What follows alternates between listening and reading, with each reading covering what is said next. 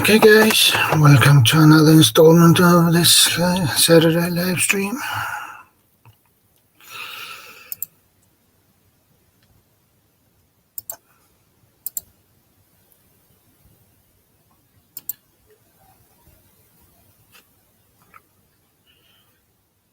And we have one in the house. Please put a comment so I know who you are, my friend.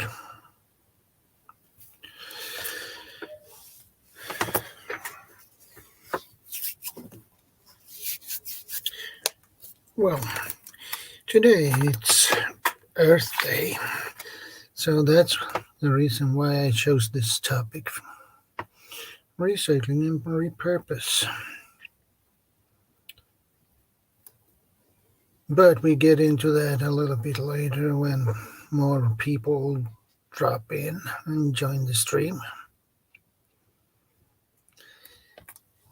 So we have 3 in the house. So who join us? Hey Ann, good to see you, my friend. Long time no see. Hey Hando, good to see you. How are you doing? How are you doing, Ann?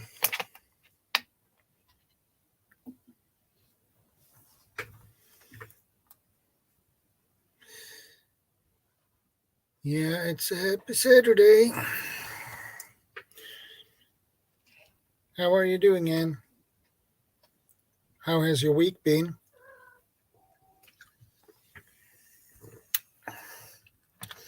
How has your week been, Hendo?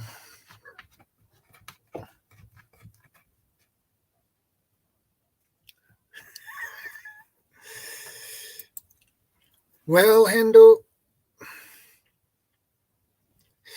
Bob will probably drop in sooner or later. He usually do. So,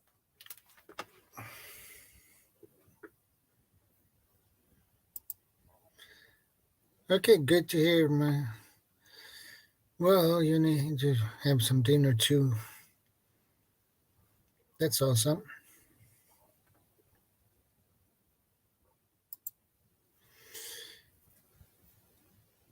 Yeah, it can be challenging, but surviving too, my friend.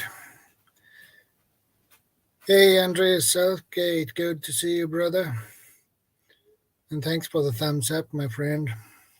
I appreciate that.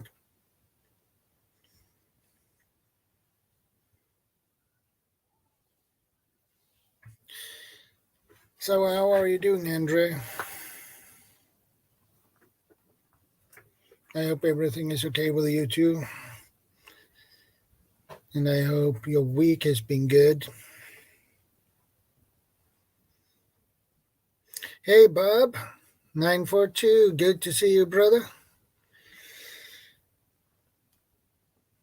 I wondered when you should drop in, Bob.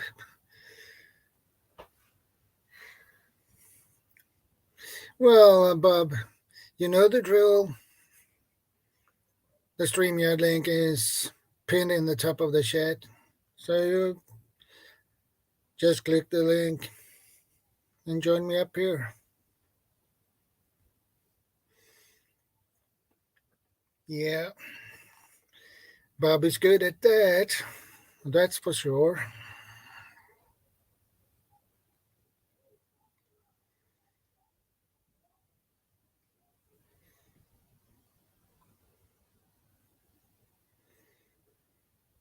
Rob Painless, good to see you, brother. How are you doing? 1 p.m. in the afternoon. Yeah, it's good to see you too, Rob. How are you doing, Rob? Hey, CR, good to see you again.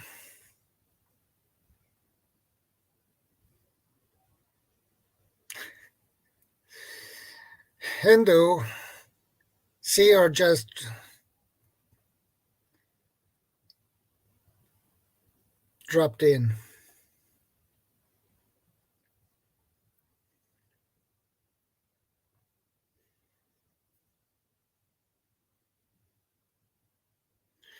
CR is here.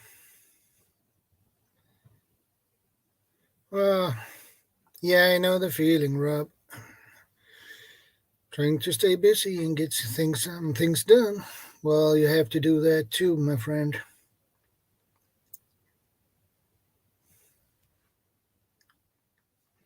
Well, Bob, if you wanted to join me, just click the link that is pinned in the top of the chat as usual.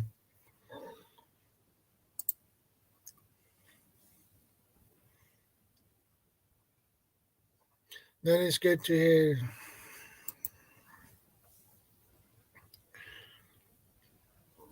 But it's good to see you again, Rob.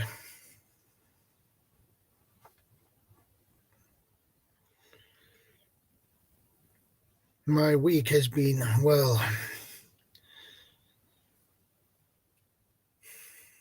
a little bit up and down, but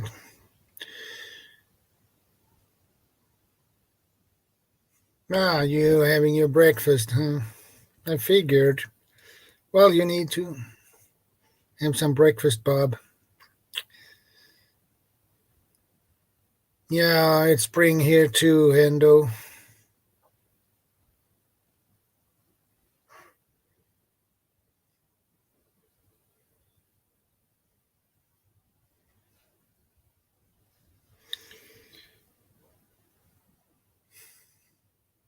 But anyway, I think it's time to get into the topic.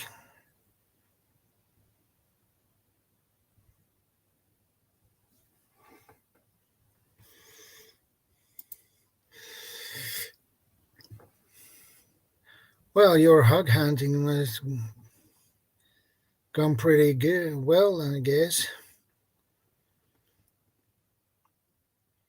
Yeah, it doesn't hurt to gather as much as you can.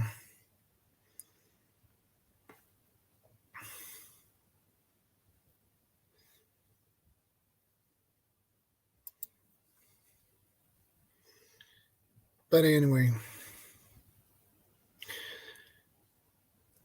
recycling and repurpose. Well, my friends, that is something we should do.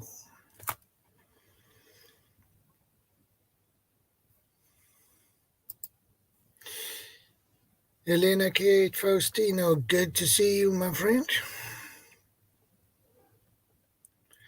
How are you doing? I hope everything is top notch with you.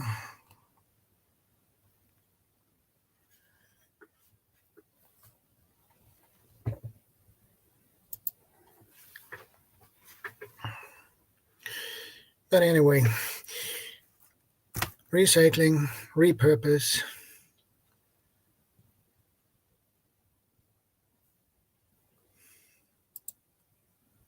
Not sure if Citizen Guardian can join us today. Way too much load shedding in South Africa. Yeah, I bet he has a lot of things to do, my friend. But anyway, if any are up for it, please click the StreamYard link that I pinned in the top of the chat.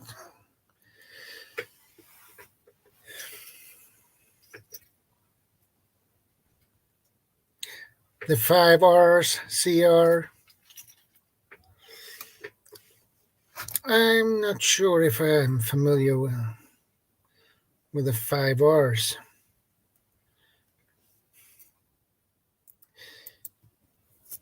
I agree. Repurpose, save money in the process.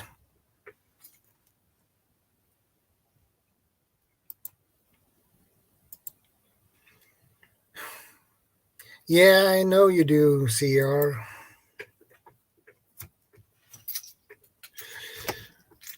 Create new things of old things, reuse parts if that is possible, or if not, you can probably find some other way to use it.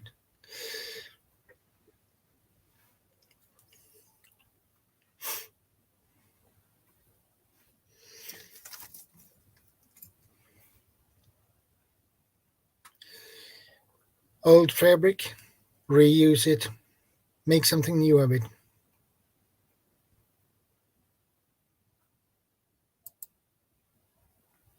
Refuse, reduce, reuse, recycle, and recover. Okay, I'm not familiar with that, but thanks for the explanation, CR. I appreciate that.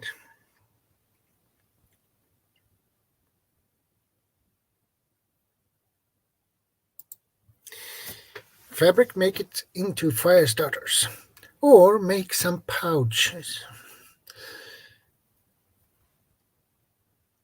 That works too. You can make small pouches to store your fire starters in. That is another good idea for it.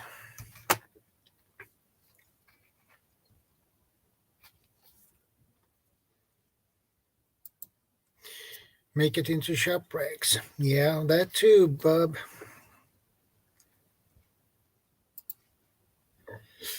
Too much wastage in the West. In the third world countries, people tend to repurpose a lot more, much tighter budget.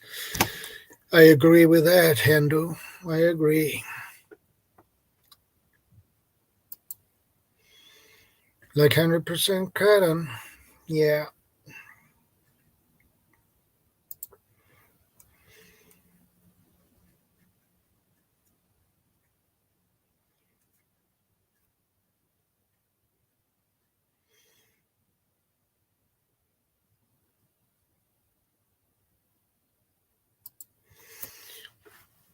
Yeah, reuse old leather couch to make a drawer type pouch. Yeah. But in that case, you need to make sure that it is real leather, not fake leather.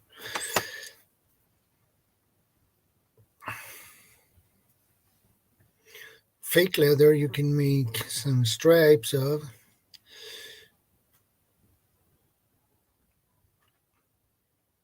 And use that for knife handles, axe handles.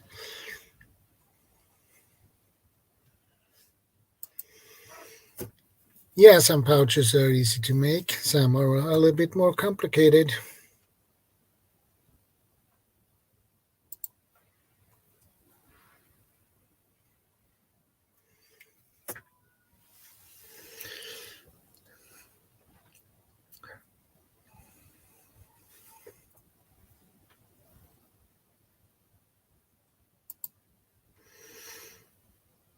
Yeah,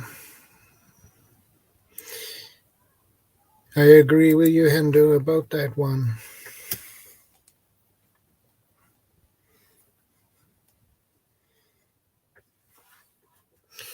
Bicycle tubes, the inner tube, made of rubber, you can use it. Make slingshots.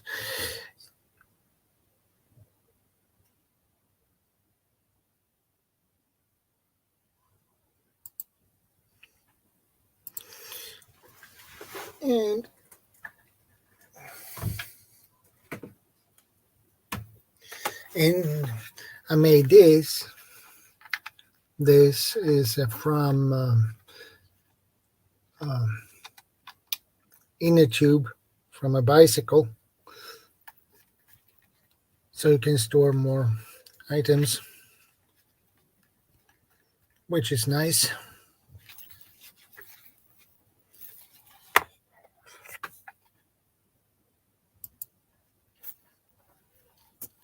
Hey, Adventures with Sug. Good to see you, brother.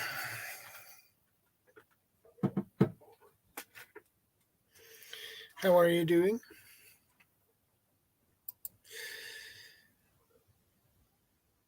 Yeah, inner tubes have many uses.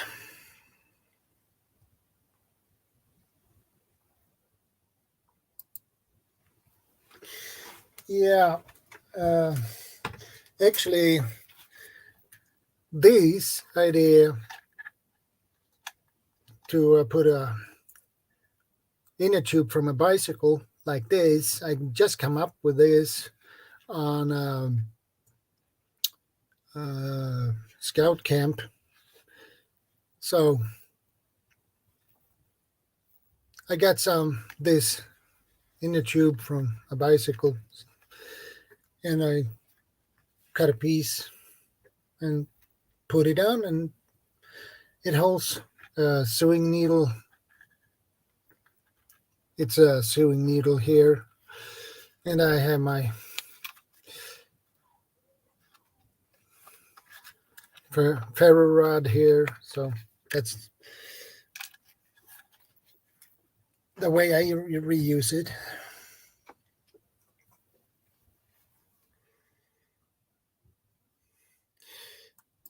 Yeah, it's like Ranger bands they are.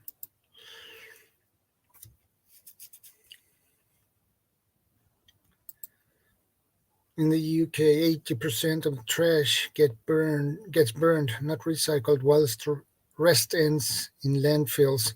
Ah, that's not good, my friend.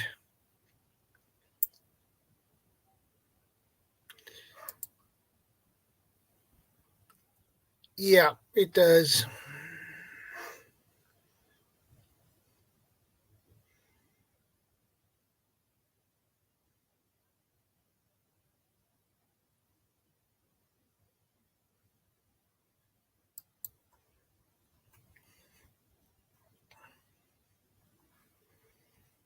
Yeah, it does.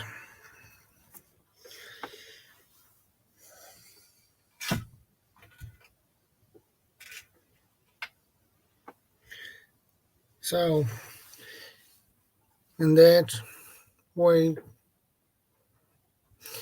to put a inner tube on the sheath like that, it works perfectly for me.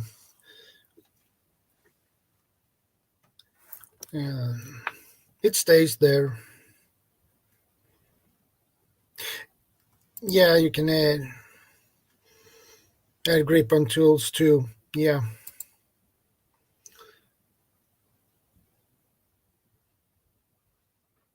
Yeah, CR. Hey, Courtney, good to see you, ma'am, and welcome to this installment on Saturday live stream. So good to see you. I appreciate that, Courtney.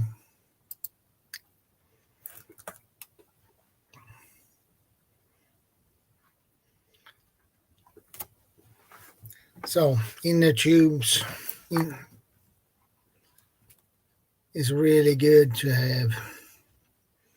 Easy to come by too. Okay, that's cool, Courtney. What are you eating, by the way?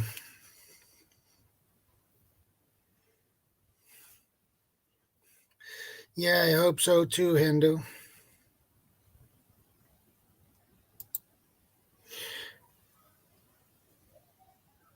Yeah, added to stuff like lighters or TNS. I have no idea what that is short for, but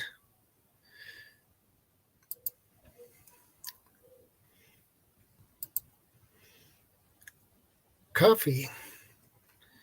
That is good, Bob. You need your coffee.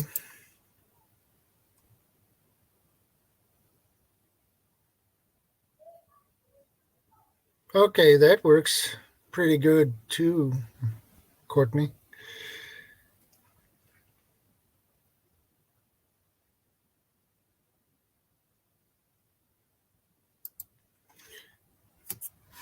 According to official figure, UK recycling rate from households was 44% in 2020. Okay, thanks for the update.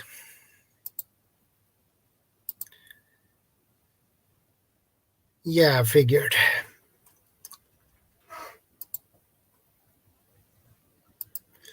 Coffee and Josie. Okay.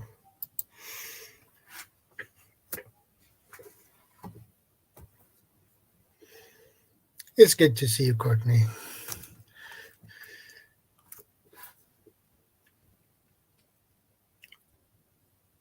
And that dinner will definitely fill you up. But anyway, rubber tubes is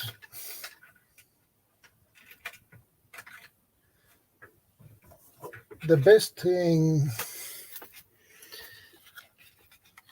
This is pretty wide.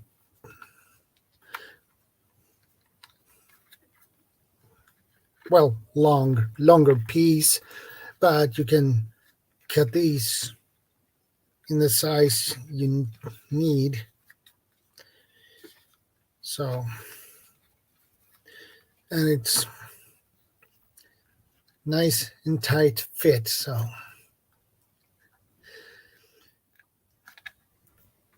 it takes some work to get it on this, but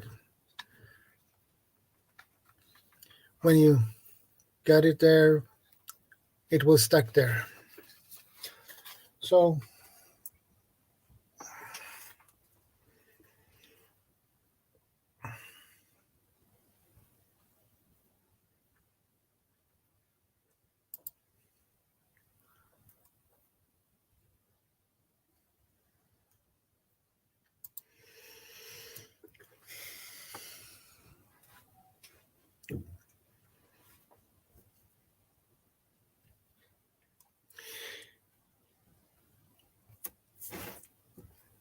any one of you who has any idea what you can do with an old cordage or rope?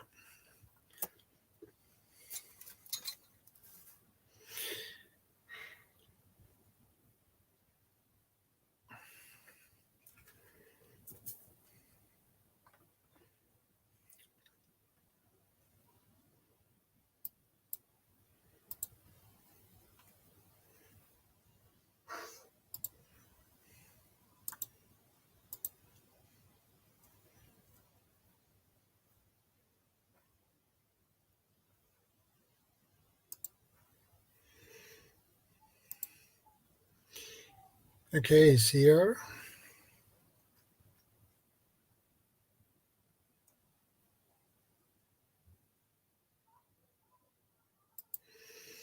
Yeah, I love tree.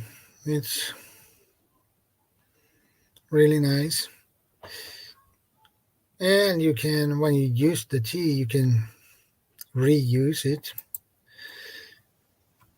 for your garden.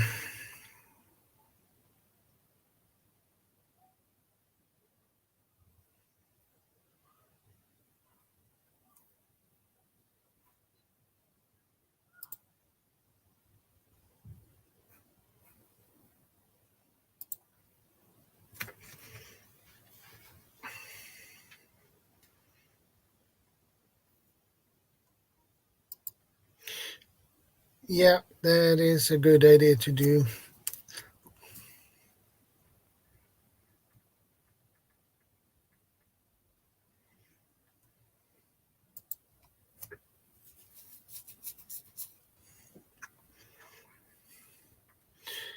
Off topic, but I'm sure you all saw that there was an Earth-directed solar flare last night. Not expected to be a problem, but maybe some geomagnetic disturbances probably will hit Sunday night. No, I didn't see anything about that, my friend.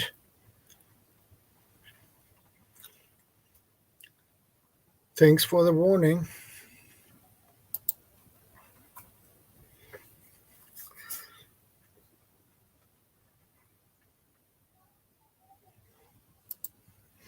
But I agree with Bob. Compost tea and coffee.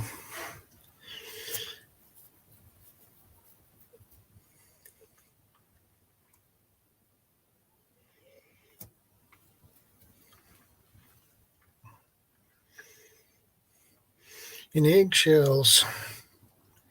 You can reuse them too.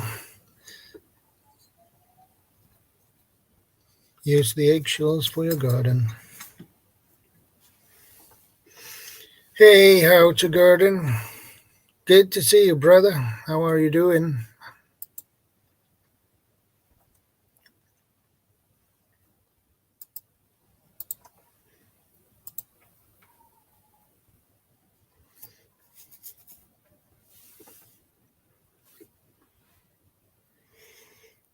I hope your week has been great. How to garden?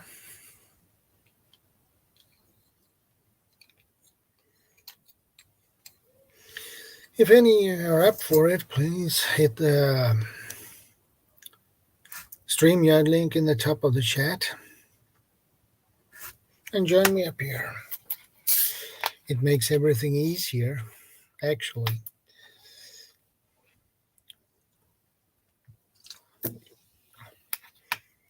Hiding from the heat until I go to work. Yeah, the heat is always a problem. I don't like the heat.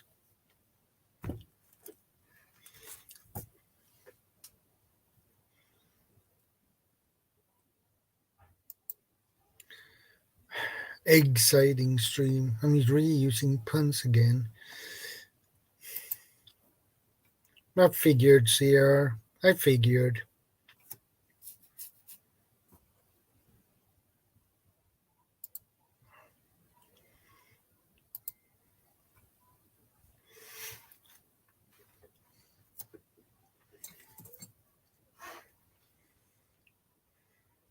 Yeah, send some heat up to New Canada. CR need it.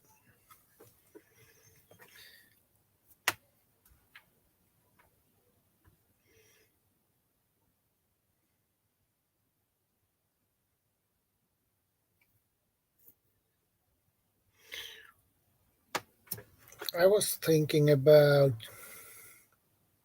another thing. Speaking of heat, by the way.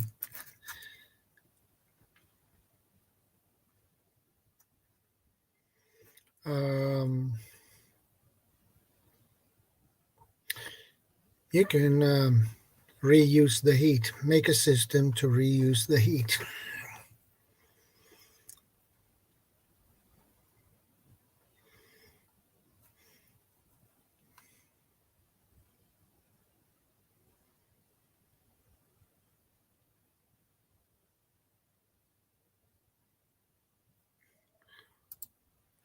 Seed another cold front. Yeah.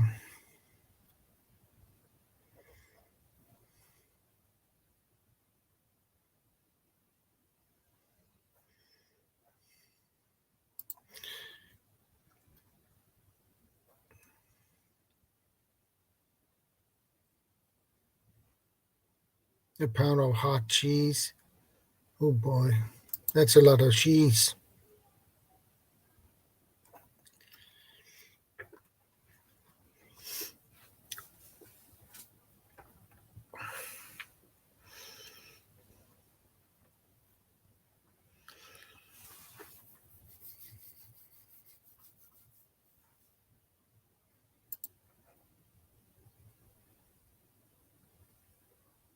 Almost 19 right now in the shade.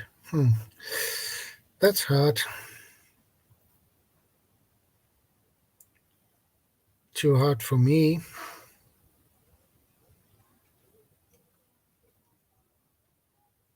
I believe you in the sun. It must be a lot hotter.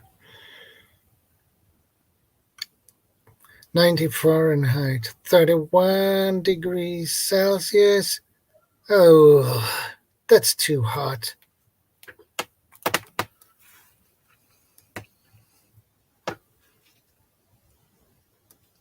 That is definitely too hot for me.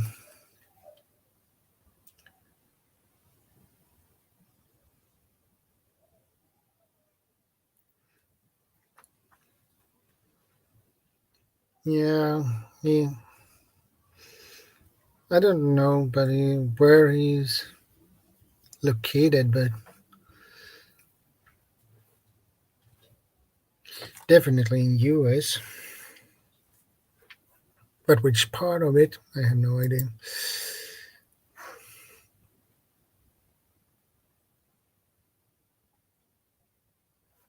Okay, Anne, no problem. Take care, stay safe, and thanks for stopping by. I appreciate that. Hey, Miss Hartgasper. Good to see you, my friend. Welcome to another installment of this Saturday stream.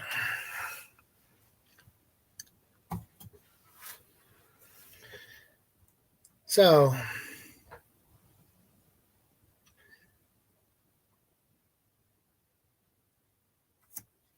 there must be a way to reuse the heat. You probably can build a system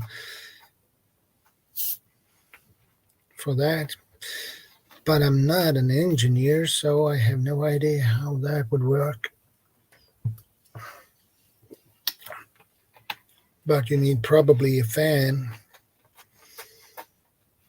who lives in the heat.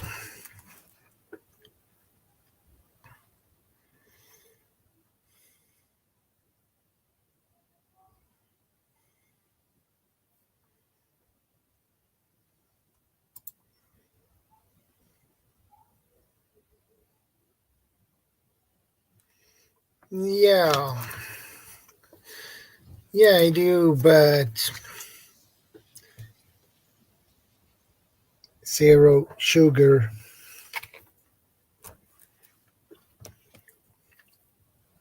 I never drink Coke with sugar. I can't. My stomach don't like it.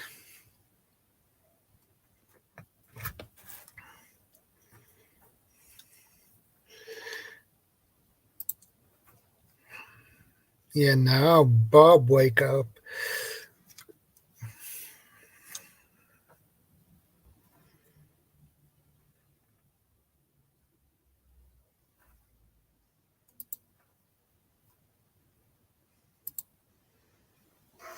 Like a heat sink or a thermal mass storage. Yeah, that might work.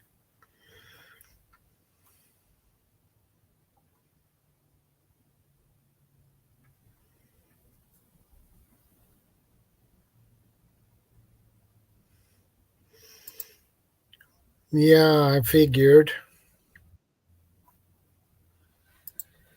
Hey, Bob. Good to see you. Good morning, everyone, or afternoon, evening. It's nighttime for you, Shadow, correct? Well, it's 8:34 p.m. Mm-hmm. Good topic. Good topic. Good Yeah, I topic. figured it's Earth Day, so Mm. the Earth Day has different themes every year, and this year it's obviously recycling and repurpose. So Mm-hmm. that's why I come up with a topic. Yeah, I'll show you some of these fire starters. I've showed them before, but these are the simplest to make. Very simple. Just take an Amazon box, cut it into strips like that, push a match into the top. Uh, sorry, Hey, hey, audio Raymond alarms. Ripping.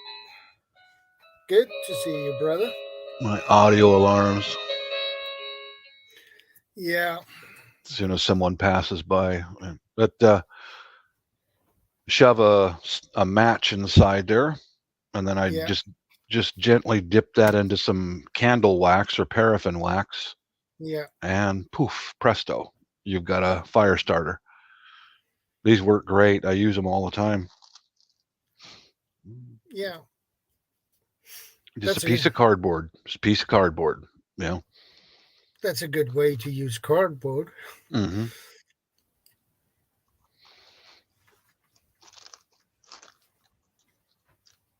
Yeah, these ones here are like little slivers of wood tied to a matchstick and then dipped in paraffin wax also. Yeah, that works too. They strike up really easy. That that is good if they do.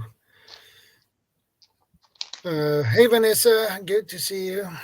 Recycling metal, cardboard, huge pile, plastic stuff, and some wood stuff becomes the fur pit refill.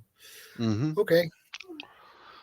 And this type is just little slivers of wood inside of here with a And piece of, some fabric.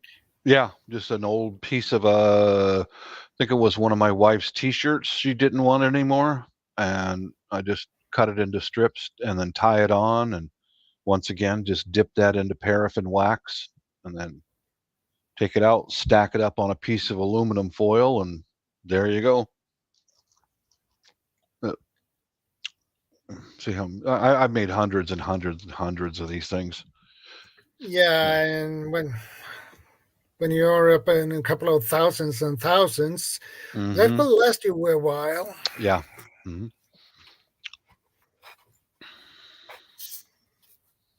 They smoke a little bit, but they work. They'll even light wet wood on fire. Yeah.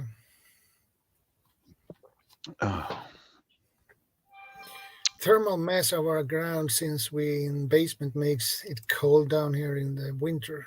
Okay. Mm.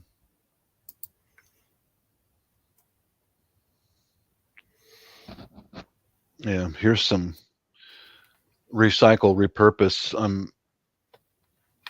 I'm trimming these primroses. These are hanging baskets in the front of my house. And I'll lay here's some of the leaves and stuff. I'll lay these out on a sheet of cardboard and let them dry.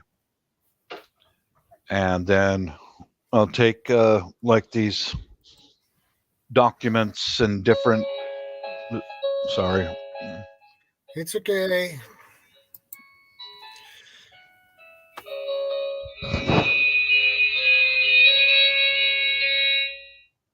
And take things like these cardboard egg cartons, documents, drop them into a large blender, powder it, and then mix that in with topsoil to revitalize my potting soil for next year's plants.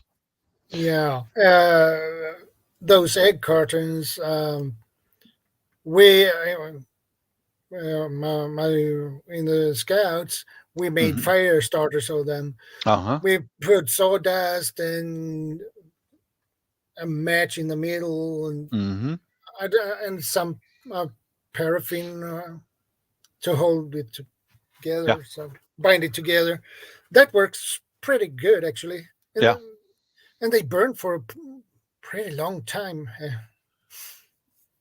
Yeah, they a friend of mine makes his with wax, and he breaks off the heads of wooden matches and puts match heads inside of them, and like that. Well, here we go again. It's pointed out towards my driveway. My garage door is open right now. Yeah. Yeah. Storage.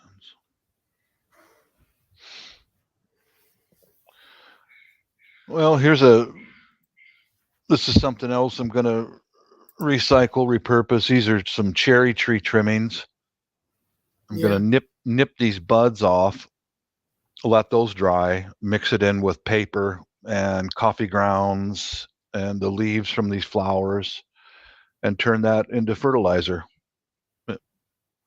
I showed you guys that massive, powerful blender that I have, and it'll just pulverize anything. Yeah.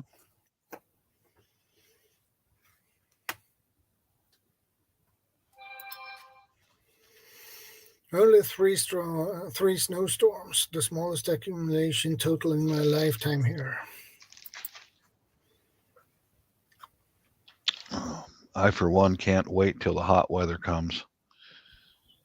I don't like the cold weather anymore. This summer we will probably have a really, really, really hot summer. Probably over 30 degrees Celsius. Oh, wow. So this will be a nasty summer for me. Oh, I'm just waiting for the day. I can't say I do, because I will probably be knocked out in that heat.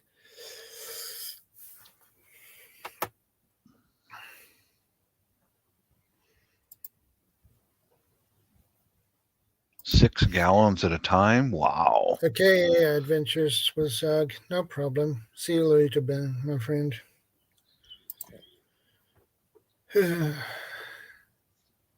6 gallons at a time, that's a big blender. Mm-hmm. If you should get a 6 gallon blender, Bob. I don't know where to buy it. You know, I would put it to use if I had one. Believe me, I would. But I don't know where to buy it. The blender I got was, I looked at how many watts it uses, and it had the highest wattage rating, and it was about $80 on Amazon. Yeah, And if I could find a big blender like that, and if it did the job right, I would use it. You bet. Restaurant yeah, supply stores. Huh? Okay. yeah. Okay. They probably sell used ones too, so they would probably be cheaper, but they will still work. So Mm-hmm.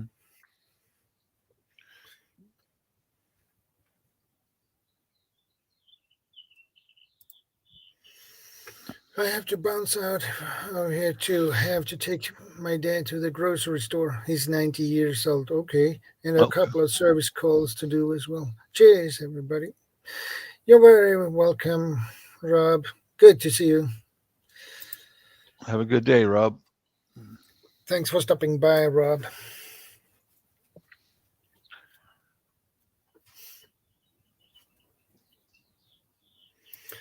Gil says small jars, 4 ounce, filled with dryer lint and petroleum jelly makes a great fire starter dip.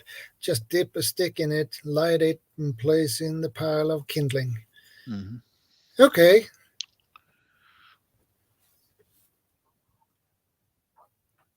thanks for the tip.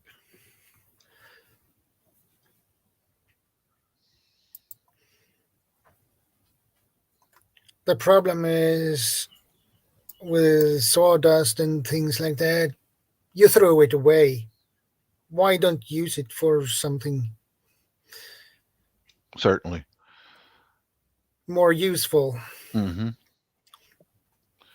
You know, if you have the tools and the time, nearly anything is repurposable. Almost anything. If you have the tools and the time to do it. So I'm retired, so I have the time, and Yeah, it took many years of gathering tools, and I'm in good shape.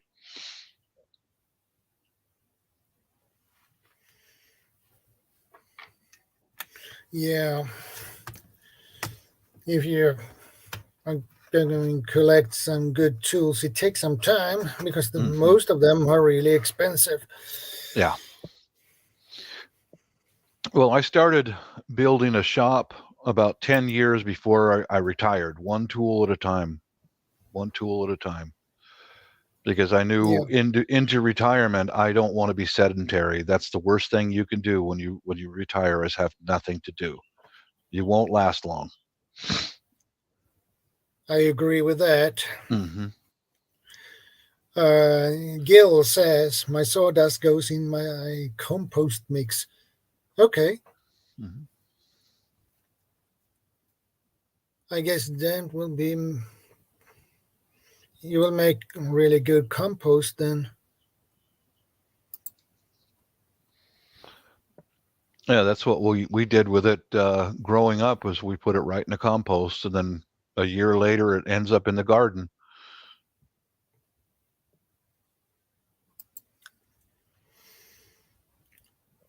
6-gallon blender. Wow. Oh, There, okay. she put the link out to it. Okay. Okay, CR. click on. Oh wow, web restaurant. I Oh need to check boy, that out. wow, that's a big one. Wow, wow, wow. Yeah, that was a really big one. Uh huh. But the price. Hoo-hoo. Yeah. Oh. Oh. Yeah. $958.19. Yeah. Yeah. But it's a big Uh. one. Uh-huh. Sure is. I could justify that if I sold something to recoup the money, but Yeah, yeah.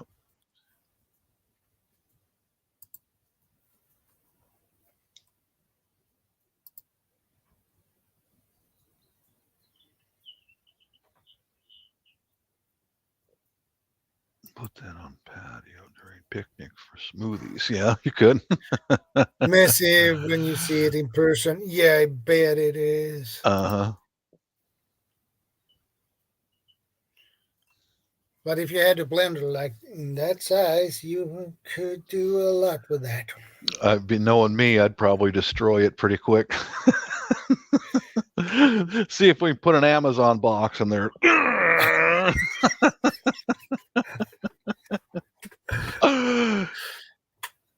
Uh,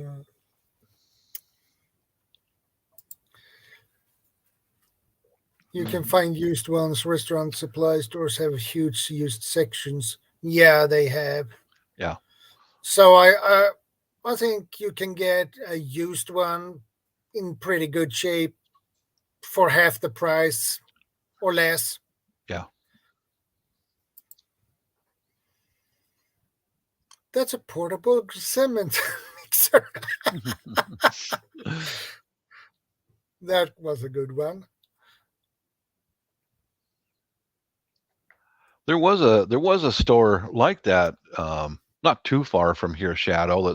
That's they would buy restaurant equipment and auction when they went out of business, Yeah, and they stored it and they resell it. Anything from coffee cups, knives, forks, spoons, up to large industrial kitchen equipment. But I don't think they're in business anymore. I think a lot of that stuff has all gone online now. They sell it on eBay, probably. and you know. Hey, CR. Hi, Bob.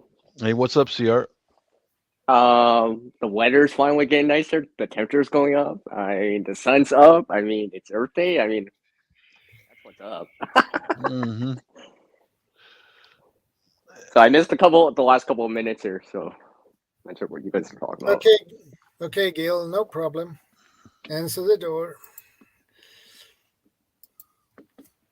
I'm not sure were you guys still talking about that composting or the greens or something? Different things like that. Yeah, the kitchen supply stores but restaurant supply stores. We had one, like I was telling Shadow, we had one of those here in this area for a long time, but they went out of business some time ago. But I think most of that stuff probably be able to find that kind of stuff on eBay. Probably. Mm-hmm.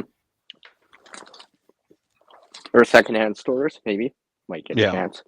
Hmm. Yeah, that's a good way too, because actually that's a form of reusing because it gets quote unquote donated, right? So Yeah. it's a form of reusing.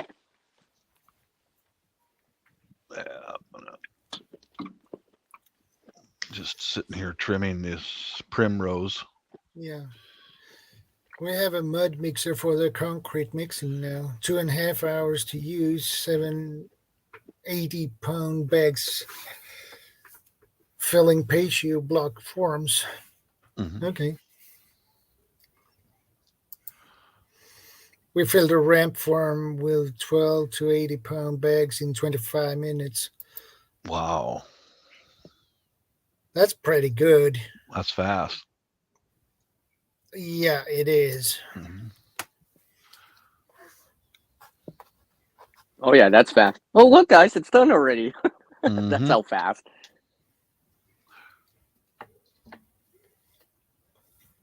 Well, Bob, you were talking about something earlier. I'll show you guys something here. Since I have, see, I also have some too.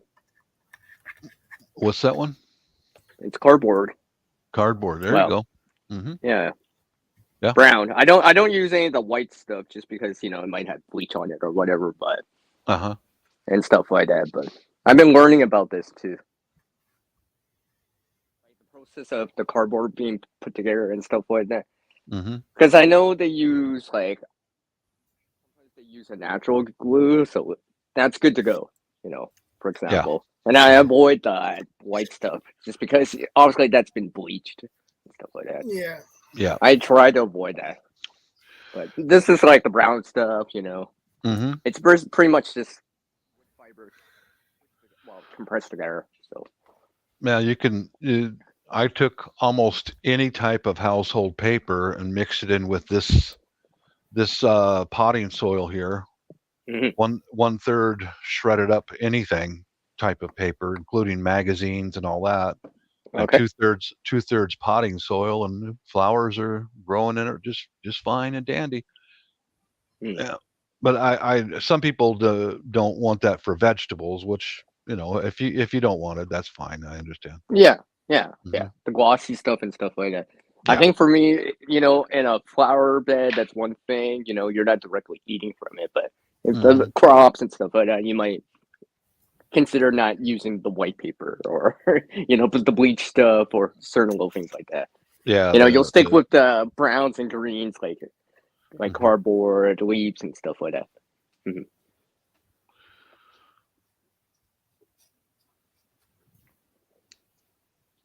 I manicure my plants. Yeah, you need okay. Well, they well, they're all for appearance, and I bought this little, we call it here in the States, we call it a lazy Susan, or it's a small rotary table. Yeah. Yeah, and that's how I take my plants in from outside and put them on here, and then just rotate them and clip them, and just meticulous retiree stuff, I like how you roll.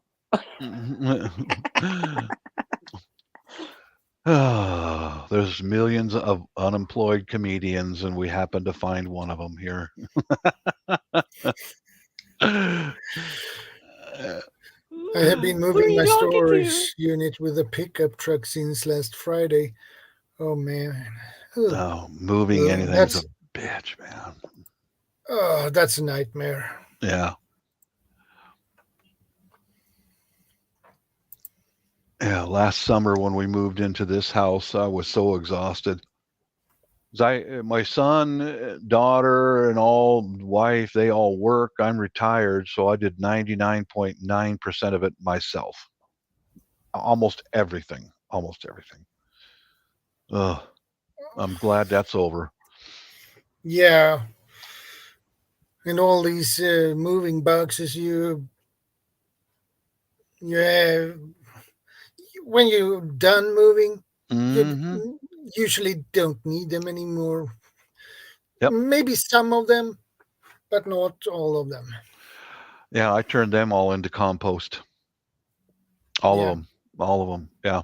There were some of them I just threw it in the recycle bin, but most of that stuff went chopped up. I learned a lot. I took a lot of the cardboard and then chopped it up in a smaller blender, and when it was wet, it would chop up easier, then pour it out on the ground, and it did feed the earthworms. The earthworms just flourished, but it choked out grass because I was pouring it out in the backyard in any bare spots. No did air. feed. Yeah, exactly. Yeah. And so what I did later, what was left, the earthworms ate almost all of it, but there was still a crust of that cardboard on the soil. And I dug it up, threw it on top of the grass, and then run it over with the lawnmower and let it go right down into the soil again. So that's why I got a more powerful blender, and I don't get this material wet anymore. I just keep it dry. And then it turns because it you can always add water after, because I realized that too, because it suffocates it, and it just when it's totally wet, like paper mache, like it's, Yeah. I just too many issues at times. You know, there's no air. Things want to get into it, get stuck into it, you know, and stuff like that. When it's dry, you can still add liquid, but when it's wet, totally wet like that, it takes a long time for the water to evaporate. That's true. That's true. Yep. So I Yeah, wound that's up. why doing it dry. Yeah, Yeah, that's how I'm doing it now. That's why I put it directly on the soil to promote the earthworms to come, and they loosen your soil naturally and create castings and all those spots that were kind of bare, free of grass. I put grass seed down on them recently. It's full of worm castings, and it should start germinating soon. I hope. Yeah. I hope so too. I now have my 8-foot table left front edge in the new storage unit and my 4-feet table lower in height so as to sit under that 8 feet. Okay. 8 feet. Yeah, here's a little remnants of some of the paper that I mixed with the soil. There's not much left. Yeah. It turns right into soil pretty quickly. Yeah. In fact, you can see the soil level has gone down in the pot. Like here is that is the potted start that I bought, and this is the soil level that I put in around it. It's composting right there inside of the hanging basket. It's very good way to reuse it. And it's also for privacy too. I mean, we've got records in the house and stuff about medication and employment and stuff. Just throw it in a blender and get rid of it. Yep. Oh, okay, that's good, Vanessa. I'm going to add some more. Why shred it and put it in garbage bin, right? Yeah. Yeah. Well, I found that the paper shredders are good if you're just going to throw it, but chopping it with a blender works much better. Really you does. Increase that surface area for the microbes, the earthworms, the bugs, the insects to attack it and break it down. Yeah, it does. That's why. Yeah, it dramatically decreases the time it takes with a little bit of effort, obviously. A little bit, but soil here.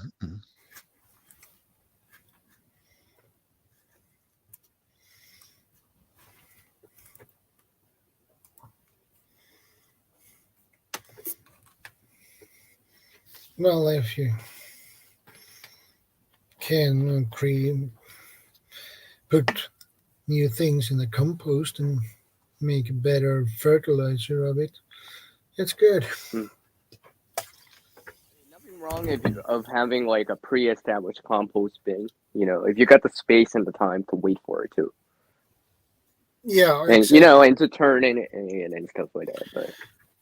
But for some of the rest of us to have smaller areas and all this other stuff, less time, well, you can give Mother Nature a little boost, a little kickstart. Yeah. The problem, if you don't have a compost, is to start a new from scratch. That takes time before you get something of it from it. So something usable. You have to wait for a couple of years before you can use the compost, the soil from it.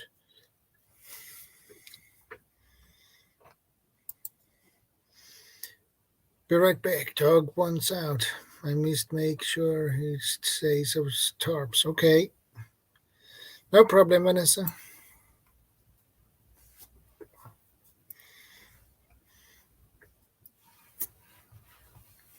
Okay. What I'll do with this. This is one of my moving boxes. I fill it with 2/3 potting soil and 1/3 shredded paper. So I'm going to take some of that and top off this hanging basket with this fresh soil. Just pack it in there. Sorry, you guys can't see it too well, but I'll kind of get you guys down there. Yeah.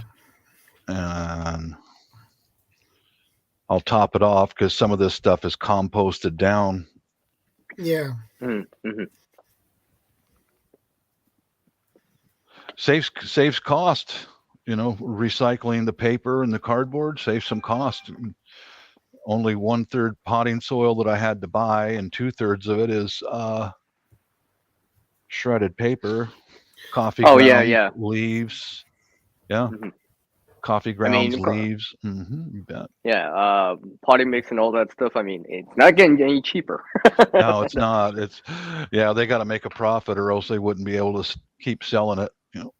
Yeah, and usually, for the most part, you need quite a bit of it because you're doing a bunch of plots and stuff like that, filling in beds and stuff like that. So certainly. Yeah, because I know a lot of our channels out there that mention the same thing too. So usually the bottom they'll put our stuff, then put the potting mix at the top, right? Where the seed would be, for example, or the plant. So So we'll go around this whole thing here. This is a live example of recycle, repurpose. Yeah. I'm getting excited. I'm getting so excited. I'm so excited for this stream. You're easy to entertain there, CR. Yeah, he is. He's easy to entertain. Bob's like, here's some soil, play with it. Okay, here's some cardboard.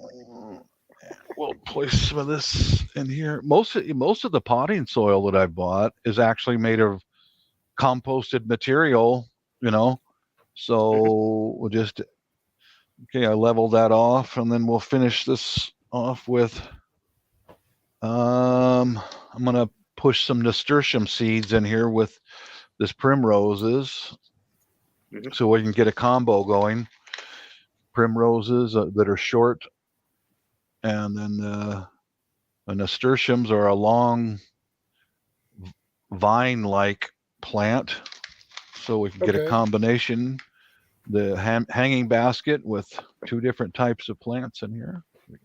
Nasturtium. With the crappy weather here, I don't have to worry about watering. Water is for free. It rains so much, You will have probably enough water to keep you going for a long time. Oh, that's for sure. This area don't have to worry too much about water. As far as if anything disastrous happens, it's everywhere. There's another nasturtium.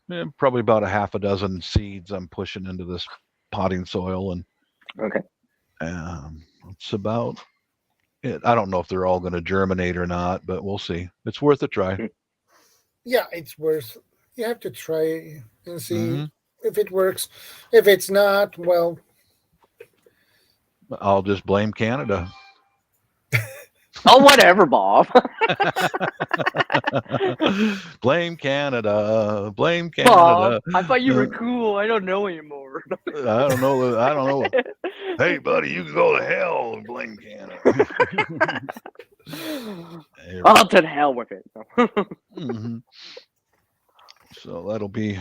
If you're putting in like rainwater in it, very minimal potting mix. You're reusing like composted material and stuff like that. That's pretty good, right? You can maintain that or sustain that for a while. You bet. We might not always have access to potting mix. That's a luxury. Mix. Exactly. That's a luxury.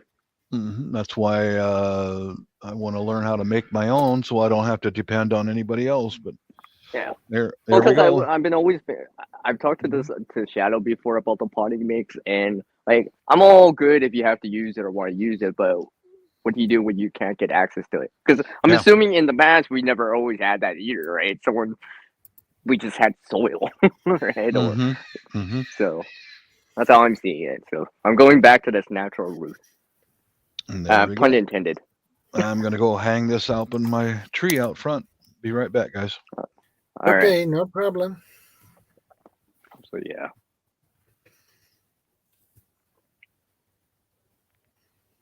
Yeah, Shadow. I've been really glad that I started to do this air stuff outside a lot more. and more and increase the scale of it, not just the small scale, but more of a medium or larger scale, and more often. And I'm seeing the benefits from it. Yeah. Right. Usually, I don't promote my my content here on your stream, but this time I will. This time I will. Yeah. Yeah. Because it actually relates to what we're talking about. Yeah. Well, that's okay. Yeah. I don't usually do that. Because this is your stream. No. Yeah, but I allow it, so that's okay. Yeah. I mean, well, it's not my last video. It was the previous one before that. But I mean, doing some spring prep work. So, and like I said in that video, I've been doing it for the last 4 years. So, and I've been seeing the benefits. So it encourages me to want to do it more Welcome now. back, Vanessa. Mhm. Welcome back, Vanessa. Hey. And Bob's back here. Yeah. Yeah, this is one of my. Even this pot is recycled, repurposed. It was something from a secondhand store, and you guys. Oh, okay. And I drilled a hole in the base of these, and because I when you buy these starts in a nursery, they're little plastic pots, and I don't like those. A lot of people will use plastic pots for their flowers and whatever. I want something with some character to it, Yeah. Plastic pots has a tendency to break. They do. Yeah. They don't last long, do they? No, they don't. Mm-hmm. I would prefer if they were made of clay or something similar. Yeah. Well, usually they're thin, so they crack over time, like being exposed to the sun and stuff like that. Yeah. I mean, there are some that are a little bit better. They're a little bit thicker. They'll hold up many more years. I like those better. Yeah, that's why I went for these ceramics in the secondhand stores, because I did have a discovery though, because when we flew out to the Philippines in December, I left them outside and they filled with water. Then we had a very hard freeze, and I discovered that the real thin ones didn't make it through the freeze; they shattered. I filmed that and put it on my channel. But these thicker ones, I remember that. Yeah, remember that. Yeah, I think what I'll do with this potting soil this year is I'll empty these out, clean the pots, and store them inside. I got a little garden shed, and then I'll rejuvenate the potting soil with mixing in more coffee grounds and leaves and stuff like that. And yeah, that's how I'm starting doing it now, where I mix the mixture. That way, it's kind of not too concentrated on one side or the other, and and I just broadcast it or spread it out on the garden, and and give it some time.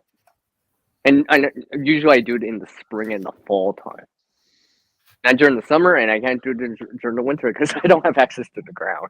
Yeah. You guys got covered in snow. That makes it challenging. It really does. Yeah. Okay. Manicure these little things. I mean, I can actually add the coffee grounds on top of the snow. It'll melt in the springtime when it actually helps start the melting process right away in the spring. Because the snow is darker in color, so it actually melts faster. Yeah, that's good. That's a good thing. Yeah. Hence why I don't have any snow out here at all. Right on. For the last almost 4 weeks now. Oh yeah, it is 4 weeks. I keep forgetting it. We're in the 3rd week of April. I haven't seen snow out here for a long time now. Or it seems like it. But yeah. There we go. Oh, I'm really very excited about when they get some petunias out on. I buy flower starts, when they get the petunias in a variety out there at the nurseries around here. That should be soon. Those are my favorites. Those are by far my favorite flowers, and Yeah, I'll mix the petunias in with some nasturtium seeds and all that, and I've got all kinds of projects. I got about 10 pots sitting out in the front walkway, waiting, just waiting. I just want some sun, Bob. Give me some sun. Yeah, exactly. Yeah. I mean, I got sun here. I'm just waiting for a little bit more heat. Maybe some rain too. That'd be nice. Yeah. Yeah. Oh, some good news. I'm not terribly religious, but I do pray and all that. There's my sexy neighbor. She's good looking. Anyway, What did you do with it? Bob just got derailed there. There's no, my sexy neighbor. No, but my brother and sister-in-law went over to our house there in the Philippines, and they go there once a week, and they make a meal, and it gives the two of them some time alone away from the kids and all that. And I called him up on Facebook, and should be the last part of May, maybe early June. My niece, the nurse, she got hired by an agency to come to Las Vegas as a registered nurse. Oh, okay. Well, congratulations. Well, yeah, it is. Good. It is all good. Yeah. Yeah. Young lady studied her butt off and worked really hard for over 4 years to get the nursing degree, and she passed the board exam here in the States. And yeah, that's good. That's good. So I told her mom and dad over the conversation. I said, send her my love and my respect. Tell her that she can contact me on Facebook anytime.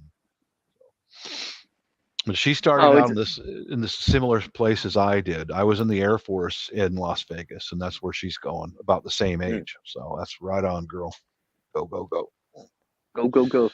Sometimes you gotta work hard. It's just like you might not see it in the first year. Well, it's just like gardening. You might not actually see how good the soil is in the first year, but as you add these amendments in, you start to notice that there's just more to work with. Like the ground, the soil, the plants have more to draw in, and you maintain that, you start seeing results, and it's just like, wow, this is growing so much bigger, or the tomatoes are getting bigger, or something like that, and it motivates you to keep going because it's encouraging, right? You're seeing the results.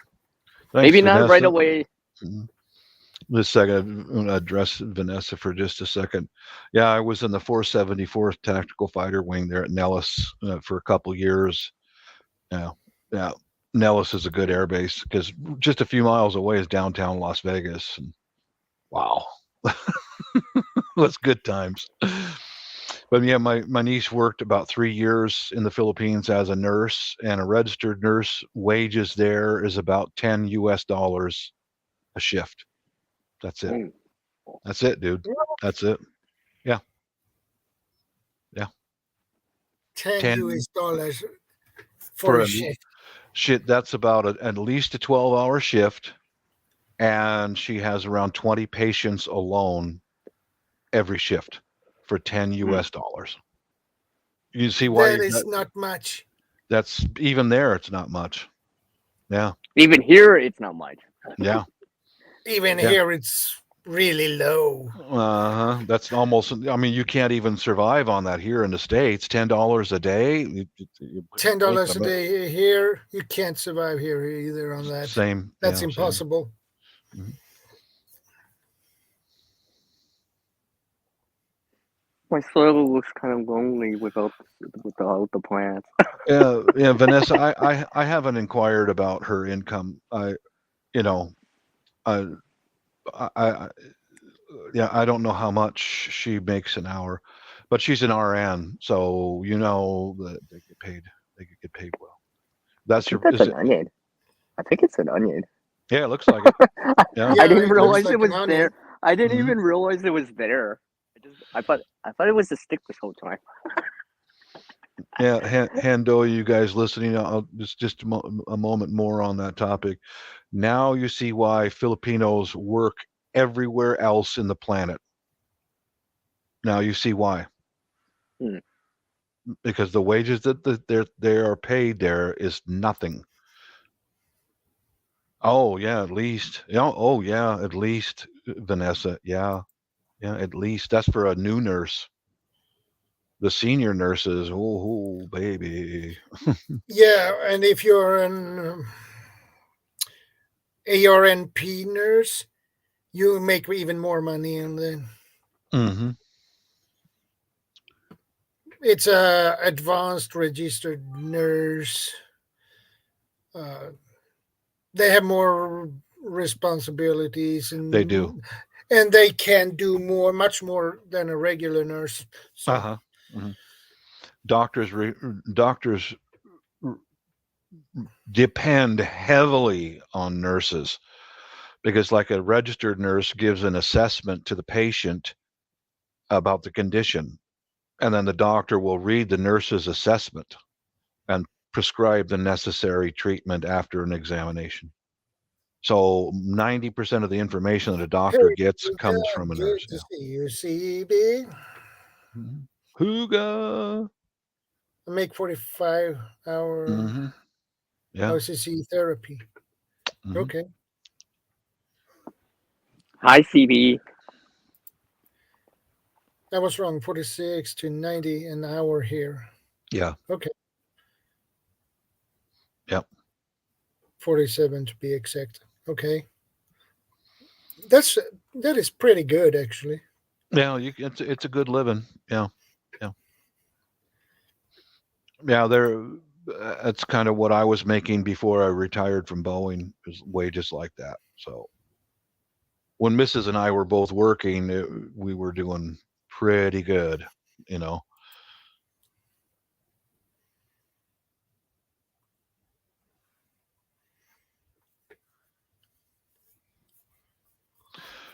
Yeah, but and what else on the recycling, repurposing?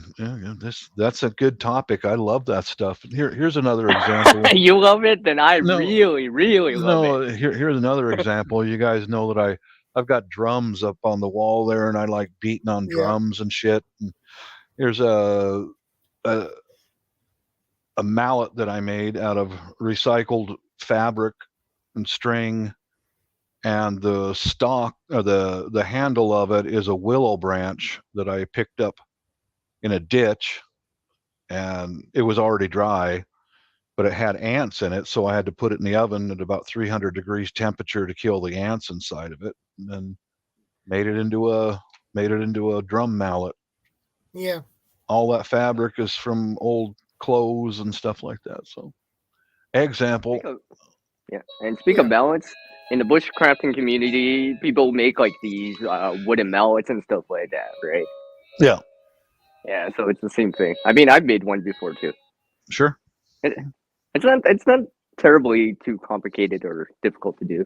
No, it's not. Yeah, you could do it with just hand tools too. You don't even need power tools for it. You just need like a saw and something to kind of chip it out. If you want to use something like sandpaper or something like that to smooth the handle and stuff like that. Yeah, here's another examples of recycled, repurpose. I brought all of these drumsticks home from the Philippines because I got lots of percussion instruments there for the whole family, and I rewrapped all these handles for the drumsticks with fabric from my wife's wardrobe and from fabric that I got in the thrift stores. Makes nice, colorful, flowing, flying stuff. I need to make some wooden spoons and spatula using the firewood. Yeah. Yeah, I know a few people that do stuff like that. Yeah. It's very nice. There's some of those bushcrafters are pretty in depth on how they make them. They buy specially curved knives and all that for carving wooden spoons. They really take pride in those. Yeah, I've seen some of those videos. Here's I don't have too much woodworking stuff. It's not really my thing, but here's some of my. These are the two most used tools for any woodworking. This is a draw knife. and I just use a C-clamp and clamp the wood onto the table here, and it's a blade. Yeah. And this is a really good chisel. This is made in the Ukraine. I try to buy tools that make good steel, and this basically a little chisel made in England from Sheffield steel. Both of these resharpen just like that. Yeah. Mm-hmm. That's like I last time we spoke, I showed my Mora knife made in Sweden. If start off with the best steel that you can possibly get, and then you won't be sorry later.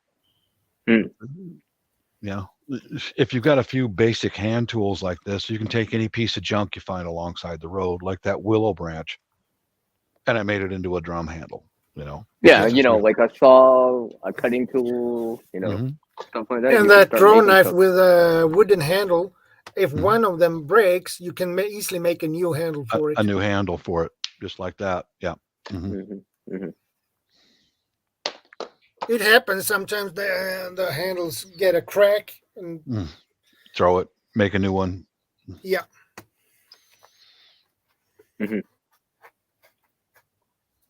And most people, when that happens, they just destroy it. We throw it away and buy a new one. That's what the Chinese tools. Yeah, a lot of them just. Yeah, Sheffield steel, good old British quality tools. Yeah, you bet. In fact, the British came up with stainless steel because this is a stainless steel chisel. It's made in England. Yeah. I would just start off with good tools, and then maintain them, and you're going to be able to keep them for the rest of your life.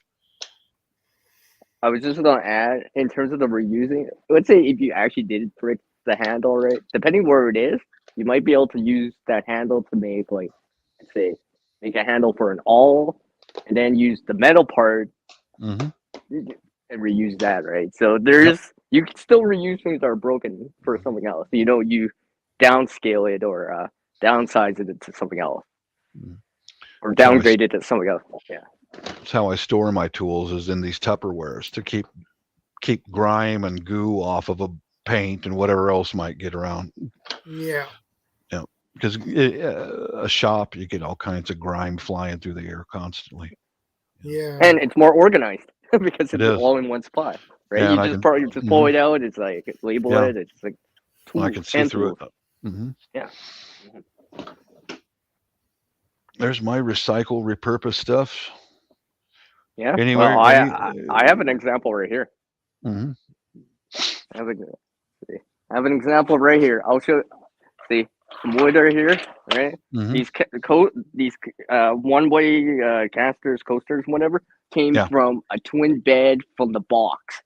So a set they had twin beds. So these were the rollers to help roll the box.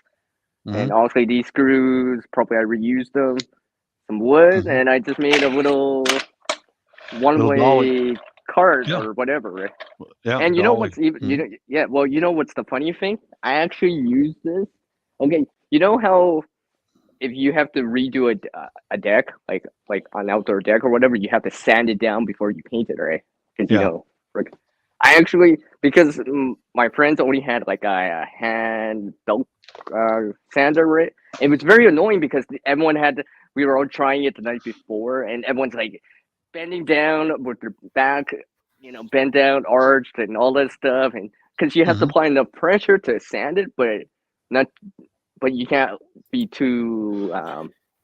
You got to apply enough pressure so it holds in holds in one spot. But because the belt sander moves, right?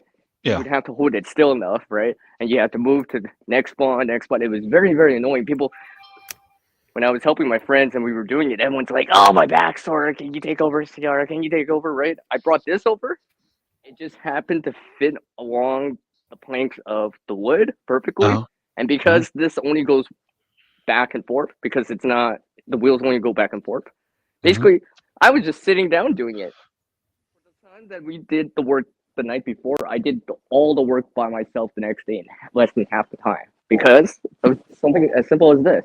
Mhm. I was just sitting down, and basically, as the belt, I wanted to go forward, I just let the belt sander go forward a little.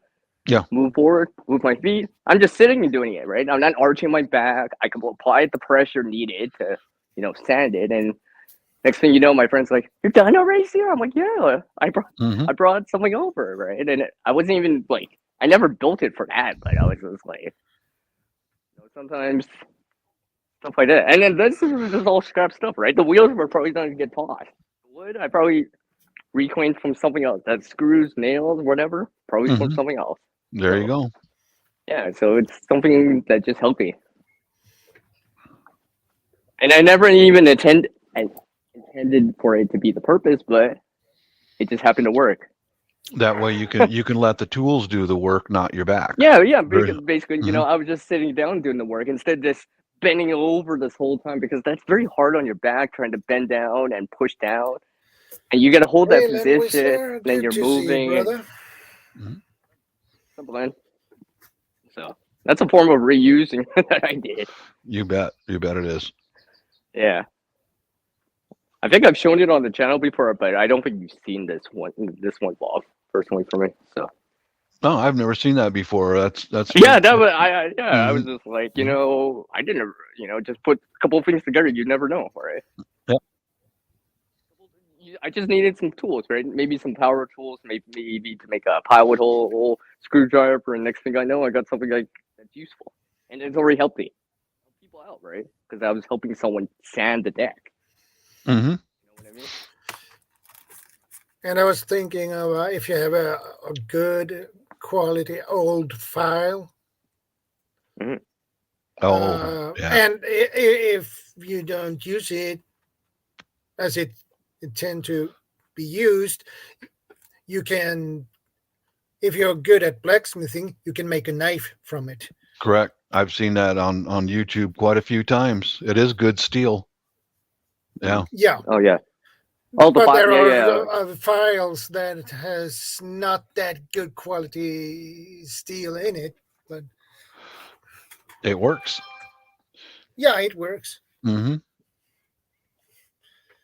Yeah, because fabrication is a form of reusing a lot of the time, because Mhm. it's like a junk piece of steel or from whatever, right? And you're just melting it down and you're converting it, right? You're melting it down, forging, forge welding and all this other stuff that they do, which I don't know about, but I just know the terms.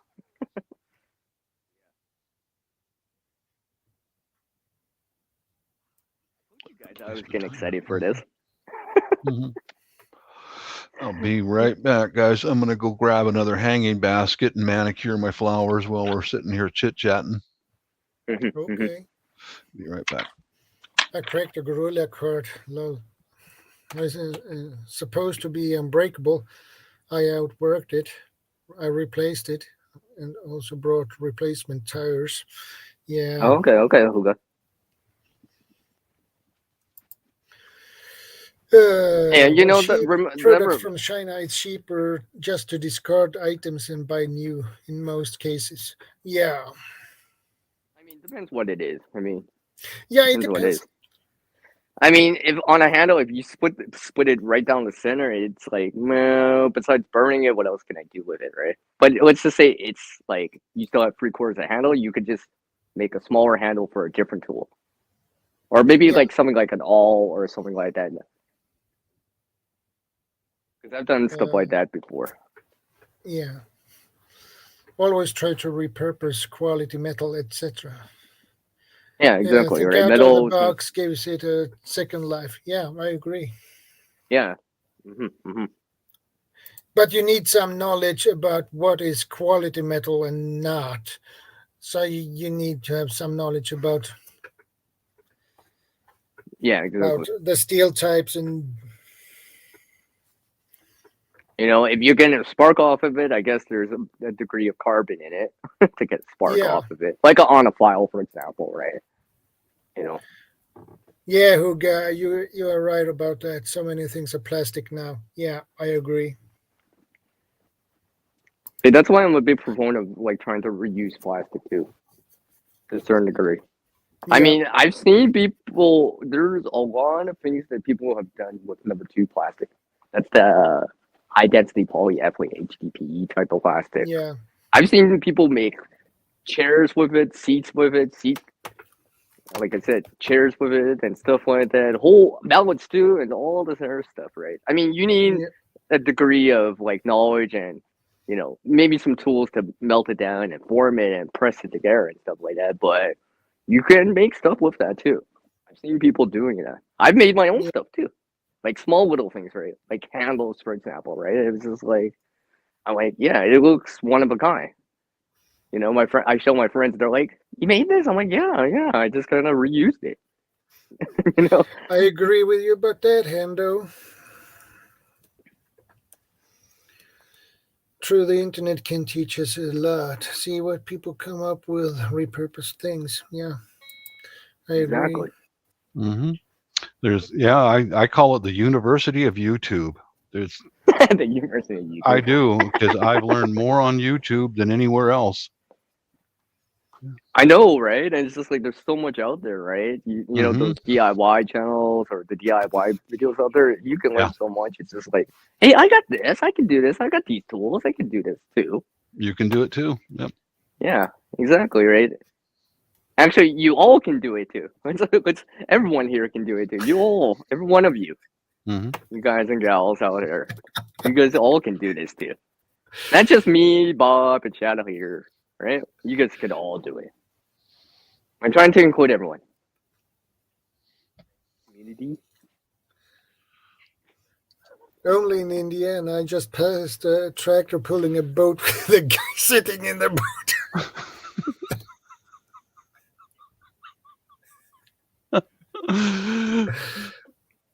That's how people sail. That's how you sail. Yeah. Yeah. Yeah. Sail on dry land. Feel the wind in my hair.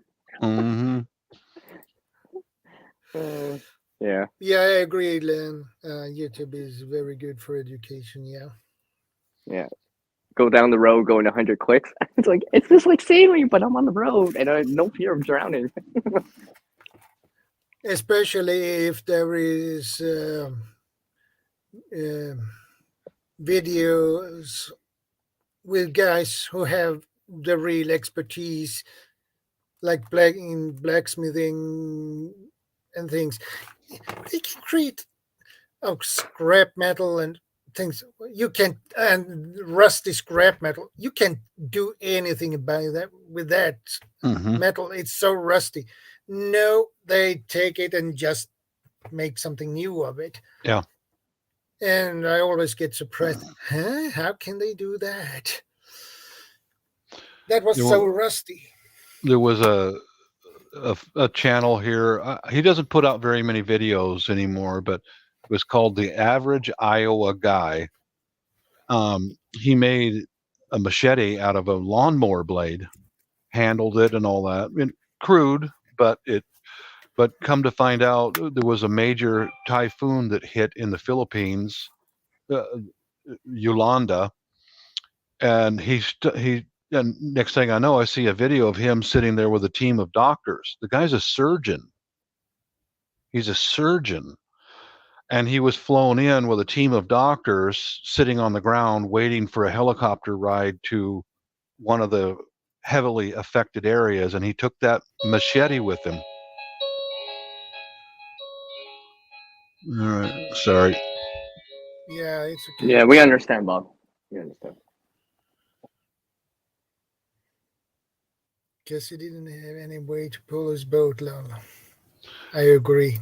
But yeah, it was quite impressive. He took that machete with him because they got flown out by either the U.S. military or the Philippine military to one of the affected areas of the typhoon in remote, torn up place, and they had to start building a surgical center by hand. And he took that lawnmower blade machete with him, and he used it to set up a surgery center. It's like, wow, man, that's awesome.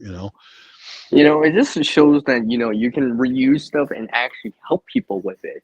And just like the example I showed earlier, or your example right here, Bob, right? It's just like it always like, it's always like it was meant to be, right? It's just like I made this, but I didn't know what I was going to use it for, and then there's a use because there's a problem or something like that, or someone needs help with something, and you just happen to have something that's going to help. Useful. What I found surprising is he was just an average YouTuber, did a little bit of amateur blacksmithing, metalworking. The guy's a surgeon, and he never mentioned it on his videos. Or neighbors are getting noisy. Yeah. Okay. I'll be right back, guys. Yeah. No problem. All right. Which reminds me, I saw a guy made a knife. You know the CR, those circular, round saw blades. Yeah. Yes. That was pretty cool. And when he did made a knife of that, that was really cool. Yeah, I've seen people, their channels do similar things, make tools out of them and stuff like that. I mean, even something like that to a certain degree, depending on the steel, the metal, and how much rust or whatever, right? You just need like a grinding tool, right? Yeah. No blacksmithing required because you're not actually trying to melt the metal or forge it. You're just trying to cut it out. You know what I mean? Because a lot of times when you have the tools, and especially the proper tools, almost anything's possible, right? Because you can change if you can change the shape, the size of it, right, the structure of it, you can do almost anything, right? That's like melting like a whole bunch of plastic milk jugs to make a table, to me reusing some wheels and some wood and some screws, and next thing I'm helping someone with their deck, sanding the deck with it. I'm like, I didn't see that coming, but it was just one of those things, right? I'm like, so. Because I guess you could, because you could tie this into preparedness too. I know you can, right? I think Bob would agree with me. You can tie this into preparedness too. Yeah, I agree. About reusing stuff and stuff like that. Well, because even the Great Depression, one of the things you always hear about is like we never wasted any. Practically, we used everything as best as we could. Wasted very, very little. We used everything as much as possible. Mm-hmm. Secondary uses, third uses, right, and stuff like that. So reusing is not just for average Iowa guy's channel's link. Yeah. Let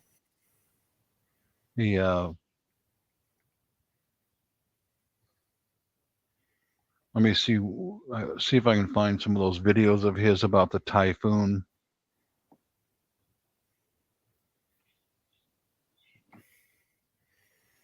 Yeah, he was in Tacloban.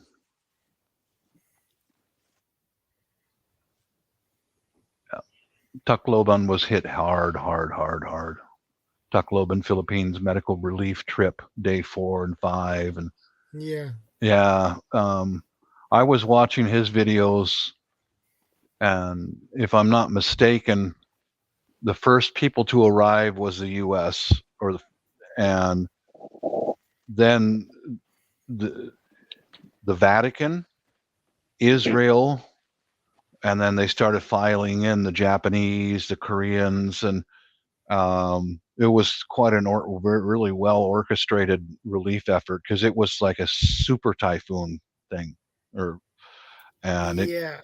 that's where my wife lost one of her cousins. She's just gone. It was like sustained 300-mile-an-hour winds. Ooh, that's fast.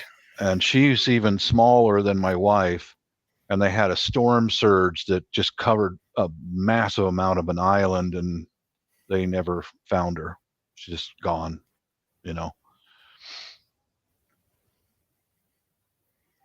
Yeah, he's got a good channel. I haven't seen anything from his channel for a while, but you know how YouTube is.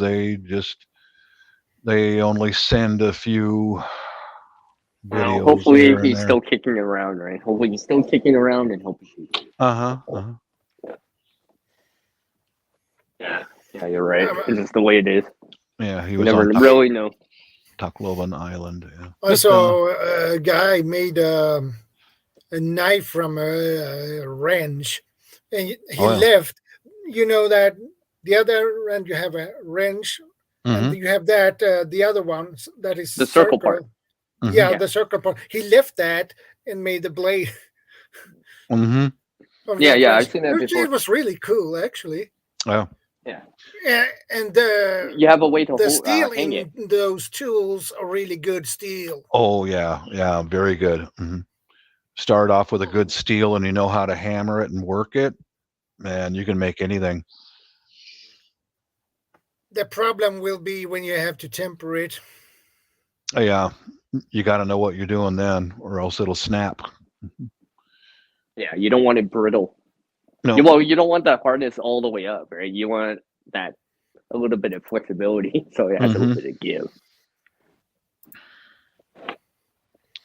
I used to want to get into blacksmithing to broaden the spectrum of recycle, repurpose, but I started looking into it, and would I go for an electric forge? Would I go for a propane? Would I go for? And I started adding up the cost. An anvil. I figured I'd probably just use a big block of steel, and I did make an artist anvil. It's over in the Philippines now. I took the head of a 4-pound hammer, a sledgehammer, a 4-pound sledgehammer, and I welded a plate on the bottom of it and 2 panels on the side to hold it rigid. And I call it an artist anvil because you can just clamp it to a tabletop. And I used it for, it was the best thing I could think of because it's a hammerhead.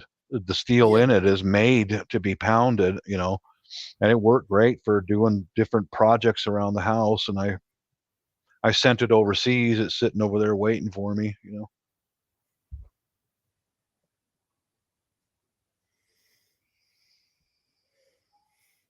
Yeah, I've seen someone made an axe from a sledgehammer head. Oh, that would be hard to pound on that hard steel. Wow. Oh yeah. He had to work his butt off to shape it. You need to have a power hammer to shape it. Yeah. Oh yeah, one of those hydraulic ones, right? That go boom, boom, boom. Doing that hardened steel, pounding it with a regular hammer, you'll die for. Yeah, and he had to work his butt off, even with a power hammer. So, but he managed to make a decent axe head from it. That's the kind of mentality of people that you want around if there are desperate times, because they can do a workaround, and basically an artist's mind can do a workaround to solve problems, where someone who doesn't have an artist mind will just stand there and go hungry, if you understand what I mean. Yes, I know what you mean. I could just say one word, it would just say it all. Thank you for the update, Hendo. Sometimes you just gotta create your way out. Repurpose your way out. Yeah. With what you have around you, right? Exactly. Take what you have and learn how to modify and make it work. Yeah. And sometimes it's just all a matter of having the right tools. Yeah, it is. Knowledge of like the materials, right? Knowing that, this is steel, okay, this is copper, this is rubber, this is plastic, this is piece of glass, and so forth, right? And then it's like, oh, I can put something there, whatever it is.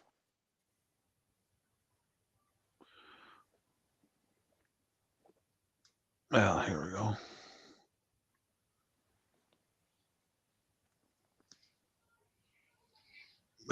I closed the garage door so my neighbor's weed eater doesn't drive you guys nuts.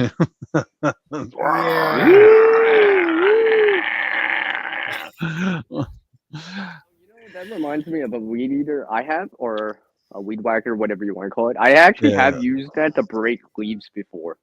Mm-hmm. Yeah, it does work. You just put it in a bin, right? Now, you make sure the string doesn't touch the edges because it'll either cut through the plastic if you're using plastic, or it'll ding up the metal, like a metal can or whatever. But Well, that's good thinking. and because it's almost like a really big blender, Yeah. like a hand mixer, right? It's like hand mixer, right? I Yep. was just like, oh yeah, this is just like a hand mixer. This is so much faster than right, because I could do larger volumes compared to, let's say, like a little hand mixer or a little blender, right? Because you can only put so much into it. You can only go so fast. Yeah, I've seen for a while here in the States, they had they had like a leaf grinder. But I think it was Okay. something like that. You could Right. put it into a big bin and it would turn leaves into basically crack them. Yeah, exactly. That's kind of what I do with my blender. Same sort of an idea. Yeah. I mean, I do it by hand just because I want to.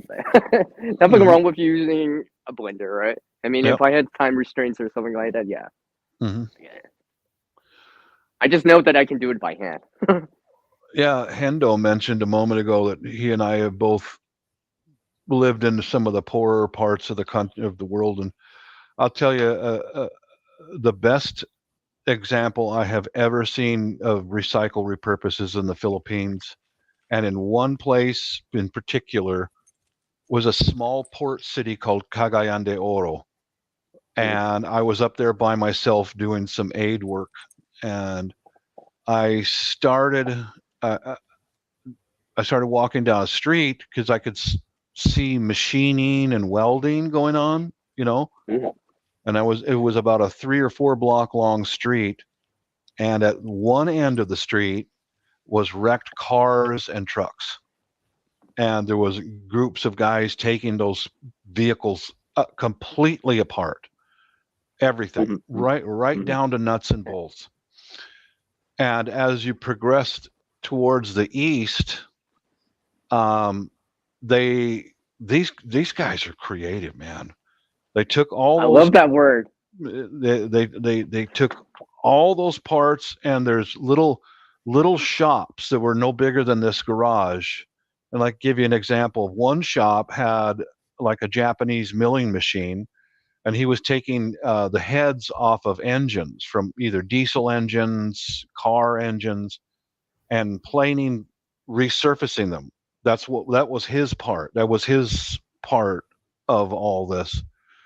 And engine blocks. He had the tools to set up and resurface these. And another shop was general welding, cutting and welding. I couldn't tell what because I didn't have any glasses, but I could see he was welding to do repairs. And another shop was where he took fenders and car doors, and he had hammers and dollies, and he would hammer work the crumples and the dents out of the steel. And another shop was for he had a lathe and a few other things, and he was turning crankshafts and camshafts. And it went from the wrecked vehicles all the way down the sequence of down to the end, where they were taking these used parts and they were reselling them to other shops that sold used parts. These were all reconditioned parts, everything you could think of, guys, transmissions, awesome. carburetors, everything. And I saw what was left of those cars and trucks, and it would just they took these vehicles down to just the steel frame. I mean, there was nothing, and it went from one end to the other to finished parts, and they were loading some of these finished parts on trucks because the money man down at the end of the block sold the parts. He took the money. They were all Muslims, and shipped the used parts off to different whoever the buyer was like, oh my God, man, nothing went to waste. Nothing. That's inspiration right there. That should inspire all It of us. is. Mm-hmm. I mean, I've seen videos on people like reusing like car tires and through a process and all that stuff to make sandals out of, Sure. slippers out of, right? Uh-huh. And that's a Mm-hmm. that Yeah. might, I could see them doing that too, right? It's just like, Oh, yeah. there's the tire, right? What do you do with a flat tire, right? Yeah. What do you do with a flat tire? I mean, I've seen people like stack them up and put like potatoes in there, right? So Mm-hmm. just relate the gardening in there and stuff like that. Because you just put the dirt in, right? And especially if you only have like so much dirt or don't have raised beds or something like that, that's an easy way to approach it. Well, like, there's so many topics on prepping and all that. What do you do after a collapse? Well, I've already seen it. There's a job called vulcanization, and they're small shops. And vulcanization. Yeah, they take bicycle tires and inner tubes, car and truck tires and all that. Mm-hmm. And using a soldering iron, basically, they repair these tires and put them back into service, And I also, in those shops, and sometimes they're separate shops where these guys who know how to work with plastics. And I was watching a guy on a sidewalk. That was his job, was to repair plastics. And the wheel on the large wheel on wheelchairs, he was fixing the plastics, because he was using a soldering iron, adding plastic material to the crack in the plastic, repatching it. And that's how you stay alive if there is an economic collapse. That's how you kind of rebuild, right? Yeah. Well, literally rebuild. Rebuild and take what you have, put it back into service, and sell it. That's how you stay alive. Yeah. Mm-hmm. I've seen it. I mean, you ain't going to get rich, but you might be able to eat, Yeah. Yeah, and the leaf springs from trucks are really good to make knives from. Yeah. Because that is really high quality steel. Yes, it is. I'll see if I can post it in your chat about that, or Shadow. Yeah. Yeah. I saw a really good video of a family operation where they made, what bolos are. That's what the Filipinos call a machete. Yeah, a bolo machete. Yeah. I'm familiar with that. I'll see if I can find that video and post it in your chat, Shadow. Yeah, I follow someone that's in the Philippines right now. Well, I know you do too, Shadow. He's actually been in the stream before on the side chat. Mm-hmm. Been there for a while, but yeah, he lives out there, and I see some of the stuff he's been able to do. I'm like, repurposing stuff and stuff like that. Because it's expensive to import certain things, or certain things aren't available, so it has to be imported in. But if you can recreate it from what's there, well, yeah. So after a collapse, and if you're a blacksmith, you can go to abandoned trucks and get the leaf springs and make some tools of it. Yeah. Yeah, and maybe help some other people out too. Yeah, because a knife. Everybody needs a knife. Yeah, because the tools will help, right? The tools will allow you to create more, right? Once you have the tools, sky's the limit, right? Yeah. When if you're a really good blacksmith, you can make a chisel. You can make everything. Basically, if you have fabrication, right? Yeah. Basically, you're fabricating it. Well, that's one thing I like about you, to be very, very blunt and honest. That's one thing I really enjoy about not just you and the channel, but like, it's what you do, right? You reuse things too, right? I've seen you do so many things. I'm like, I'm always like, it always encourages me to like do something. I'm like, I can reuse this too. I can reuse this too. Come on, Bob did something. I can do this too. Yep. It always if Bob can do it, you can do it. That's correct. Yeah. If Bob can do it, you all can do it. You can do this too. Yeah. Looking for one video in particular. I'll see if I can find it. Is an Unfortunately. American expat over there, and he's up in the mountains of Cebu, and that's exactly what they use. Shadow, they would take a piece of a truck leaf spring about this big, Yeah. and hammer it out until they made a couple of bolos and a knife out of it. It was really. I hope I can find that guy's video. It was very inspiring. Hard work Yeah. though. Oh my God, that's hard And work. those leaf springs are pretty long. Mm-hmm. So you don't need, you cut it on half, and Mm-hmm. you have the other half. You can at least get the 2 machetes from it, from Yeah. one. Mm-hmm. But normally they usually, if you have cut a leaf spring in half, you take the other half and cut it in smaller pieces, Mm-hmm. weld it together, and then you hammer it out, heat it up, and hammer it Yep. out. Yeah, I've seen people take like bundles of nails and weld them together and then start hammering that stuff. It's like, wow, Yeah. Yeah, Things if you have that plenty of nails, you can do that. Mm-hmm. That's the thing. Folks, blacksmiths here in the States, they get so tied up on purities and impurities and on, and just the right fuel and blah blah.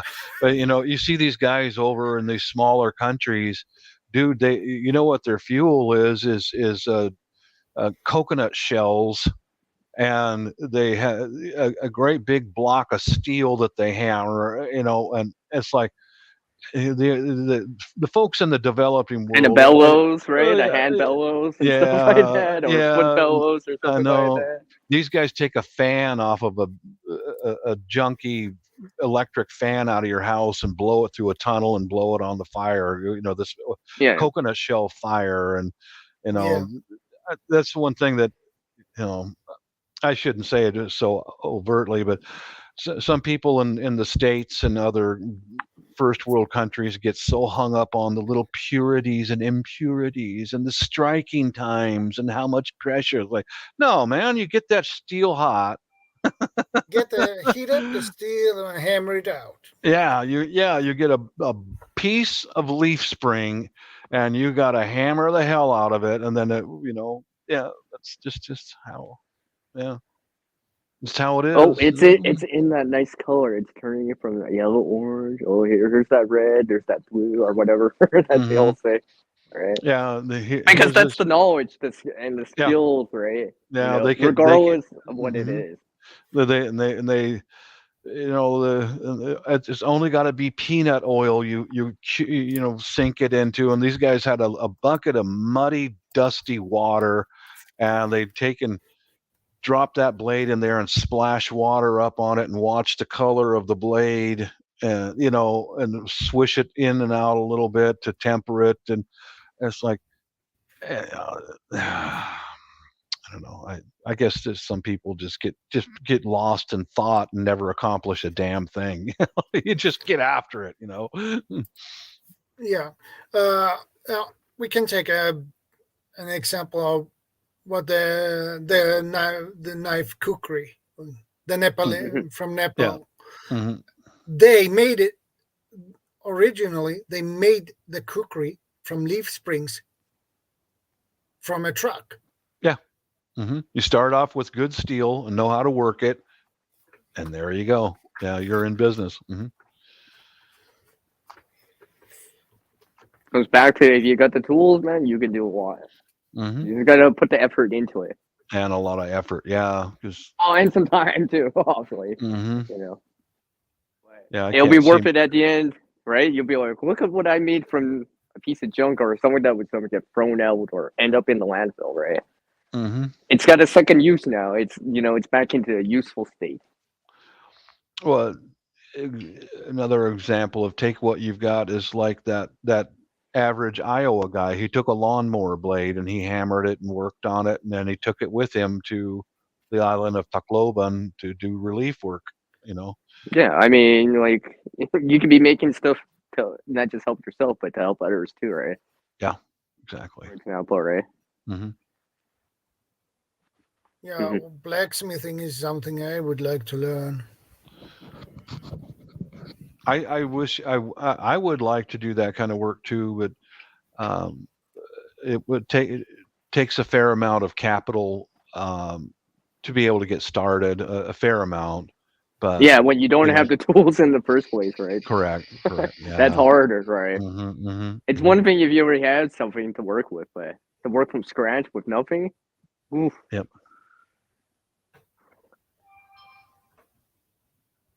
Yeah, exactly. And sourcing out the materials too, the resources in the first place too. I think this is this. Yeah, you know, I was gonna say it's unfortunate that there's a lot of stuff at times. Like I've shown a lot of stuff that I found at times. It's just abandoned, tossed, forgotten about, right? It ends up on the landscape, right? Mm-hmm. And I heard people would be like, "Oh, that's garbage. That's junk. It's not used anymore." I'm like, "No. Here's a piece of metal. If you had, you know, I could, you know, maybe it's not even rusty. It's just kind of dented or whatever. Or maybe it's got some surface rust. I'm like, you know, with the right tools, a grinder, you could make something useful out of this, right? Yeah. You There we know, go. Here's a link to a couple fellows in a small family shop making bolos in Cebu, up in the Cebu Island, probably up in the mountains and stuff. There we go. Good video because it shows the basics: a big block of steel, a couple of hammers, and just get. I guarantee you, those guys are making those out of leaf springs from recycled truck parts. You know. Yeah, probably. Mm-hmm. Leaf springs is the best steel you can get if you are gonna make something. Because it's a reliable steel. Yeah, I mean, metals are one of those things that we should all be trying to reuse as much as possible. Yeah. I'm not just steel, right? I'm talking about other stuff too, like copper, aluminum, and stuff like that, because that also has a price on it. Like, look at all the scrappers out there that gather up that material, right? Not just like copper. I mean, in the preparedness community, everyone's always talking about precious metals like gold, silver, right? But I'm always considering on their metals out there because they're important too. Copper, aluminum, they have their purposes too. You know, steel, cast iron, and stuff like that. They have their purpose too. They have their purpose too. Especially aluminum right now. Aluminum price has actually gone up, right? So the more we keep in the system or the cycle, the better off. You know what I mean? Like, I was talking to Shadow earlier before the stream, and I'm like, yeah, I got a whole bunch of aluminum cans that I'm gonna eventually bring in, right? I got a whole box of it, right? And I do that stuff all the time. Yeah, I saw a video a couple of years ago. Just a bottle like this. He cut it in half and began to cut around it. Oh, to make cordage? Yeah, he made cordage from yeah, this. Yeah. I've seen that before too. That was pretty cool. Yeah, I've seen that before too, right? I mean, so I learned it's not just it's just not a container or something to hold water. You can make cordage out of it with the right tools.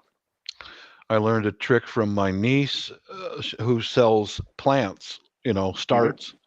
She takes bottles like that and she uses a soldering iron and she cuts openings in it and holes in the bottom with a soldering iron and puts soil in there, and she starts her plants herself from cuttings and hangs them up in those little Coke bottles, and that's how she and her mom make some coin, by selling the plant starts.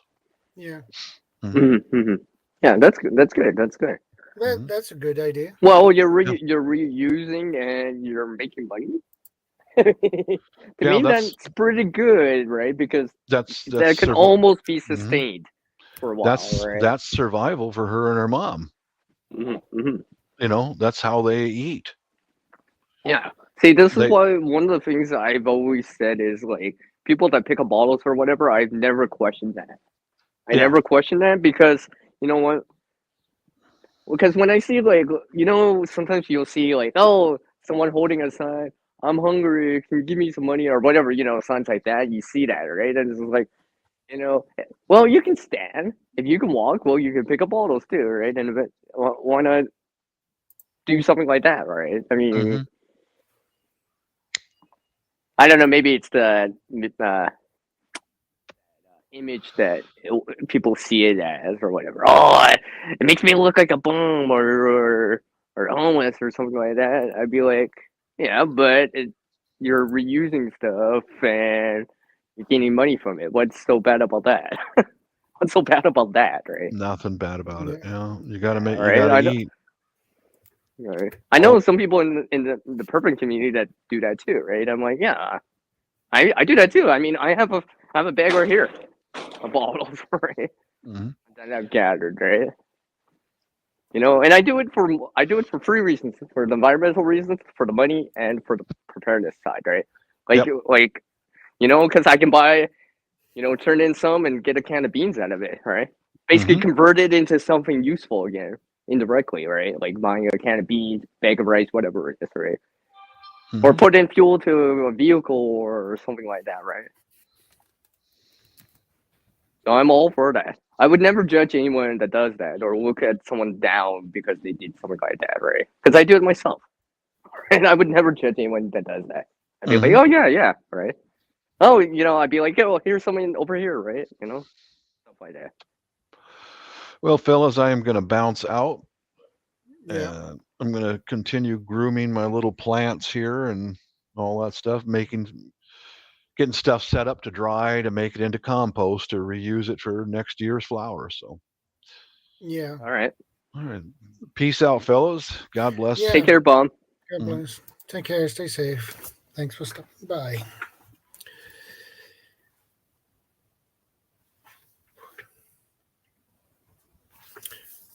Oh yeah, I still have more to talk about. I can go on and on and on and on and on and on and on. This was just the tip of the iceberg. Yeah. At times. Yeah. But like I said, before Bob left and stuff, like people waste a lot of stuff. I mean, and simply because at times because they don't know how to repair it or put it back into a useful state or just that maintenance. They don't maintain it enough, right? For example, because like for anyone that's seen apartment buildings and stuff like that, there's always stuff outside the bins, right? Yeah. Do you see that out there in Sweden? Like there's stuff outside those big green metal garbage bins. The ones that the trucks pick up, right? Yeah. Yeah, you always see stuff outside of that. There's always something, right? And I'm always like, I walk by places like that every so often. I'm like, I don't always see it as trash or garbage. I see it as resources. Like, oh, look at this. Here, for example, I mean, I found this digital thermometer, right? I've actually shown it on the channel before. That was just abandoned. It would still work. Yeah. I have to put new batteries in it now, but I mean, like, it still work, right? So I managed to keep it in circulation for a little bit longer, in that cycle a little bit longer, right? I mean, or else it would have ended up in the landfill. It would have ended up being in a useless state again, right? Because it basically would have ended up in the landfill, where, well, that's the end of that, right? Because it would have been all crushed and all damaged, and stuff like that. Yeah, I mean, there's other little things I've seen where I'm like, I've reused these things, right? I'm just like, more or less, sometimes it's a little crude, but remade something useful out of it. Tools or something to help me out. And stuff like that. It's just like, taking like maybe there's like 1 or 2 good wheels out of something, let's say a cart or whatever, and you take the Yeah. 2 good wheels and you make something like a dolly or something out of that, I'd be like, yeah, that's how I see it. Right? I see it as potential. Like, there's a resource of a wheel.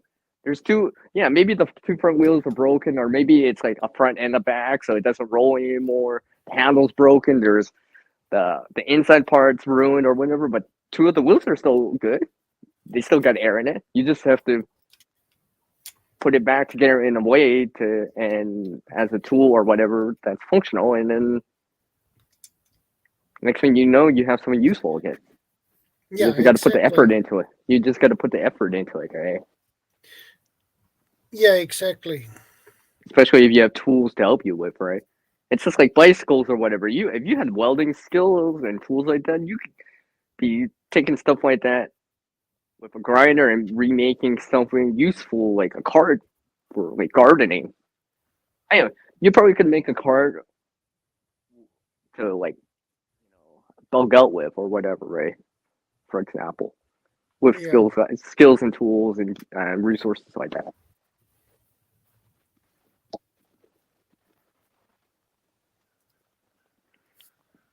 Because in my opinion, it's gonna be people like that that kind of make it through, because their willingness to like improvise and use stuff, right?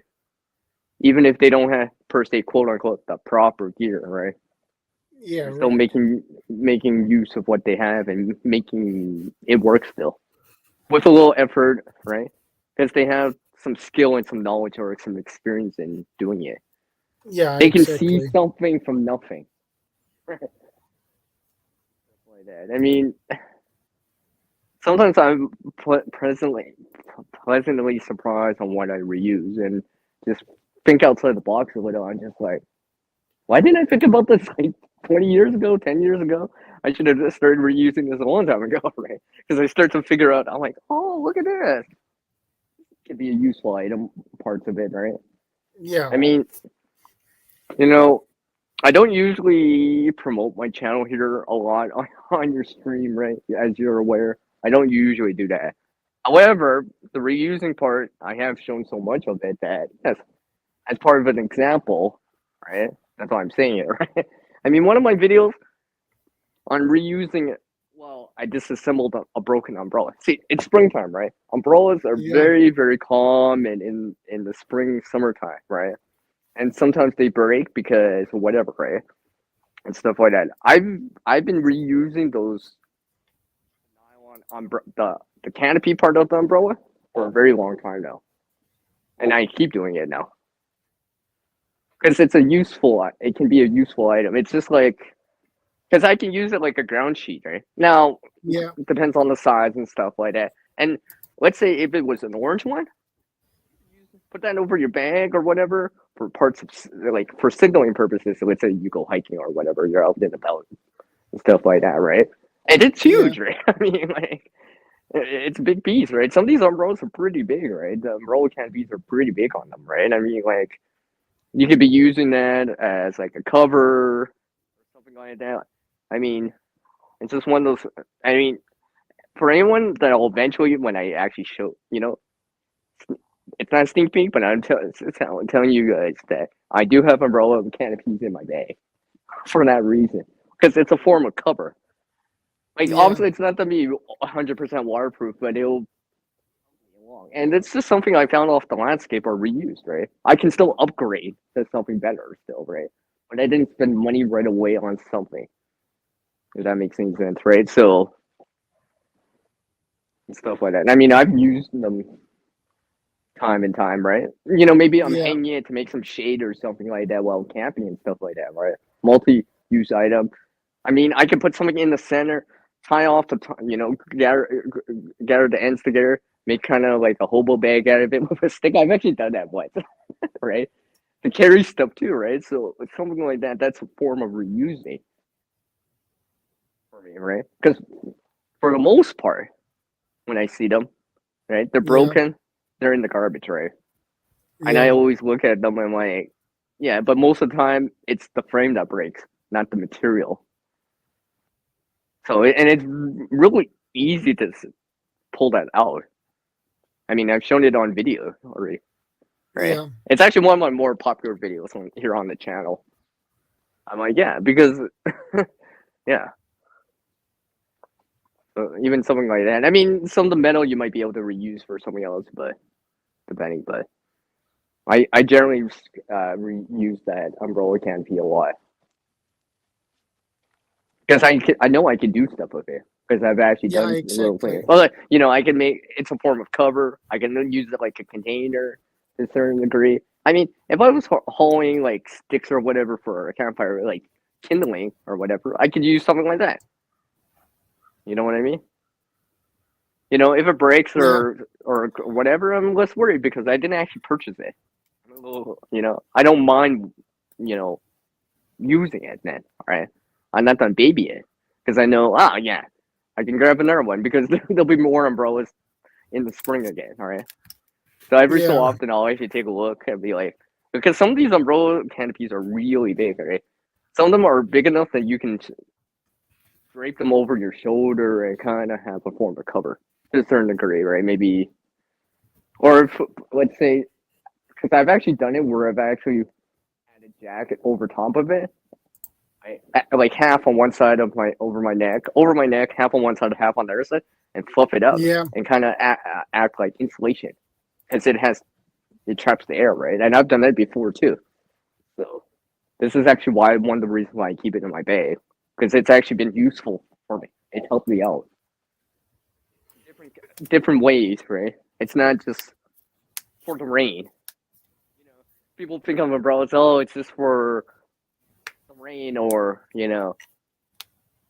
for these other reasons like these riots at times that people use them for, right? Besides that, there's a reason for using them. Yeah, exactly. So yeah, so it's just one of those things that I start to reuse a lot and stuff like that. I mean, I could be using it for like so many other reasons, right? I could go on about that. I mean, hey, I could apply it to like let's say gardening, for the gardeners homestead that's out there. You know, I could use it to cover the plants from frost, for example. Yeah. You know, right? It's a way of reusing it, right? I mean, I could go on and on about that kind of stuff. I mean, even some of my earlier videos, you might actually see me reusing it a lot of times, right? So, I mean, and like I said, if you can find like a bright yellow or orange one, which is actually rare because technically blacks or darker colors or navies are more common, but if you can find a yellow or brighter color, that could be like a signaling device for you. Easily, look look how big that is. That's much bigger than some of the other signaling devices available, right? Because it's pretty big. Like some of those umbrella canopies are like 3 feet. If that's bright orange, bright yellow, that's gonna stand out. If you're trying to signal, right? For example, Yeah. you know.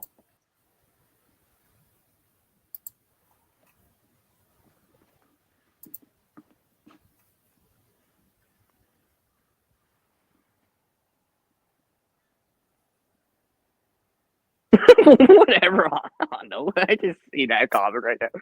Yeah. Put that comment on the screen. Put that comment on the screen, Shadow. Put that comment on the screen. Let's highlight that. Highlight that right there. Yeah. Be elated between snacks breaks. Sierra comes up with good ideas.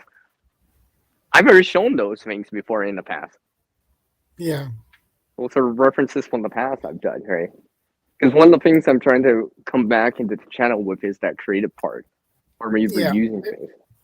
Because a lot of people seem to enjoy that part of it, right? Get our uses from items, or from items that you can find, or from items that people most consider as trash. Oh, it's broken, right? And stuff like that. I remember being at a campsite and just pulling out this umbrella out and doing it on the ground. Everyone's just walking by. I didn't care because I knew what I was doing. I knew what I was gonna get at, right? Yeah. And stuff like that. I just took the time to do it right there instead of bringing it back to my campsite. But yeah. I mean, you could apply that to one of those patio umbrellas too. some of them are quite big.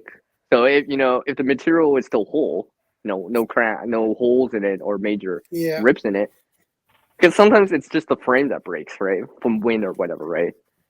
That happens, right? Winds break the umbrella canopy or break the frame and stuff like that. Well, a lot of the time the material itself, the umbrella canopy itself, is still useful because it's still whole for the most part. For example, I mean, I'll extend this out to something else too. I don't have an example out here with me right now, but you may randomly see it, and it's actually a good idea because it helps you out, and you can reuse it, and you can find it. It's possible to find it. So for people that are familiar with those sunshades, those sunshades that have the mesh. Yeah. I actually found one time without the frames, right? Okay. That's cool.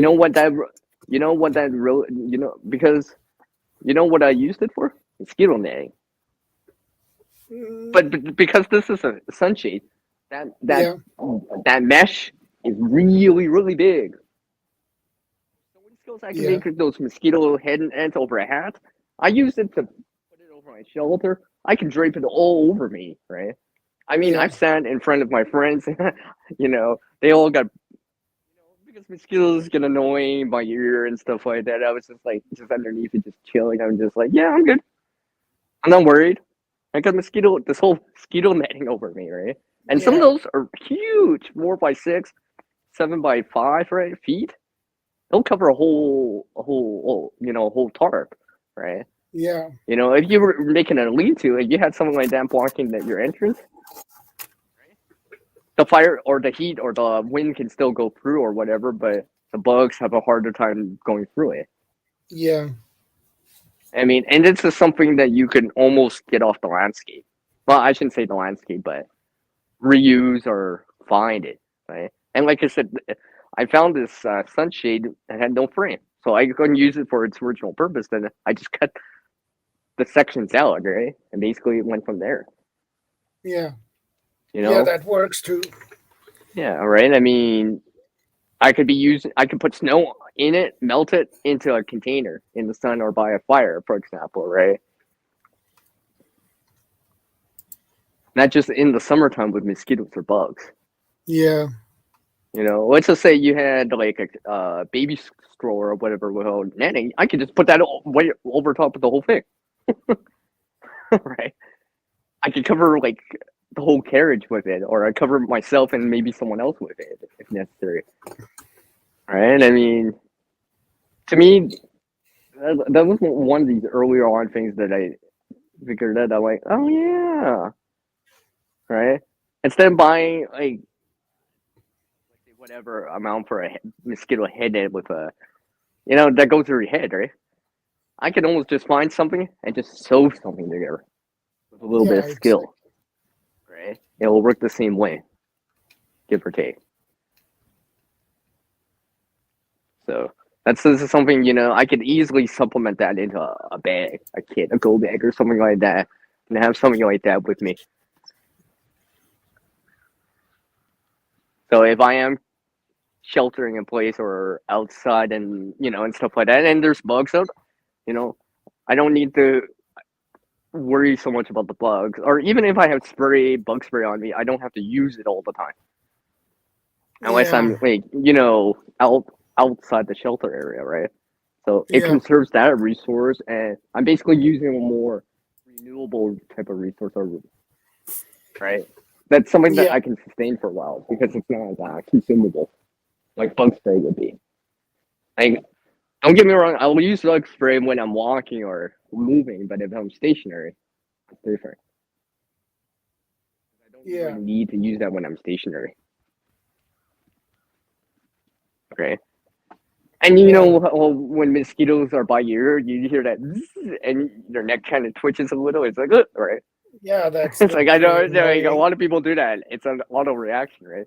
But if the mosquito netting is away from you, like let's say around your doorway or whatever, now you can still let the breeze in. The mosquitoes aren't as close, so you don't hear that high pitched buzzing.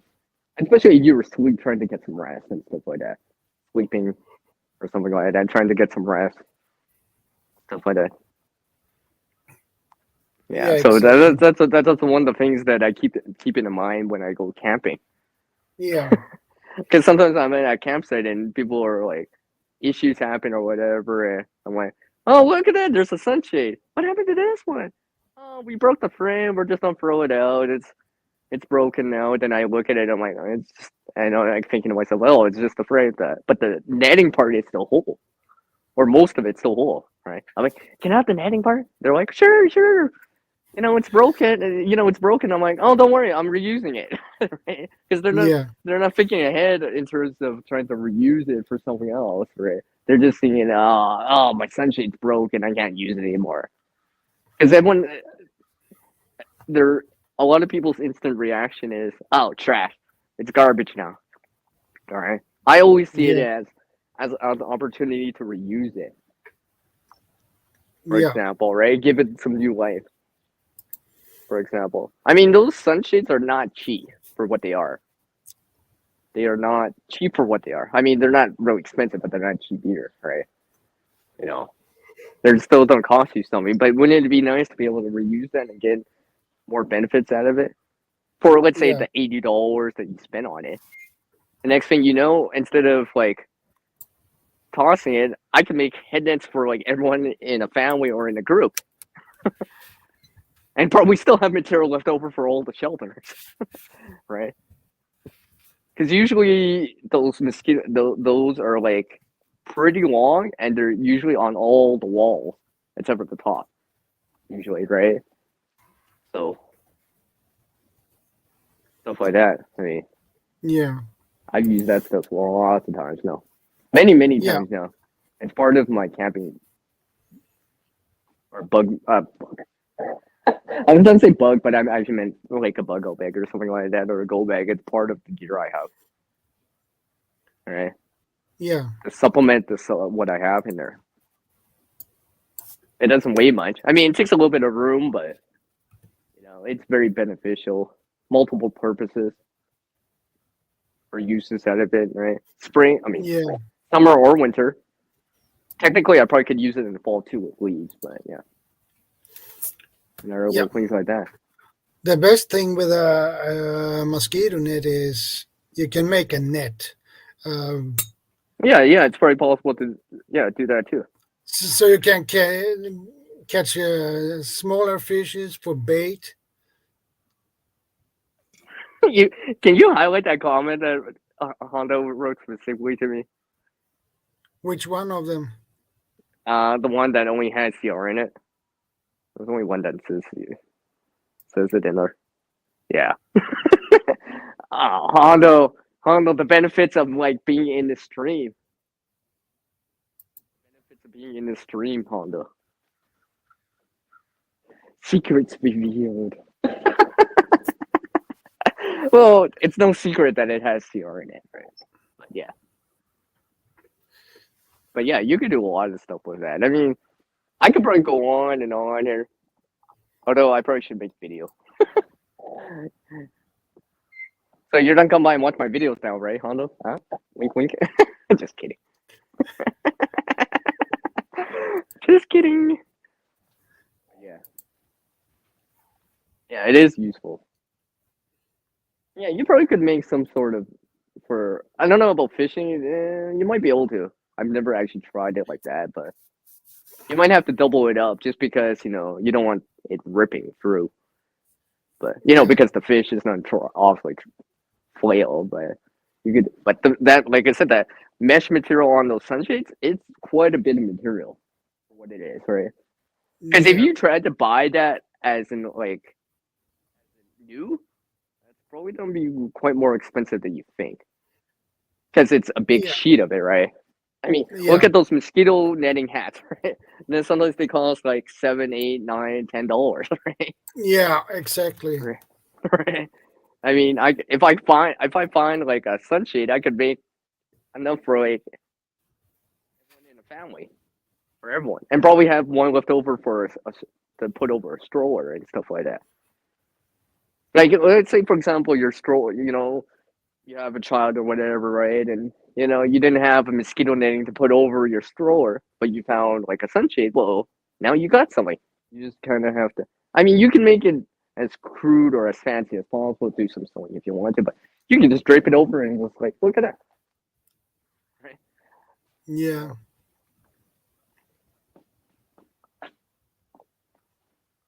So yes.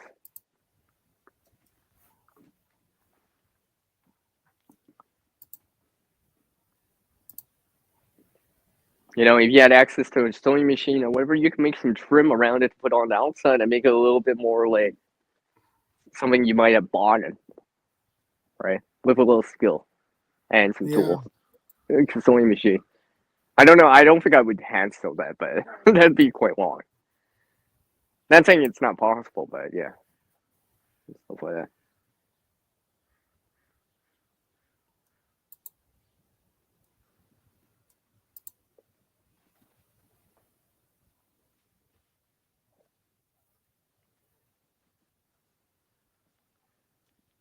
Yeah. I mean, sometimes I'll bring it, alright, and people be like, "Oh, that's very smart. That's kind of cool, CR."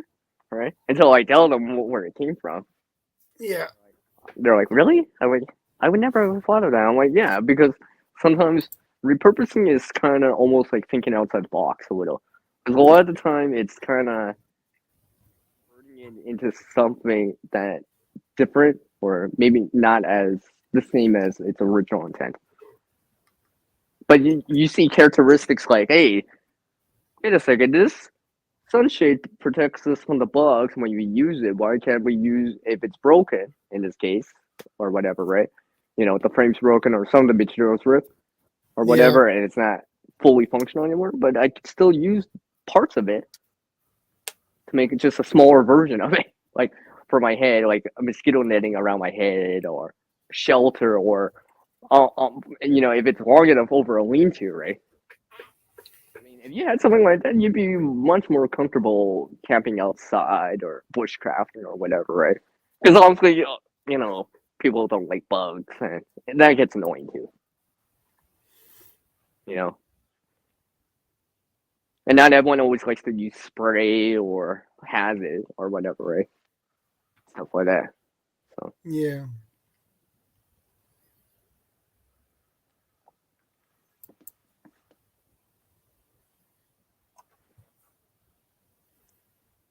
Oh, I see that, Hondo. I see that.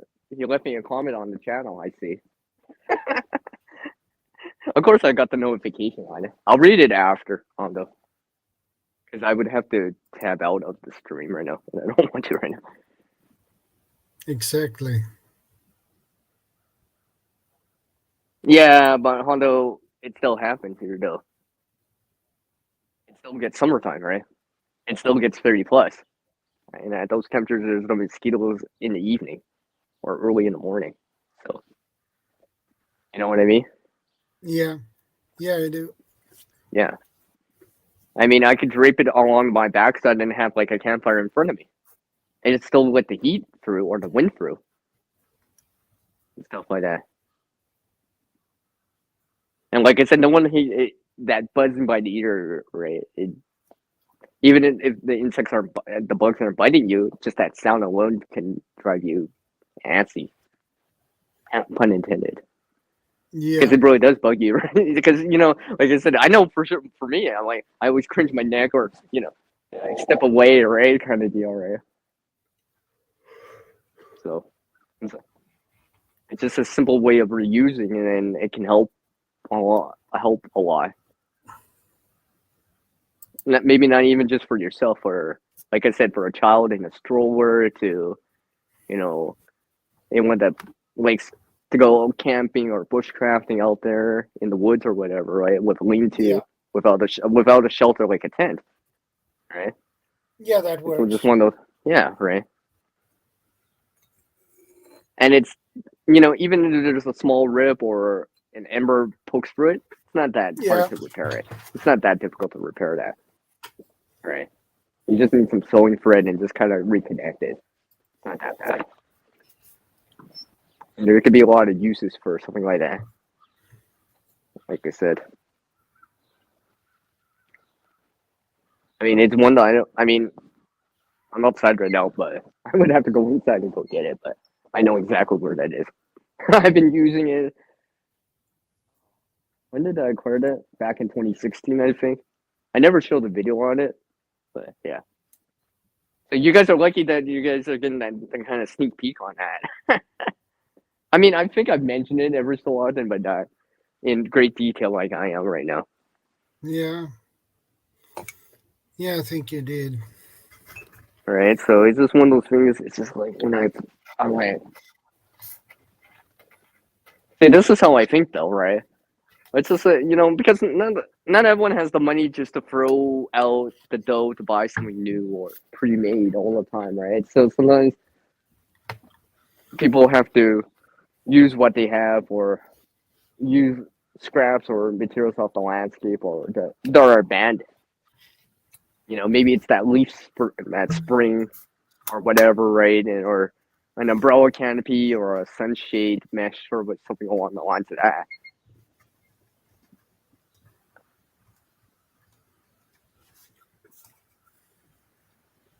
Because I know sometimes the mosquitoes are along the lines of that can be really, really bad at times, right?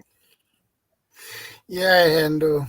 I agree with you about that one too.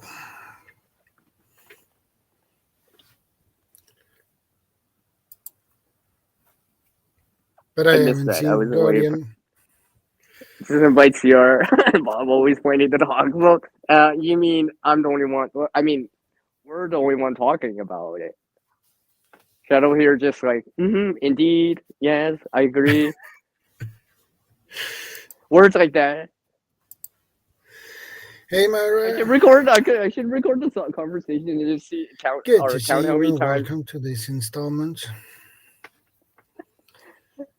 Hello, and just count how many times he actually says those words, like indeed. Yeah, indeed. Hi. And pink waving. Okay. Hi. Yeah. I'm trying to remember what the emoji looks like. Yeah, I keep forgetting that StreamYard doesn't show the emoji. It just shows what it actually, the letter, the words of it, and stuff like that. But yeah, I mean, I could probably go on. I mean, like different seasons: winter, spring, summer, fall. There's a lot of things you can reuse for those seasons and stuff like that. Like here's another example of, I mean, a minor example, but you could use trash bags technically. I probably would use a trash bag over the umbrella canopy mesh, but usually the umbrella canopy mesh is a lot bigger than a garbage bag. But I could pile leaves on it and transfer them over to like a shelter. Yeah. You know what I mean? Like if you're setting up like a quote unquote survival shelter or whatever, and you're using the leaves, well, imagine being able to carry loads and loads of leaves because you just pile it into one spot and pick up this big bundle and bring it over versus, because you can't carry that many leaves in your hands. The garbage bags are useful, don't get me wrong, but let's just say you didn't have one or you already have to use it, right? And you just happen to have something else like an umbrella canopy or sunshade mesh along the lines of that, right? So I would always keep that in mind. Yeah. Containers are useful. Containers like that are useful. Yeah, I was thinking a trash bag made of plastic. You technically, you probably could make a small greenhouse of it. Yeah. But you need to cut the side up so you can get a larger piece of it. Yeah.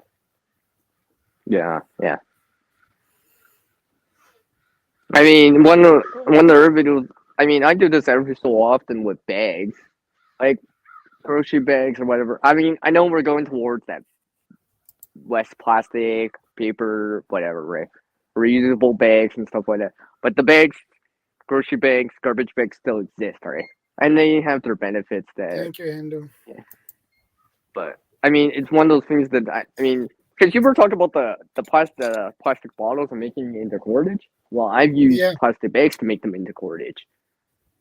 Where basically I make plastic yarn, and braid it into a zipper chains in it, and actually make cordage out of it to use yeah, and stuff like that, right? And that's actually one way of reusing, because a lot of places don't accept plastic bags as part of their recycling stream.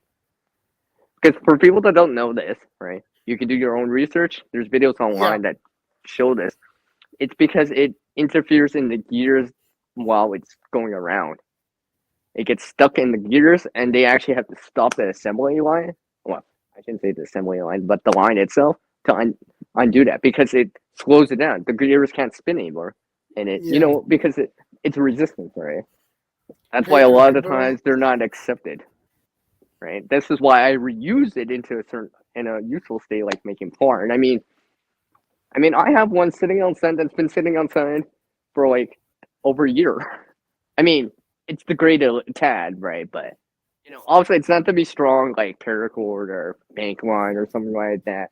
But it's just something I'm reusing, right?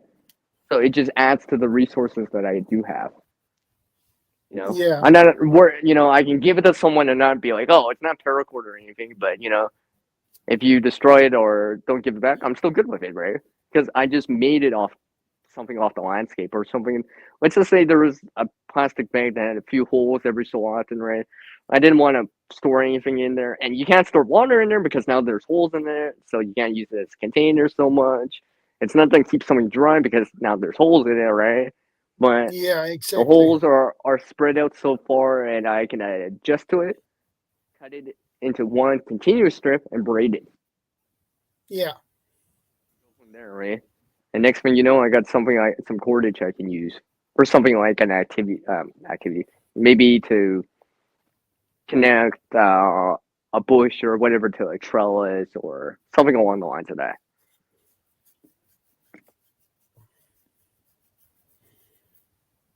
Hi, Cookie, or Cookie, not Cookie, Cookie.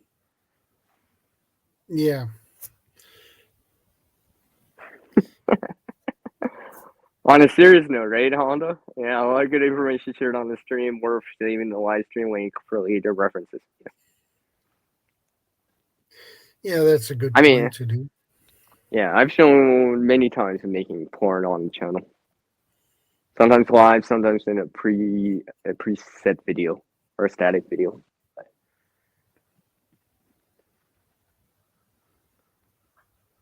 Once you do it, I mean, you could change a normal grocery bag into some porn in a matter of like 15 minutes, 15, 20 minutes. Yeah, I've actually done that while like doing other stuff, right? I'm like, I'm like in a like on a car trip, right? And we're just talking. I'm just braiding. I'm just yeah, braiding the time away and stuff like that. Or I'm at a campsite and just braiding away. Next yeah, thing you know, right? Next thing you know, it's just like, oh, it's supper time. Oh, it's lunchtime, right? Because people ask me what I'm doing, right? I'm like, I'm braiding. But I yeah, show, I'll be like, here's a plastic bag. It's a continuous length of it, right? Because that's how I do is zipper chains in it. And basically, you find the half, and well, anyways, without going into much detail about the braiding process, but it's relatively simple because it's just a repeating pattern.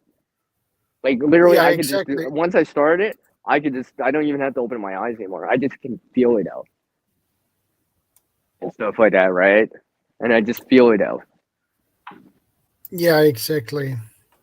So, because like I said, there's a lot of things people toss out. Wind picks it up. Like I understand wind picks it up. Things like let's say storms, flooding, hurricanes, tornadoes, right? It causes things to get stirred around, right? Things get broken, displaced, and all that stuff. We're well aware that stuff happens, right? You've seen Yeah, the exactly. aftermath of stuff like that, right? So, Yeah, but on a normal day-to-day scale, that still happens, but just very less, right? People, yeah, it slips out of their pocket, it gets flown off the top of a garbage bin, right? And sometimes I see it, and I'm like, I'll be like, oh yeah, I can put this back into good use. For example, right? I remember this one time I actually took the porn that I saw at this dog park, brought it back like the next day, braided, and hung more bags around it, so people can use them as little dog bags. I've done that once. I don't know if it's still there, but I was just like, as a way to show, hey, I didn't write a note that said, oh, I took this off the landscape and reused it and hang these bags for you guys to all use for dog bags. Right? I didn't say it like that, but so other people can kind of help other people out, right? I've done that at least once. Yeah, I agree with that. So it's just to show, because unfortunately, you know what? Landfill space is a premium in most countries. Not just here in Canada, the US, whatever, in Europe, Asia, Africa, whatever, right? Because, and don't get me wrong, I know about the incinerations and stuff like that, but landfill space is still a premium. There's only so much room on the planet, right? You can only find it so much. There's only so much room, right? I know, you know what I mean? I mean, some of these places out there, those landfills are huge. They look like a mountain in the distance. I don't know. Maybe I'll send you a link one of these days, Shadow, to one of them, or a screenshot or whatever, or a storage clip of it, right? Because I was just looking at a lot of that. I'm like, there's potential. There could have been potential for a lot of these items. Yeah. You just need the tools or the infrastructure to actually use it properly. Without it, then it's hard, right? Without the tools or the infrastructure, it's hard to reuse something. If you don't have scissors or a knife to cut with, you don't have power tools, you don't have hand tools, you don't have a forge, you don't have a file, you don't have, resources like that, the tools like that, it's very difficult.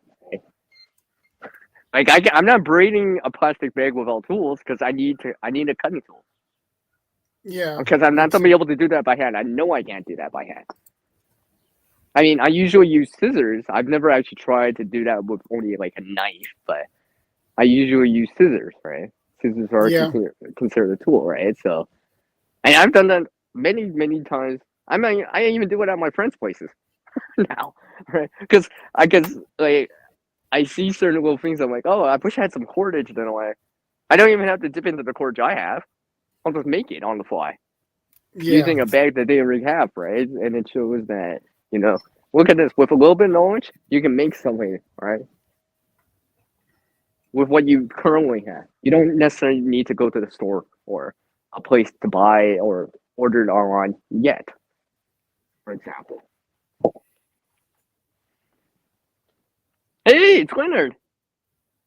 Yep, it is. It's Leonard. What's up, Leonard?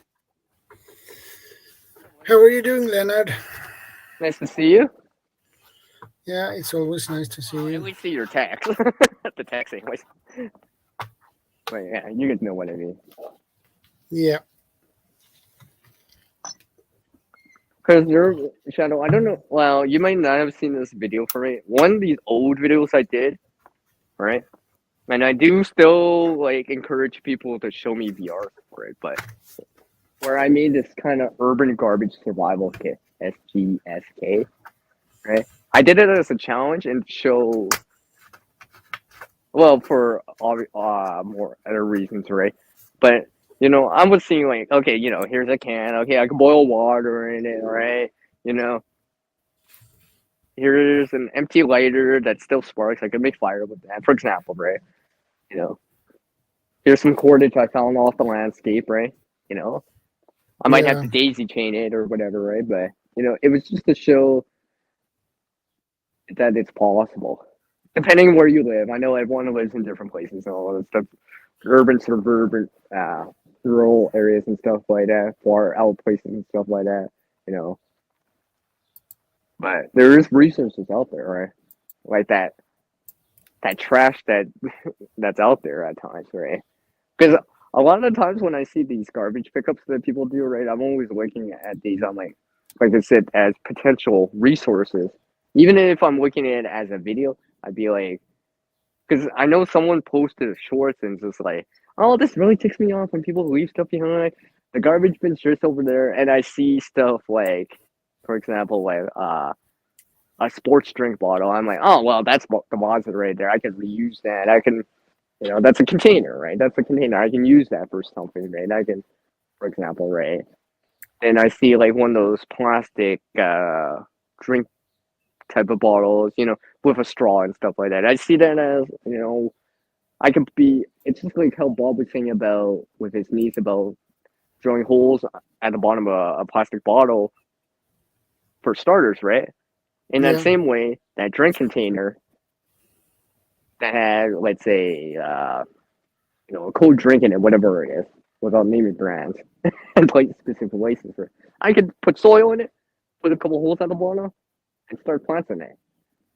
For example, right? I mean, look at the plastic straws, right, out there, right? I know they're getting banned and all that stuff, and less places have them, right? But people in the survival bushcraft community were making fire straws, right? Or putting stuff in there and sealing it off with like needle nose fires, right? You've seen that before, right? Yeah, I have. Right. That's a way of reusing, right? And that directly can benefit survivalism, right, or preparedness. Because I'm trying to tie this into that, right? People look at it, oh, it's reusing, right? Yeah. But it's also, that's not necessarily in the environment right away, because you're reusing it at least one more time. Yeah. For example, right? So, even the ones that are made from paper nowadays, I mean, like, you could still reuse that. I mean, not reuse it in terms of drinking purposes, but maybe you shred it up. Well, I don't know if I would do it. I keep forgetting those are white, so it's probably bleach, but you could probably reuse it for everything. Hell, you probably could put a fire starter in there, right? Just put some dryer weight in there, dip it in some wax. Like, the paper ones, right? And you got, well, it's going to be a single reuse because you're burning it right away, but, it can be more, you might be using that and saving your commercial fire starter that you actually spent money to buying it, right? Whatever it is. Stuff like that, so. Yeah. But yeah, I was just looking at a video like that. I was just like, I didn't see it, like I said, see it as trash. I saw it as resources that have potential. It just depends what your needs are and can you put it to good use. Yeah, exactly. Right. That's why I'm always trying to look at these item resources. How many uses can I get out of this? Right. Because I know not everyone's in the survivalism community, the survival preparedness community, or bushcraft or whatever. They're kind of higher people, right? Gardeners, whatever, right? Gamers and stuff like that, right? Yeah, exactly.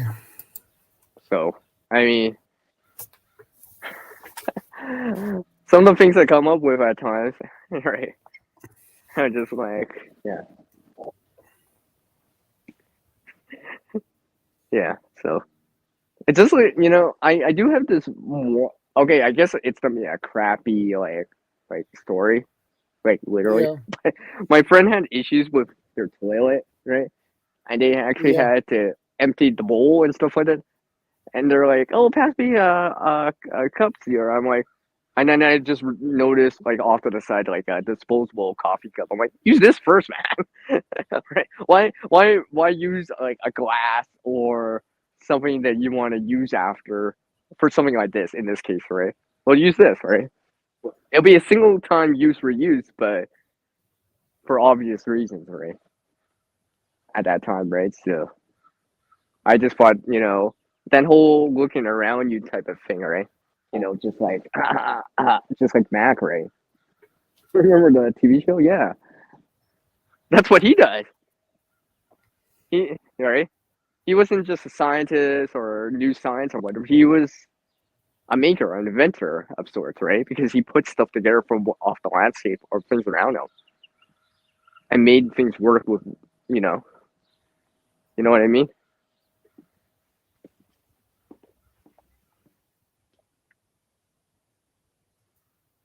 You still there? Yeah, I am. Oh, Yeah, I'm So- still here. I mean, like I could, in the side chat right now, you guys name some items here, all right? Because repurposing is just seeing items, right? I mean, I see a lot of items too, but I try to put them back into useful state as much as possible. I tried to reuse them even before recycling. Remember what I said about those 5 R's? It's in that Yeah. order, Yeah. right? For a reason, right? Hence, I always say this: reuse before you recycle. And if you can reuse it and still recycle it after, if you had to, that's even better because you get an Yeah. extra use before it gets recycled, right? I'm talking about like let's say a glass or something like that, right? Yeah. Like let's say you want to store water, drinking water, emergency drinking water in some glass, right? You could still recycle it after, Yeah. right? If Exactly. you wanted to, right? As long as you don't break it, you could still, right? So maybe you get some more glass bottles or a bigger one, or you can just okay, I'll take the smaller one and now recycle it. It helped me through this situation or whatever. Now it's like get recycled back into whatever they reuse recycled glass into, whatever. Yeah. Right? Exactly. So I always look at it like yeah.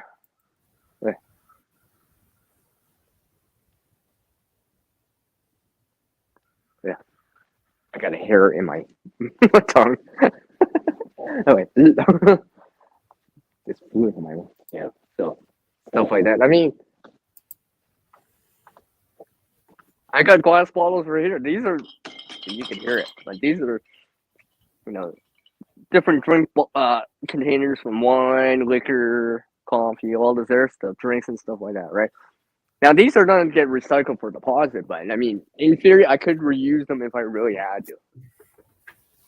Yeah. Right? I mean, glass isn't the same as metal in terms of boiling because it's a little bit different. Also, it can shatter, right? Don't get me wrong, but it's a little bit more reusable than plastic is. In terms, and I've actually boiled water in a glass bottle before because I wanted some coffee, even though there was cups inside.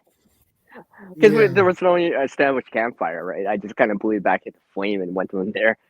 My friend saw me. I'm like lifting it out with sticks, right? I'm like trying to. I didn't break it, but it was like a foot away from the ground where I had to sit it down. I'm like, almost like you know how that scene from Indiana Jones when he's like putting his hands around his chin is like, and it's just like, right? That's what I was doing. I'm like, okay, and 1, 2, 3, right? And transferring it to the ground to let it cool down, right? Yeah. And I think I made some instant coffee from that, right? So it was just one of those things at that time that I just did from a glass bottle that we had from like the night or something like that.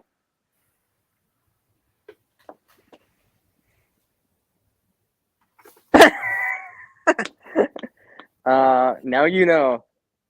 The secret's out, everybody. The secret's out. There's no secret anymore. That's the reason why CR eats all the time and creates food. Enough said. Shadow. Yeah. Yeah, you were supposed to highlight it while I was saying it. Yeah. Yeah, that's the reason why, right, Honda? Now he knows. He's like, oh.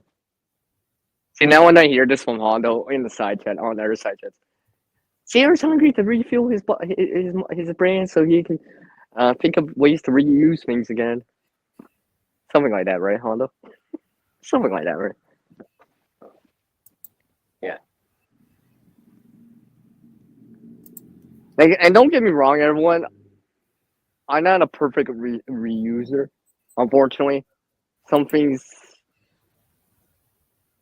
are harder to reuse, or I can't reuse them, or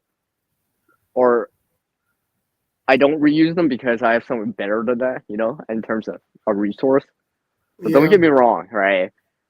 I do create my own garbage too. I'm not some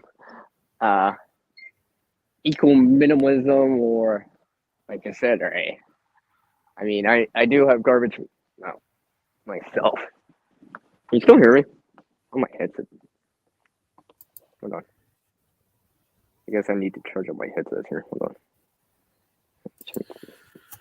I brought my beast in there. Yeah. Yeah, go ahead. Myra says, how do I recycle 5-liter plastic bottles? Well, hold on a second. I have to charge my headset.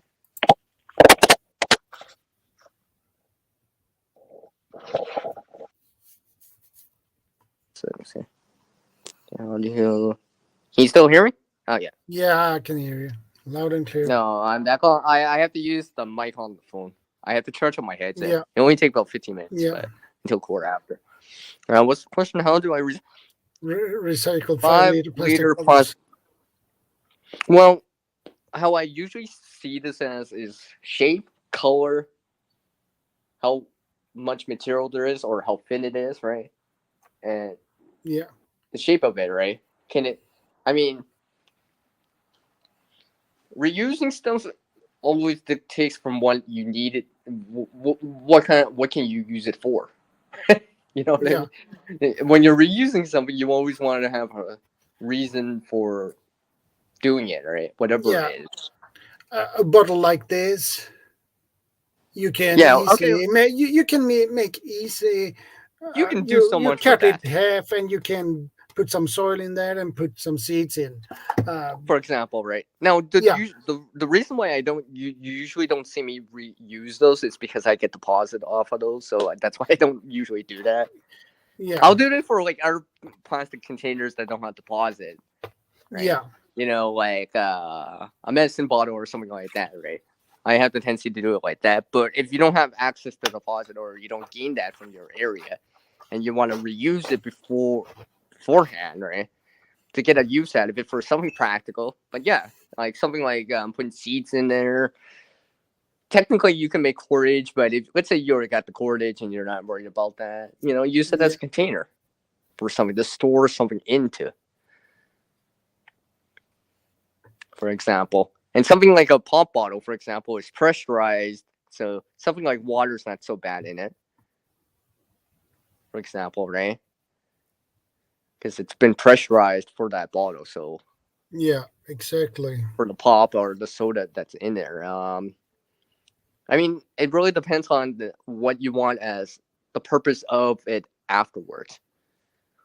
That might be dependent on what you have or what you do on a regular basis or whatever. Let's say you're a gardener, maybe you do use it for starting seeds in, right? In a survival situation, you might be reusing that for holding water. Maybe cutting the bottom off and using it like a funnel. Maybe you're using like a funnel, making DIY pre-filter, right? With coarse stuff, gravel, sand, charcoal, for example, right? Because it's got a cheaper end, right? So you can, you know what I mean, like pre-filter some water with that, for example. That's just the name examples off the top of my head. I mean, it really does depend. I mean, what you want to use it for, because it is still a container with a small opening. So maybe you can. Let's say you can. I don't know. Maybe you got beads, like you're a crafter, you like to make bracelets or something like that. Maybe you have beads or buns or something, to a whole stash of them. Well, you can put that in there, I guess. Store it in there. What else can you use it for? I mean, here's an idea right here. I just realized that. Let's say you have an older place with an older toilet, right? You can put water in it and put it on the back of your toilet tank to displace that water. Let's say you don't have a low flush toilet yet, right? You know what I mean? I mean, people have said bricks and stuff like that. Well, you can use that bottle. It'll displace 2 liters of water, 32 ounces. Yeah. No, not 32 ounces, 64 ounces, sorry. 32 ounces is 1 liter, yeah. Or 2 quarts, right? Something like that. That's an option right there. Maybe putting extra rainwater that you gather, for example, to water plants inside. For example, I've done that with some of these before, where like even though I got rain catchment here, I actually, because in the summertime I don't need all the water I can get, probably, right? Because I better have more of it than less of it, right? So I store a couple extra liters, just so for like some smaller plants or whatever, right? It'll buy Yeah, me that exactly. extra day or two for the smaller plants. So just something like that. Yeah, I agree. Yeah, exactly, Honda. Yeah, basic storage purposes or basic gardening, right? I mean, I've seen people like with the lids make them into small little containers, like the lip that's right underneath. Like, can you hold up the bottle? I don't have a bottle near me. Shadow, Yeah. can you hold up the bottle? The top of the bottle. Yes, right underneath the cap, right? There's that little lip, right? That, so you notice it, right? People This have one. sawed that off, so it's flat, stuck it together with, let's say, epoxy or hot glue, and made a little small pill-like container out of it. But you need two of those, and you probably could still make like something to put seeds in. Yeah. I have And seen maybe those. get a little bit cordage out of that. So you could probably gain a few uses out of that if you really, really wanted to. Because I've seen that floating around on YouTube before. I have actually made one of those with hot glue, but it works better with epoxy. Because hot glue will melt in hotter water or warm water. I found that out, by the way. So hot glue's not the greatest, but epoxy works better. Even like super adhesives, like super glues and stuff like that, are probably better. But but if you're using it for like spices or whatever, you want food grade and all this other stuff. Because I've seen people Yeah. do that for spices or put something like magnesium shavings dust into it, for starting the campfires and stuff like that, or for survivalism reasons, right? They have it in their go bag or whatever, right? Something like that. That way it's sealed and stuff like that, and yeah. I mean, oh yeah, there's another thing too. I keep forgetting. Who was it? I'm trying to remember who it is, but they actually used it in that same way that I was talking about to make a pre-filter for a water filter, like the sort of mini sort of squeeze, the ones that allow you to put a normal 2-liter bottle or a soda bottle underneath, right?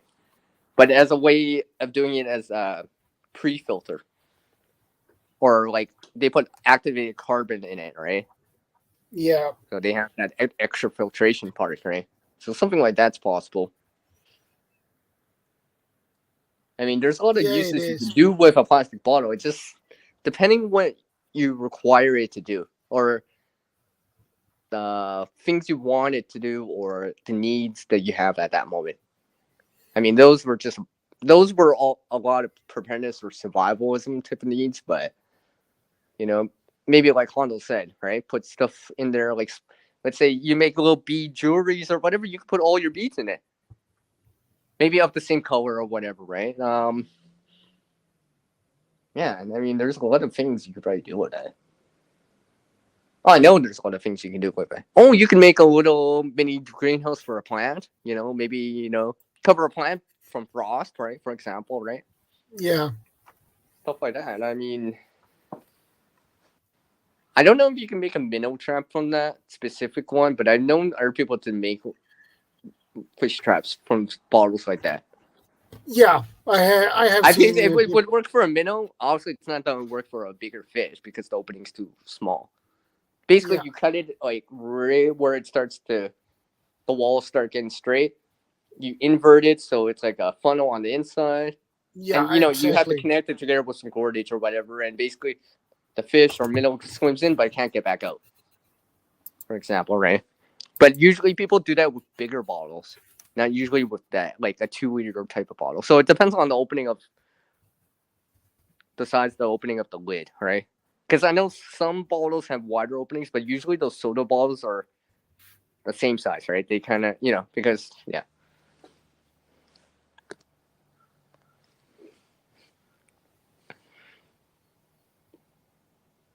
Yeah. See, that's another thing right there. Can you highlight that? Last comment. Yeah. Yeah. Right. Sometimes you give them to bottles to the pet shelter, and they use it for a bowl for water for dogs. Yeah, and I mean you could do something like that for your cats, your pets, your dogs. I don't know, rabbits, chickens. I don't know. You probably could go on with that, right? You know what I mean? Yeah. So yeah, that's a good idea too. Because even if you did that, you could let's say you had 2 dogs or whatever. I could make 2 dog dishes with that, and still make that lid, little pocket container, and probably to a certain degree make a little bit of cordage out of that. If I really was inclined to doing it like that, you know what I mean. So you could probably do it in a certain way where you can actually use it to make the cordage, hang the bowl or whatever, like chickens or whatever, right? And have a little container for whatever at the end. And that wouldn't take much. It wouldn't be too difficult, or you wouldn't need anything more complex than some scissors, for example, right? Maybe some hot glue, epoxy, if you have something like that. Maybe like a hole punch or a Dremel, not Dremel, like a knife or something like that. So, most part, people could do something like that. I mean, there's probably other things you could do with it, like I said. So I've seen. Wow. Yeah. I told you, Shadow, I was getting excited for this. That's why I let you guys do all the talking first. Yeah, I figured. I figure I just ramble on like after everyone leaves. Yeah. But yeah, that's good. Huh? So yeah, I mean, and that's just a bottle. There's, how many more potential things are out there? Potential, right? I mean, like we started off the stream. You started off the stream with the bicycle inner tubes or the inner tubes, right? For example, Yeah. right? I mean, like in the survival bushcraft community, right? People make ranger bands, aka bicycle inner tube versions of rubber bands. That's actually what a ranger band is. Yeah. All right. And you could do so much with it. I mean, like you could put around like a sheath of a knife, so you can have a place to put additional items. Let's say a lighter, ferrocerium rod, a sewing needle, and stuff like that. Wrap it around a lighter, for example, and like I actually helped someone. You know when you refill a gas tank on a lawnmower, there's that lid, that cap or whatever that you have to unscrew, right?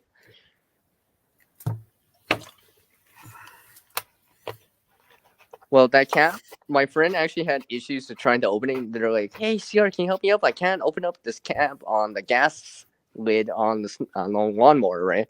I took a piece of rubber inner tube, put it around like those grippers that you would use for jars, and this would work for a jar too. And I just opened it, and I just brought it back to them right away.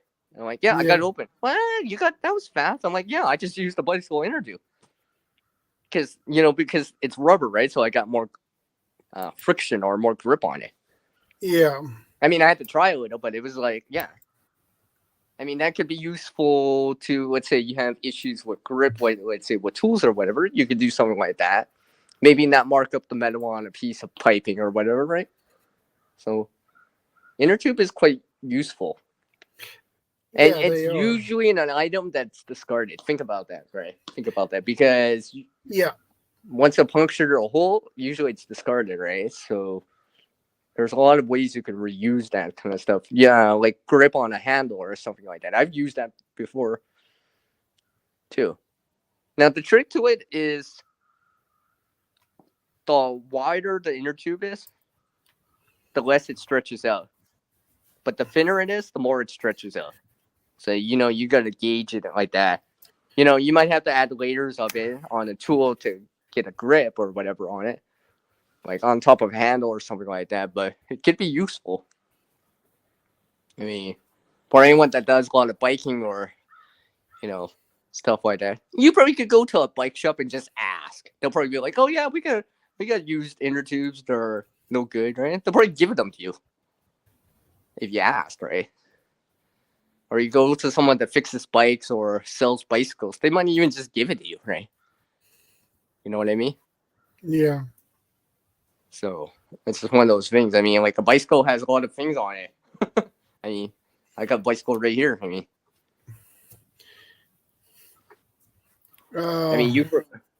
it could be like, for example, on the handlebars, you put it over the handlebars for extra grip.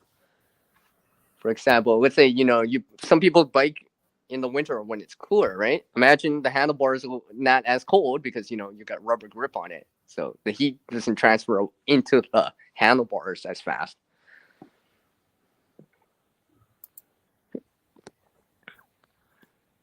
I mean, there's a couple options. I mean, back in 2020 when everyone the great DEP apocalypse, right? Right? Yeah. We all seen images, video on that stuff, right? I mean, I won't go into details on legal issues that happened from people that fought, but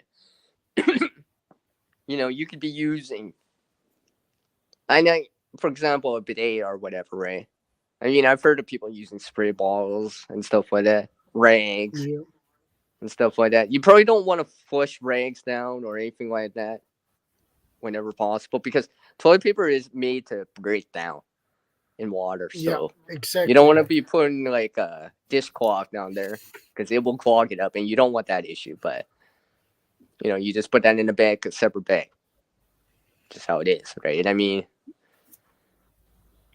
and that goes the same for like even like something like if you had paper towel or tissues or something like that. Yeah, you can use leaves too. Yeah, I mean, if you really had to, right?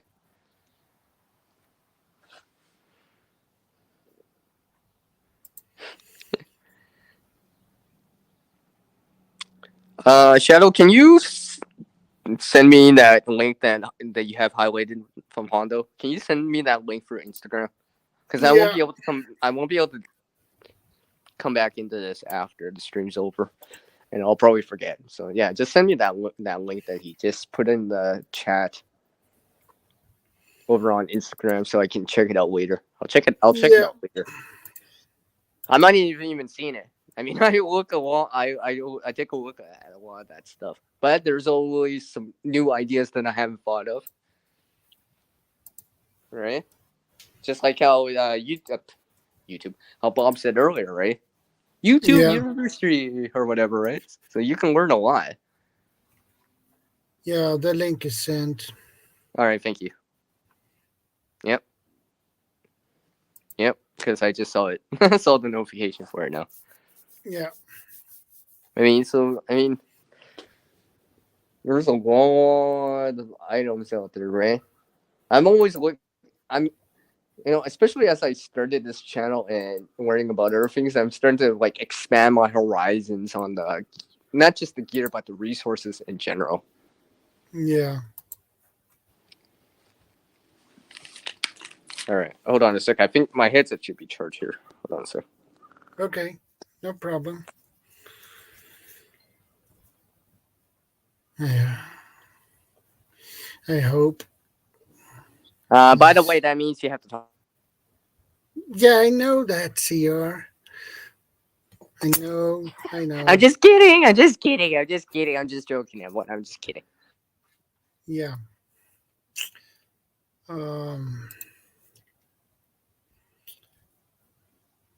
There is another way you can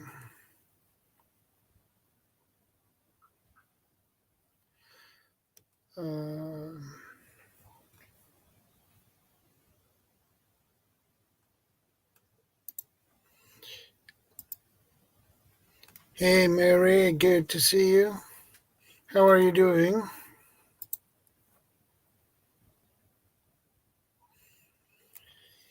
I hope you had a great week, Mary.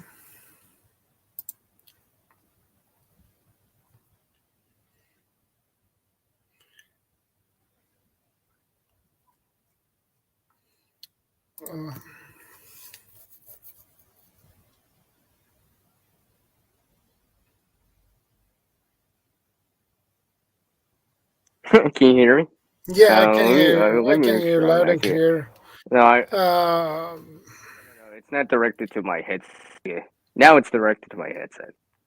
I Yeah. forgot to. I have to direct the audio to it. I was reading my comments on my video. Someone was saying, "You should have your pack on." Well, the thing is, actually, I did. I just didn't record it on when I was doing the scenes.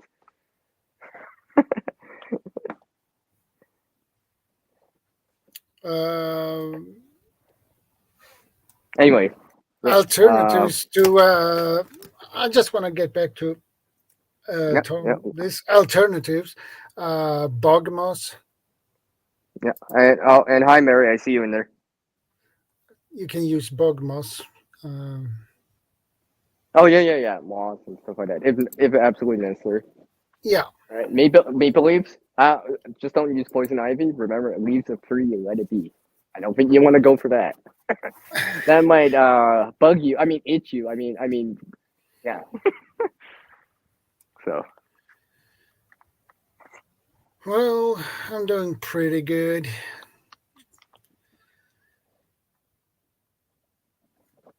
So, just sometimes the items, you just got to look at it a little bit. Like I said. I mean,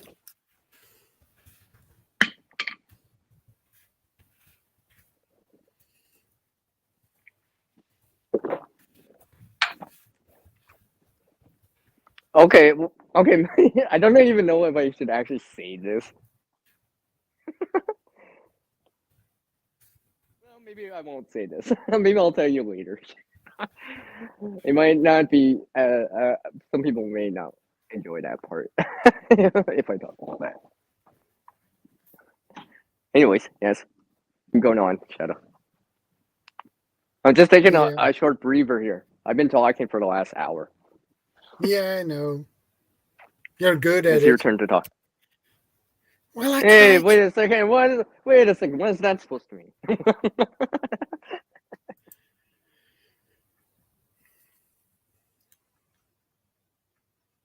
Yeah, we're hanging there. Not that often as I would like to, but that's because the timing of it. Just the way it yeah, it is. Yeah, it is. Time zone differences and stuff like that, right? It's just the way it is. Yeah.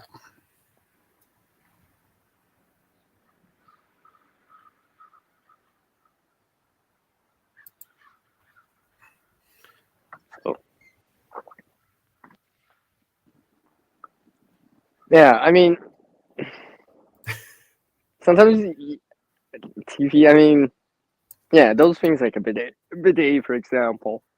Rings if you really had to, toilet paper, paper towels if you really had to, tissue if you really had to. Right? But remember, don't flush those things. They're not made for flushing. Right? Because the last thing you want is to back up your toilet, right? Yeah, exactly. Definitely you'd be like an SHTF. Yeah. Like literally, right? You don't want to go for that, right? So have a separate bag or whatever, put that in, right? Yeah, and just kind exactly. of dispose of it separately. Right? And so the last thing you want is to back up your toilet in a situation like that. That would just be metaphorically and literally and punnily, and with a pun, that'd be a crap situation. Well, that would be a nightmare, basically. Yeah, you don't want to do something like that. Right? Toilet paper is made to break down or dissolve, per se, in water. Even the flushable ones, right? It might say it, but do you want to take that chance? Because if you back up your toilet and you cannot do that, now you're in a worse situation. Yeah, exactly. Right? You're in a much worse situation. And you don't want to be calling in a plumber and, having to pay for that. That's not going to be pretty here, right? So, try to avoid it as much as possible. Try to avoid that situation. Yeah, I agree. Yeah, I mean, I mean, even let's just say, for example, you're really low on TP. You have to wait another week, right? You're down to a handful of squares or a little bit of a couple feet of it, right? Like I said, you can supplement things into it. Yeah. But like I said, because it's not a pure TP anymore, you should get rid of it in a bag after. I'm talking about you put in a small piece of fabric, some leaves in between, you know what I mean? And kind of supplement it, right? But that's something I would consider if I had to do it like that. Just something to keep in mind. Because you might be actually outside. Let's say you're at like a porta potty or whatever, right? It's low on TP, you forgot to check, or it's the only one available, it's the only one, and you really gotta go. Well, consider that. I would consider, right?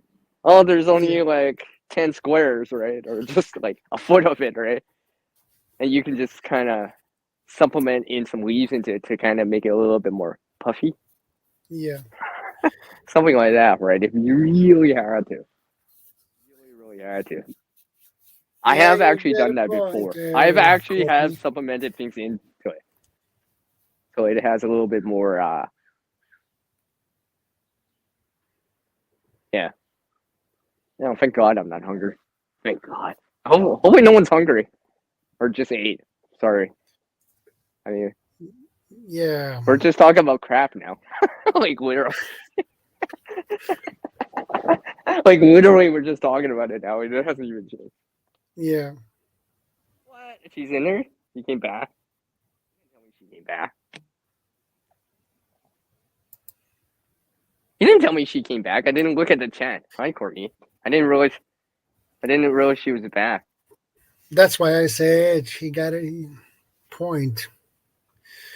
No, I thought when you said she, I thought you meant someone else. I didn't realize she was in the chat. Because sometimes I'm not looking at the side chat all the time. I'm just thinking of my ideas or talking. Some of you are aware, so stuff like that happens to me.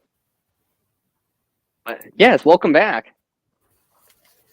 Yeah, it's good to see you again, Courtney. Nice to see you again. Yeah, something like that. And like Courtney said, right? Yeah, you can use a cloth. Not ideal, but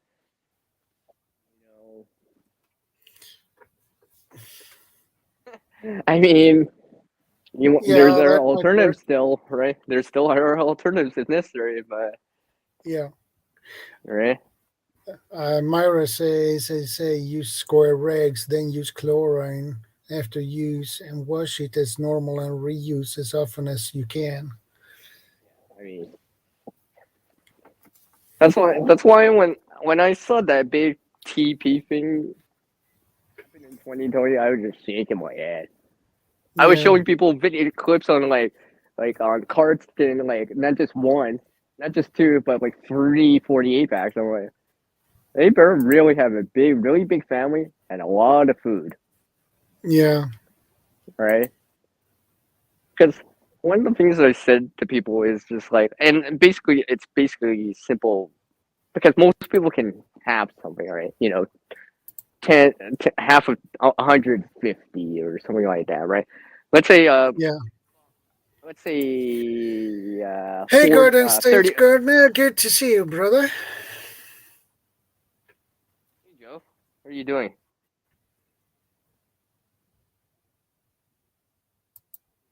I don't know if I want to keep talking about it now. It just feels like maybe I'll turn people off if we start talking about it. But one of the things I said to someone was, because they're like, oh, should I get more?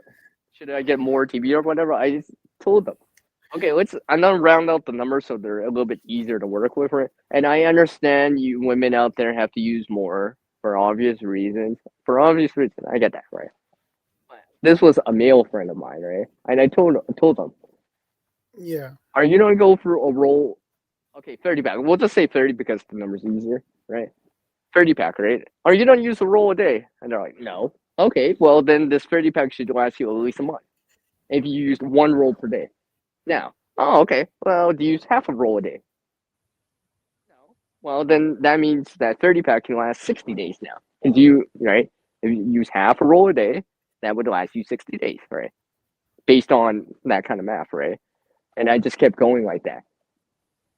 So if you use less than a quarter of a day, you can probably make that last like 4 months, if absolutely necessary, right? I mean, I understand why people, because one of my friends said, well, I use it to blow my nose or whatever and do other things. Like, yeah, I get that. People do that, right? It's just the way it is. But I always said, how much of it are you don't even use in a given month or in a given year, right? Okay, Courtney, go and shred some cabbage. Anyways, I think have we had enough about the TP talk?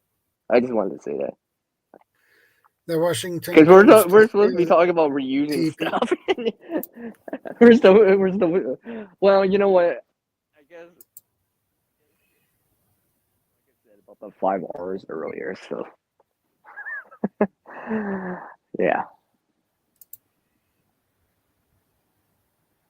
Okay. You start talking for a little bit. I've been talking way too much here.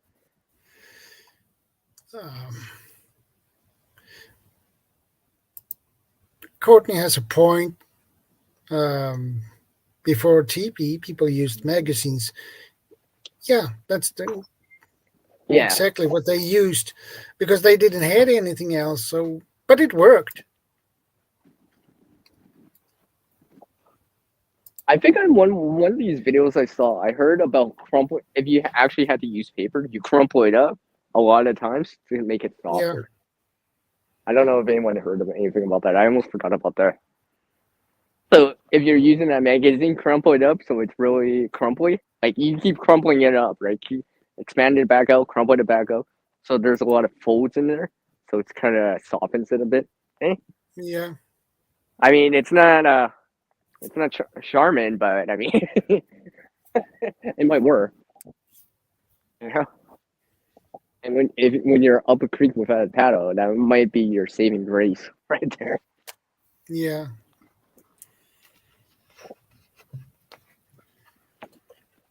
Because back in 2020, I heard there were so many videos about it, right? People were just posting so many different alternatives, right? Because everyone saw what happened, right? Like in almost every country. That happened in every country. It happened here in Canada. I know it happened in the U.S. and some other countries too, right? I'm like, really, we're fighting over this? Really? You know? Yeah.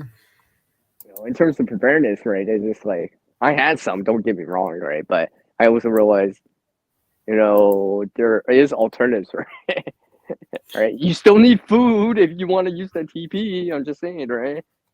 Yeah. I think Courtney would agree with me, and Garden State Garner and Hondo and other people would agree with me, right? You still need food. Hold on a second. Right there. Yeah, hold on, no problem. Take your time.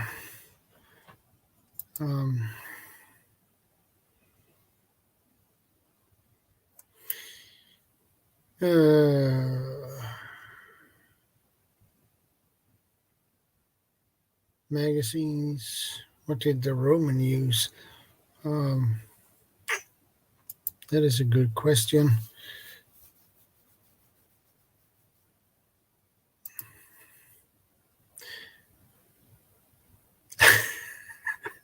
Yeah, handle.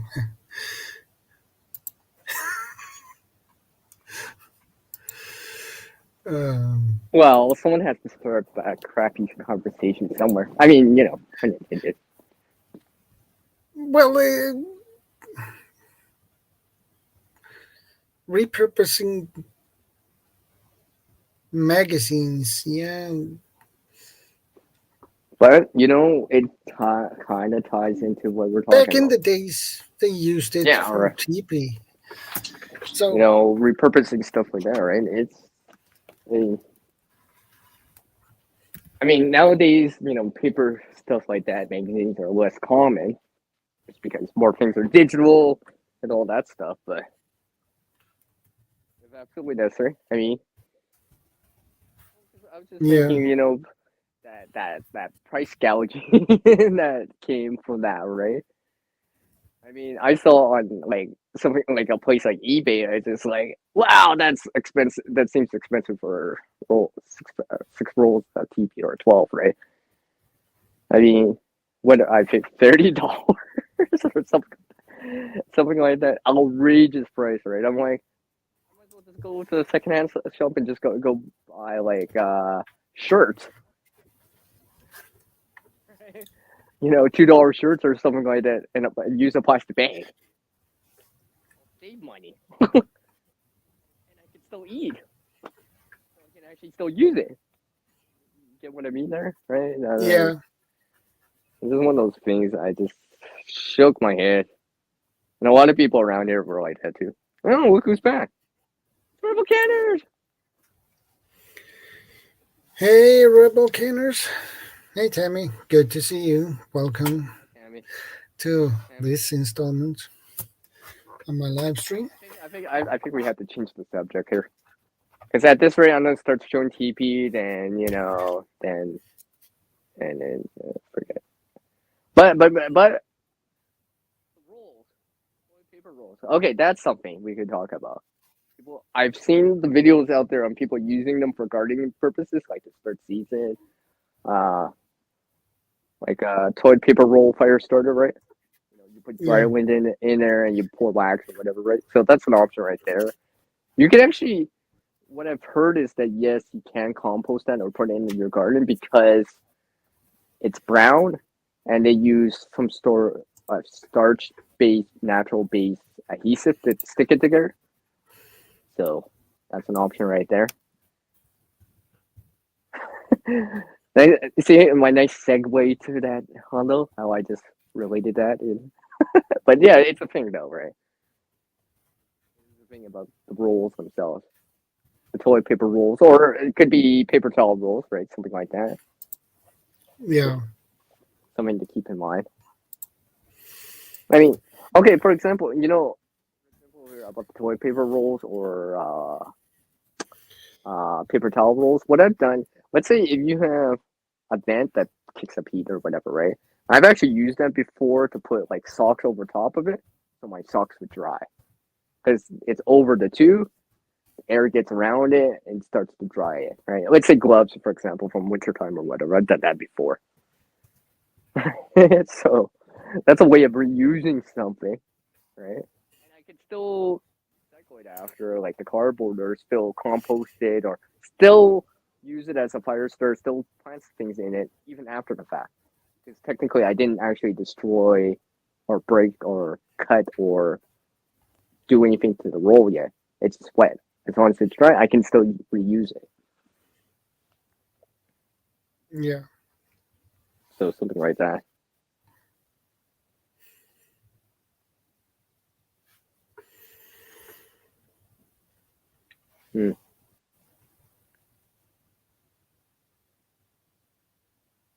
Oh yeah. Highlight that right there. What Hondo said. Yeah, a lot in the chat. Yeah, he normally chats normally in the chat room, keeps things interesting. Oh yeah, and active. Oh yeah, he does. He certainly does. Yeah.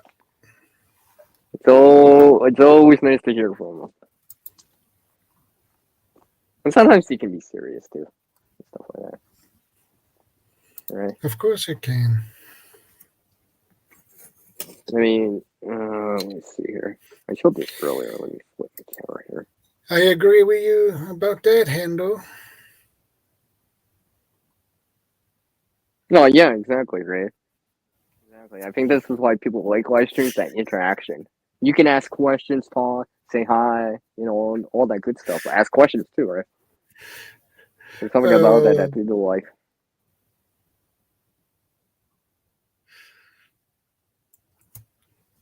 Garden State Gardener says, do a video title called TP from my bungalow, proper review.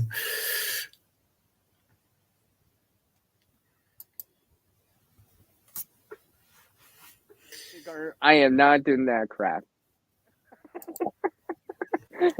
Literally and figuratively and metaphorically, yes. I'll have to blur out this one spot. Yeah. But I showed this earlier, right, about this, right, about the cardboard, right? But yeah, you could do this with paper towel or TP rolls too, right? I mean, this was just from some cardboard from some packaging or whatever, right? It's brown. Yeah. It should be safe. It's not white, so it hasn't been bleached or anything like that. So try to put this back into a useful state. Now it's gonna be recovered, not recycled, but technically it'll help. Give me. I think this is considered brown, green and brown, if I'm right, or is it green? I'm trying to remember. The gardeners out there, help me out. Cardboard's brown, right? Yeah, cardboard's brown, isn't it? Or considered as brown? Yeah. So it's just something. I mean, this was just from one box, right? I mean, like, oh yeah, something like this could be useful if absolutely necessary. Yeah. Right. I mean, this could serve as a couple of uses. If I don't compost it or put it in the ground, I can burn it if absolutely necessary because I've already shredded it. So it's got increased surface area now, for example. Yeah.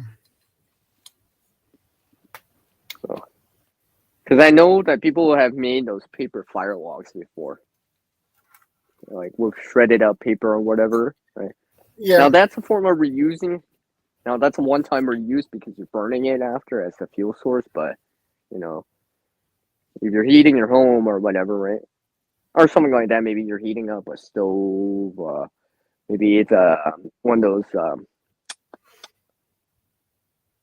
what's that called? Twig stoves or something like that. Yeah. You could do something like that.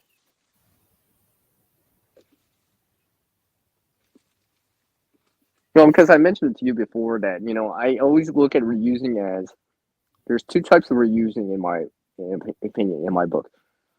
Something that you can reuse multiple times on, and then there's a single use for reusing, like converting something into a fire starter, then burning it, because you can't get back, you can't undo that.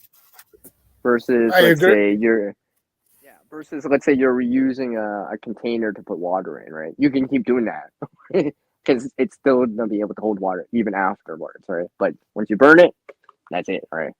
It becomes like ash or charcoal or whatever it is. But that's why I said earlier about like the con, right? I said a con t-shirt, right? Yeah. You can reuse that after the fact with, say, stain, color, bleach, whatever, a few holes. It doesn't fit you anymore. You don't like the style. I don't want to wear my high school t-shirt anymore. I'm 50 or whatever, right? Convert that into like a reusable bag. There's videos out there on people making that stuff. And you can do it without sewing too, right? Then after the fact, you can make rags out of it. And because it's 100% gone, you can still into char cloth. You Okay, could use that as a rag. No problem. You could use that as rag, white rag, and still make char cloth even after that, because you're charring it, right? So it's not that matter anymore. Right? Yeah, I agree about that, Hendo. The time is flying. Yeah, you understand what I mean about that's how I would do it. I would do it like that in terms of a 100% t-shirt, right? That way it gets multiple, right, as much as possible, right? Convert into rags before I convert it into charcoal, because charcoal for me is always usually, or a fire starter is usually the last thing. Yeah. Because you can't really go back to the t-shirt, right? You're not gonna get it. It's gonna be a piece of char, or it's gonna be burnt up, right? Exactly. I mean, you really wanted to, even after the rags and before the charring, you can cut it up into like little pieces and reuse it for stuffing material. Let's say for people that are crafters out there, right? They don't do the bushcrafting or the survival preparedness part, right?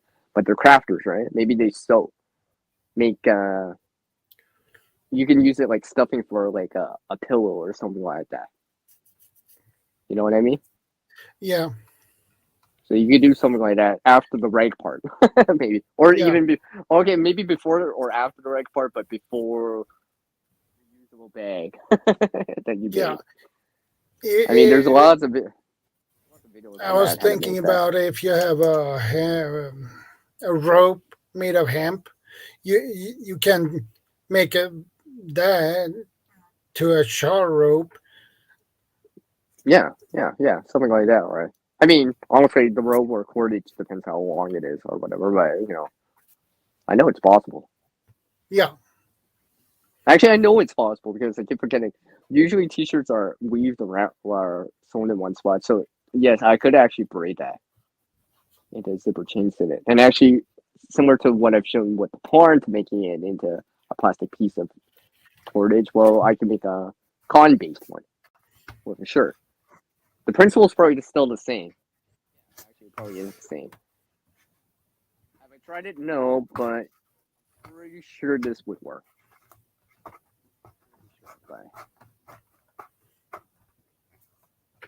Things I think of, for example. So, I mean, I keep some scrap material hanging around for filling in as filler or stuffing, for example. I mean, because I know there's some out there or some more artistic side of things, right? They make like stuffed toys, stuffed bears, and stuff like that. I mean, you can use that as filler or for stuffing into the bear itself, right? You know what I mean? Yeah. Right. And just seal it off at the end, right? I mean, I've made little, for example, little small mini pillows for people, because I don't have an example because I did them all out. But basically, I was just they weren't made with cotton, but with like nylon polyester type of stuffing. But I was reusing that. Right? They don't know what's inside, but I know I just reused something for it, and they like it. Yeah. Better than being in the trash, right? For example, and I can't make charcoal out of it because it's synthetic, because it would just melt in that char. So that was one way of reusing it, and it's sticking around now. It's not in a landfill, but it's sticking around, helping. In this case, as a decoration, but some of these people have had it for like 4 or 5 years now, right? And they like it, right? And they're like, "Can you make another one, here?" With this logo or something like that. It's just something for them to decorate with, right? And then it's nothing major or whatever, but they like it, right? And some of their friends come. Hey, Bob's back. You're taking a break? Yeah, we're taking a break from like that discussion we had earlier. What I was going to say was, people would drop by their place and say, "Oh, hey, what's this? This is nice. Oh, she made it for me, right? You did? Wow." Right? Because then people start to see like something made or whatever, and maybe they want one, and the next thing you know, I'm reusing more material. For example, right? And then more of that stuff becomes useful again, so to speak, right? As a decoration in this case, right? And just like how Bob was showing about the mallets, the instruments, and all that stuff, right? The little fibers of material.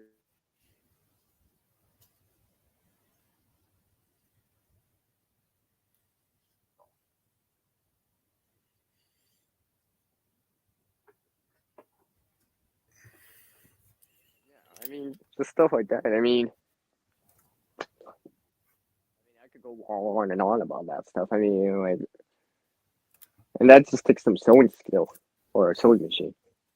Yeah. Overly difficult to do backstitches. Yeah. I'm really getting excited now. Somehow, I don't know why. I'm almost like getting motivated even more Thanks, guys. You guys are so encouraging. Yeah. You guys encouraging me, man. But yeah, I mean, there's a lot of resources out there. It's how you put it together, and hopefully you can put it into a useful state, or to help you or someone you know or a loved one out. You know, maybe it's practical, like, you know, like a fire starter or a container to store water, but maybe it's more artistically crafted, like making a little mini pillow so that they can hang it on their by their TV or whatever. Right? It has their favorite logo of a superhero or something like that, right? You know, I've done that. I've done stuff like that. Yeah, Bob, you can come up. Feel free to come up, Bob. Yeah, because I seem to be doing a lot of talking now. Yeah. You know, these tubes,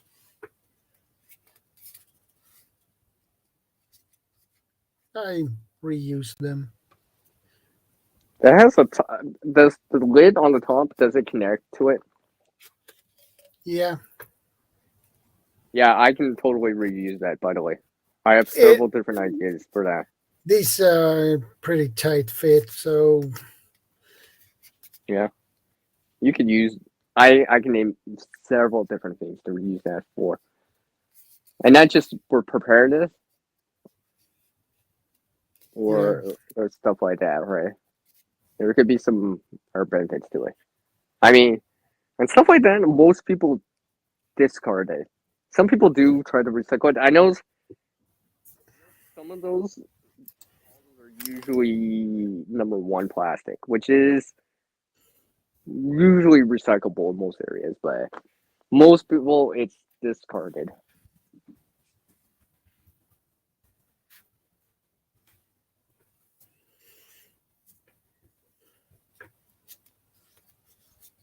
you can put small things, fire starters,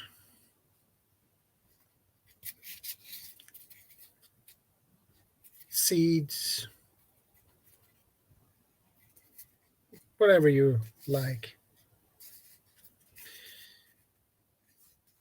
So I always save these.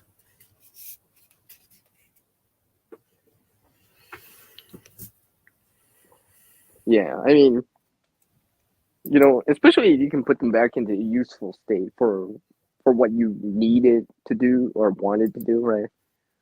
Yeah. Let's say, let's see, hold it in your hand again. Like, just looking at that, right? I mean, that looks like a lot of different other containers that I've seen, right? And you can see a lot of those around for different reasons or... These tubes are very common here. Yeah, right. You probably even for see them on the vitamin C. road. You probably even see them on the road. People tossing them. It's probably in the garbage. It's probably on the sidewalk. It's probably on the grass. Yeah. Probably too. People discard them all the time, right? This one is made of plastic, so. Yeah, I mean, for example, here, you know, let's say in terms of general preparedness or bushcrafting type of things, right, or camping type of things. I could be putting in like a ferrocerium rod into that mattress. A lighter probably fits in there. I probably could fit a fire starter in there. Put tape around it. Next thing you know, you got a little fire kit. Yeah, exactly. And stuff like that too. Let's say those round. There is these round solid fuel tablets. They probably fit in there too. Yeah, because I've done that before too, right? Okay, the crafters out there, right? People that like to like craft sew with, make a sewing kit out of that. Yeah. Sewing needle, put stuff like that, your safety pins in there and stuff like that. You can put tape on the outside for repairs and stuff like that. You can make a repair kit out of that for your go bag or a bush crafting kit or whatever, right?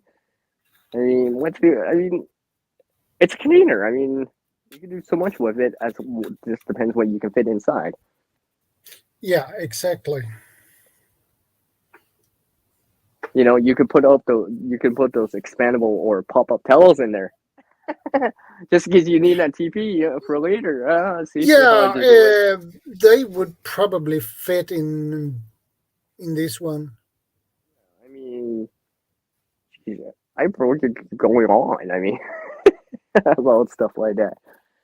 You know, and let's say you have little beads from crafting or whatever, you can put that as a way to organize those, right? From different colors. Let's say you had 4 different colors, 4 different of those containers. You could pre-sort the color.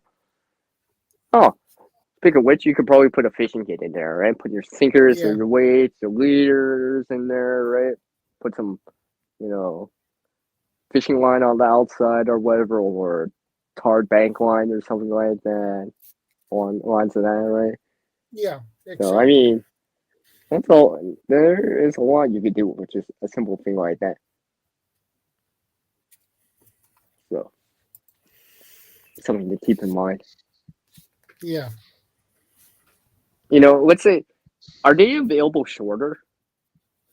Is that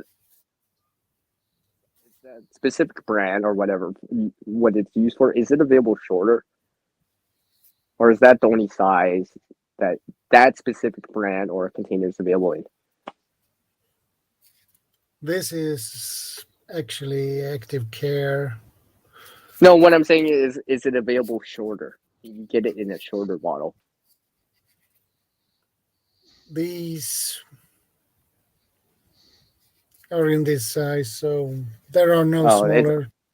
Oh, sorry, Bob. Sorry. I got carried away. Except, Like, except sorry. For this. This is a little bit smaller. So Maybe you're putting your change in it. I don't know. I don't know if well, depending on the money rate, the currency, but maybe you could put coins in there. I'll show you a good tool to work with plastics with. All right. It's actually a wood burning tool, but I recently worked. You saw the rain chain with all the shotgun shells. yeah. Okay, here's a good tool for working with plastics. I got it on Amazon. It's called was it Walnut Hollow Wood Burning Kit. Yeah. There's the whole unit right there. It comes with 3 different tips.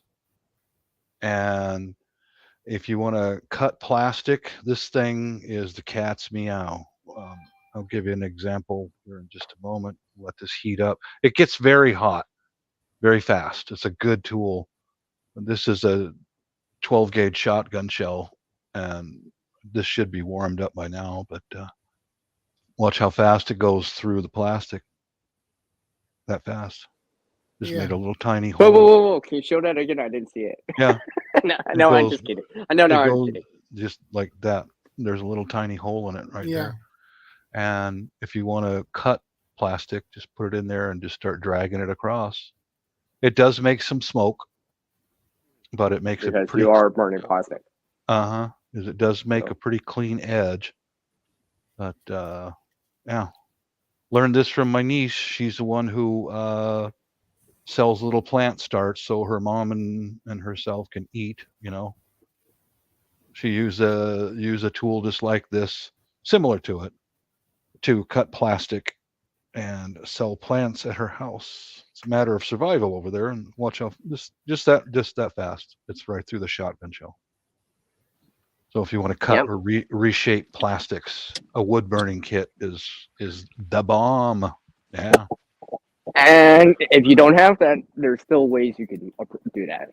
Sure. Mm-hmm. Yes, this I know because I've tried that in the sun before. I have tried that in the sun before. Mm-hmm. Like, for example, if you were using that, right, I would use like a piece of like dark thread or whatever and just melt along the dark thread, and it'll burn through the plastic at the same time because it's heating it up. That's good. I mean, it'll take slower, but I mean, you know, when you don't have that, grids down, something like that, you don't have electricity to run that, stuff like that, right? Just keep in mind. Mm-hmm. That's any challenge, someone with a clever mind can come up with a fix for it. You work around it. You know, because I made those rain chains out of cutting these with my bandsaw, and as bandsaw blades get older, they tend to grab, and my fingers are close, so I stopped using the bandsaw, running these through the bandsaw until I can get a new blade, and I went back to this little wood burner to start cutting the plastic. Yeah, a little bit safer. Yeah. I was born with a 10 bandsaw. I'm always kind of iffy with small little pieces when I'm trying to saw. Yeah, I was born with 10 fingers. It's so easy I want to go back into my grave with 10 fingers. I don't want to wind up. It's a little easy to slip in, even with a handsaw, right? I don't even like doing that because I know it. Exactly right. And it'll hurt. You can lose a finger pretty quick with a bandsaw. Yeah, it happens. Yep. And not only that, it's a rip, right? It's not as clean as like a knife, so it's gonna leave a major scar. Yeah, it goes right through this. I don't know what kind of plastic this is, but it goes right through it. Makes relatively straight cuts. One half. I wouldn't use it inside the house, though. It'd go outside with it. But, yeah, you probably want some ventilation. Have a window open and stuff like that, especially if you're doing a lot of it. I would set up a fan and blow this stuff away from my face if it was. Yeah. You probably don't want to inhale that. That's not that'd be great over time. Especially if you keep doing this for a long period of time, right? Maybe one or two, whatever, but that quick. If you're doing, 50, 60, 100. You probably want it. If you're gonna cut 100 of these shells, that is not good to inhale. Not good.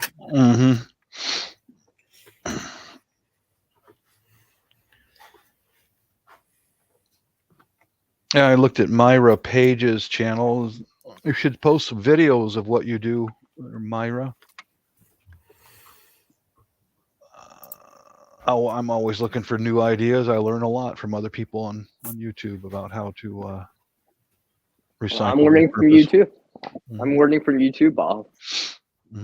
Yep, that's what it's all about. Inspires me. I'll start calling you Sensei. Okay.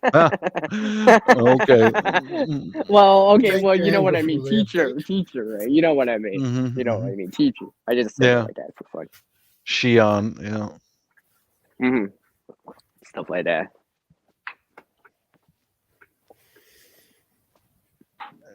Go turn this off. Now I'm starting to get ideas for what you just showed.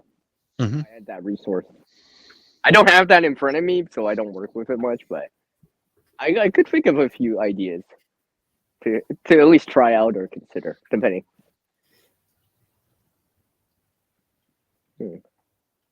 Yeah, I was outside pulling some weeds, but I had a cancer treatment on Tuesday, and I'm still not really up to bending over very much. So, time to come in, take a break, have a coffee.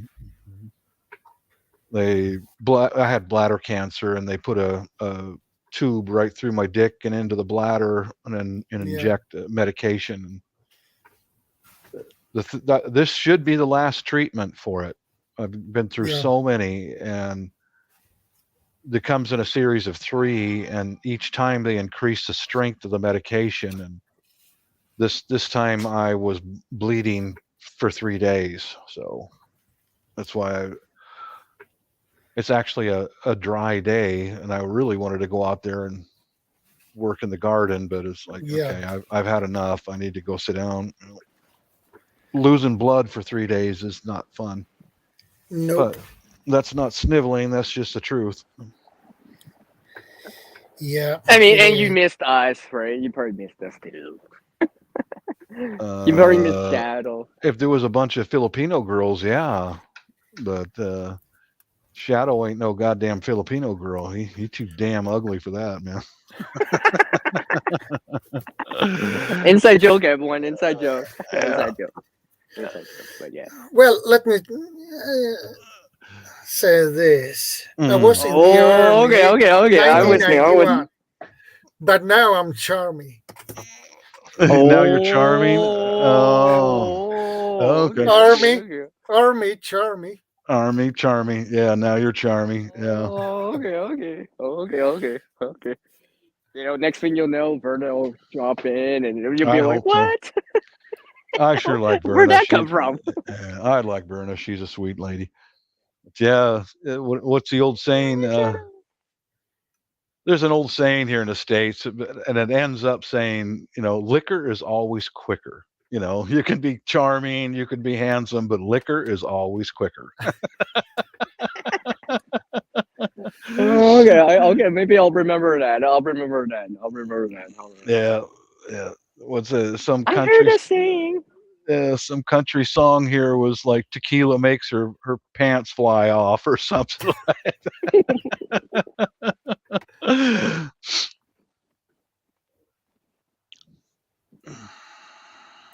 That reminds me of something now. Hendo, I am very, very straight. So that is a no. Where'd that come from? Hendo's comment isn't CR exotic other Bob ? No, I am very, very straight and very faithful to my wife. So no, I don't look at him like that at all. It's like no, doesn't work. This doesn't work. God. I mean, Yeah. I hear you there, Bob. But yeah, that's what I meant to say. It came out wrong. Hendo, you're fired now. You're fired from this moment forward. You're just fired. Take the spanner away. Take the wrench away. No, just kidding. No, just I fire my wife pretty frequently, but that's my delusions of grandeur, as if I can actually fire someone. Makes me feel better. I'm going for a bathroom break. I'll be back in Okay. 30 seconds or a minute. Oh, thank you, Myra. Yeah. Bob, you just remind me I have to water my lilies. Oh, yeah. Here. My lilies are the tiger lilies I've shown you in the past. Well, they're gradually coming up. They're an inch tall, but I figured I'd give some water. Help it along here. Oh, it was my neighbor directly next to me. He works from home. He's about my age, and it was good to sit out there and have a conversation with him for a while. He was a tanker in the first Gulf War in the Army, and I was Air Force, and we had a good conversation about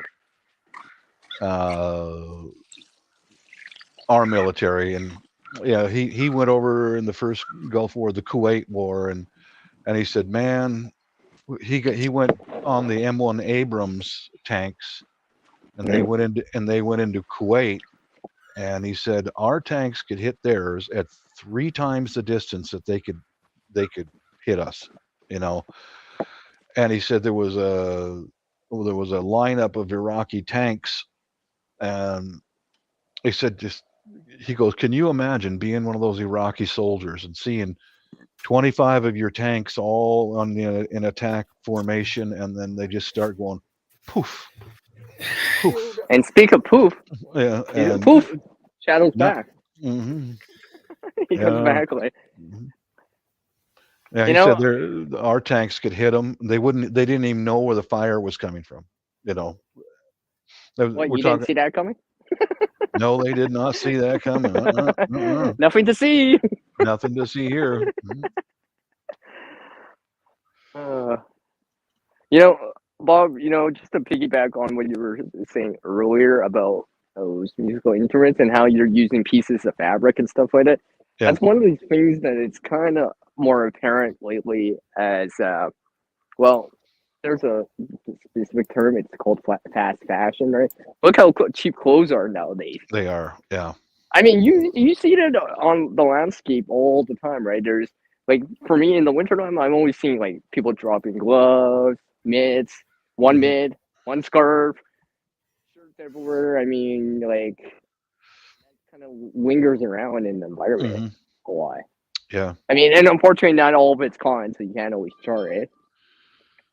Yeah, and sometimes it's really Yep. Yeah, most of the stuff is made of rayon and cotton, and it's Oh yeah, it's a blend, right? So you can't really uh-huh. chart it, Yeah. right, and stuff like that. Mm-hmm. I mean, I tried to reuse clothing as much as possible because Yeah. I just guys. Yeah, that's why I make them into like these things that just burn up. I Yeah. remember. Were you there at the when we were at the last house CR when I tried to make some char cloth? I don't remember it I remember specifically. that. I don't remember it specifically right now, but Oh, yeah, dude, keep going. that was disastrous. Just smoke billowing out of there. Oh my God. Yeah, and when your wife got back home, she was just not. Oh, what is that smell? What did you do? What did you burn, Bob? Yeah. I can just hear that She was from not your wife. happy. I think I blamed Shadow that time. I think that was his fault. There's no surprise there. I wasn't there, so me if I wasn't there. Mhm. But yeah, it's just one of those things. I mean, there's documentaries on it, and there's like third world countries or whatever, and it just piles up, right? Because it gets exported out into those countries, Yeah. right? Uh-huh. And they try to. I mean, you see every name brand out there, right? It's just like and Mm-hmm. from Canada, from the U.S., from all different other countries, right? And yeah, I'll just unplug that thing for now. I can look. it's so soothing. Well, That music. that's what happens with the donated clothing from the Mhm. States and Canada and other places. They load that. It doesn't go. You think you're giving it to someone for free. It's not. It's not. It Yeah, I goes. mean, like Mhm. places like secondhand stores, right? They can't hold it forever. Yeah, and then it gets. They still have to make a profit because Mhm. they're running a business technically, Yep. right? They gotta pay the employees, they gotta pay the taxes, they gotta the lighting and all this other stuff, right? So All it's that used real. clothing goes into semi truck trailers, and it's sold, and it's Mhm. bought at the docks, like over in the dock of Cebu and Manila and different countries like Yeah, that, yeah, by the yeah, bulk, and then it's sold. You think that, well, I donated this clothing, but it's not really for free for the end user. It's just used clothing, and they pay a small price for it. yeah. Right. I mean, that's why if in terms of clothing, I try to give it to someone directly Mm-hmm. whenever possible, right? Maybe the shirt's too. Let's say a winter jacket, right? It's too small for me. I'll donate it to someone that can still fit it, right? Mm-hmm. It's generally used. They know where it's coming from. I just give it for free, right? I'm not trying to really sell it, right? And it saves them money, and I Mm-hmm. feel better about it because I didn't have to landfill it or put it in the trash. I mean, I could reuse it, but you know what I mean. I'd rather not destroy it yet because it's still a whole jacket. There's no tears or rips in it. The zipper's Yeah. still good. It's just too small. I can't wear it anymore. It's one of those things, and that happens a lot too, right? With in terms of clothing, like Mm-hmm. Well, that's what like happens with most of your children's clothing and donated. stuff like that. Yeah, Yeah, with children's clothing. it gets sold by the ton to other countries. Yeah, Hmm. yeah. Well, talk about cheap clothing is my wife wears scrubs to work, and she can buy them at an affordable price, but they just don't hold up. They're so thin. They're ultra thin, and they wear out so fast. That's where a lot of my shop rags come from, is because she'll just hand me an armload of used scrubs and here, take these, or they're yours. And okay, well, I sit out here with a pair of scissors and just cut them into shop rags.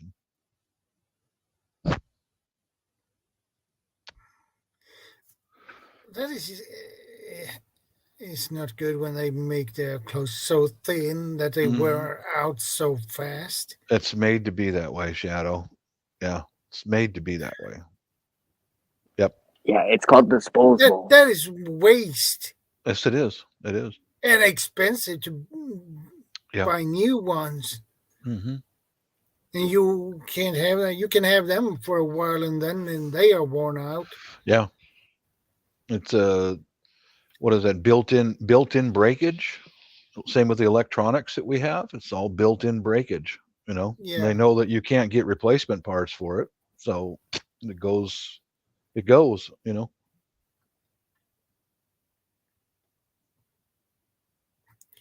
For the new electronics, they have replacements part 2 but years. 2 years, and Uh-huh. when those 2 years are gone, It's garbage. nope. Yeah.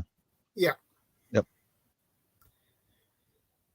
Yeah, I made a garland once out of used circuit boards from VCRs and televisions and other things, and I cut it into squares Yeah. and drilled holes in it and made a garland out of it. But I took the circuit boards and I dipped it in glossy, what is it, like a lacquer, so it had a gloss to it. And I made a garland out of it for decorations in the living room. Yeah.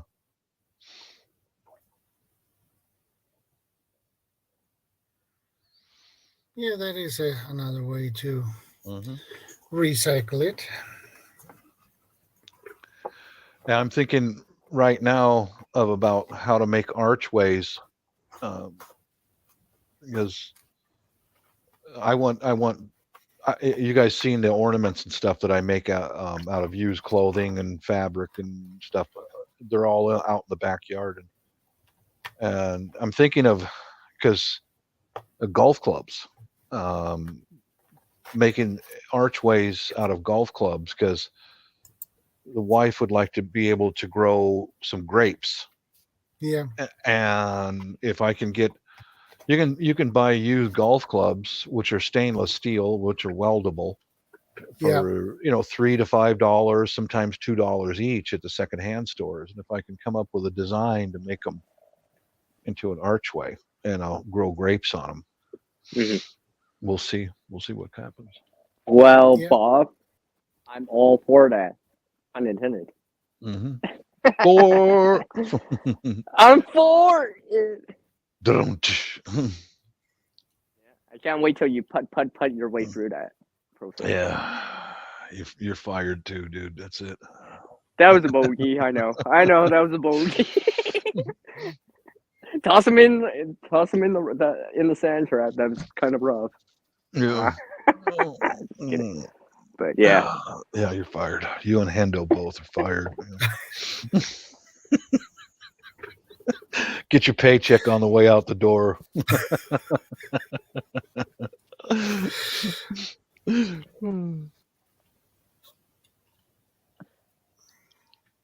Can I get my vacation pay now? No.